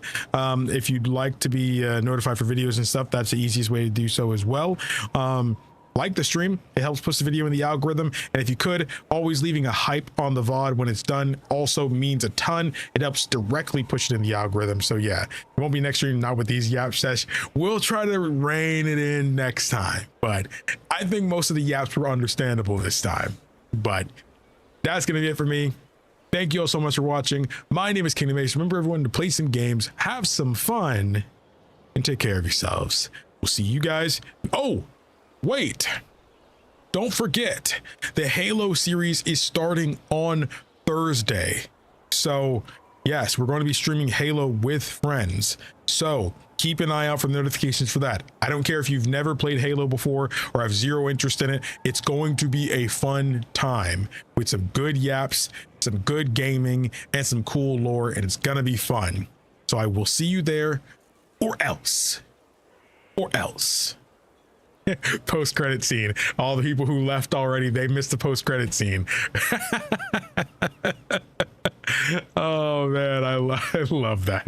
I love that. All right, see you guys later.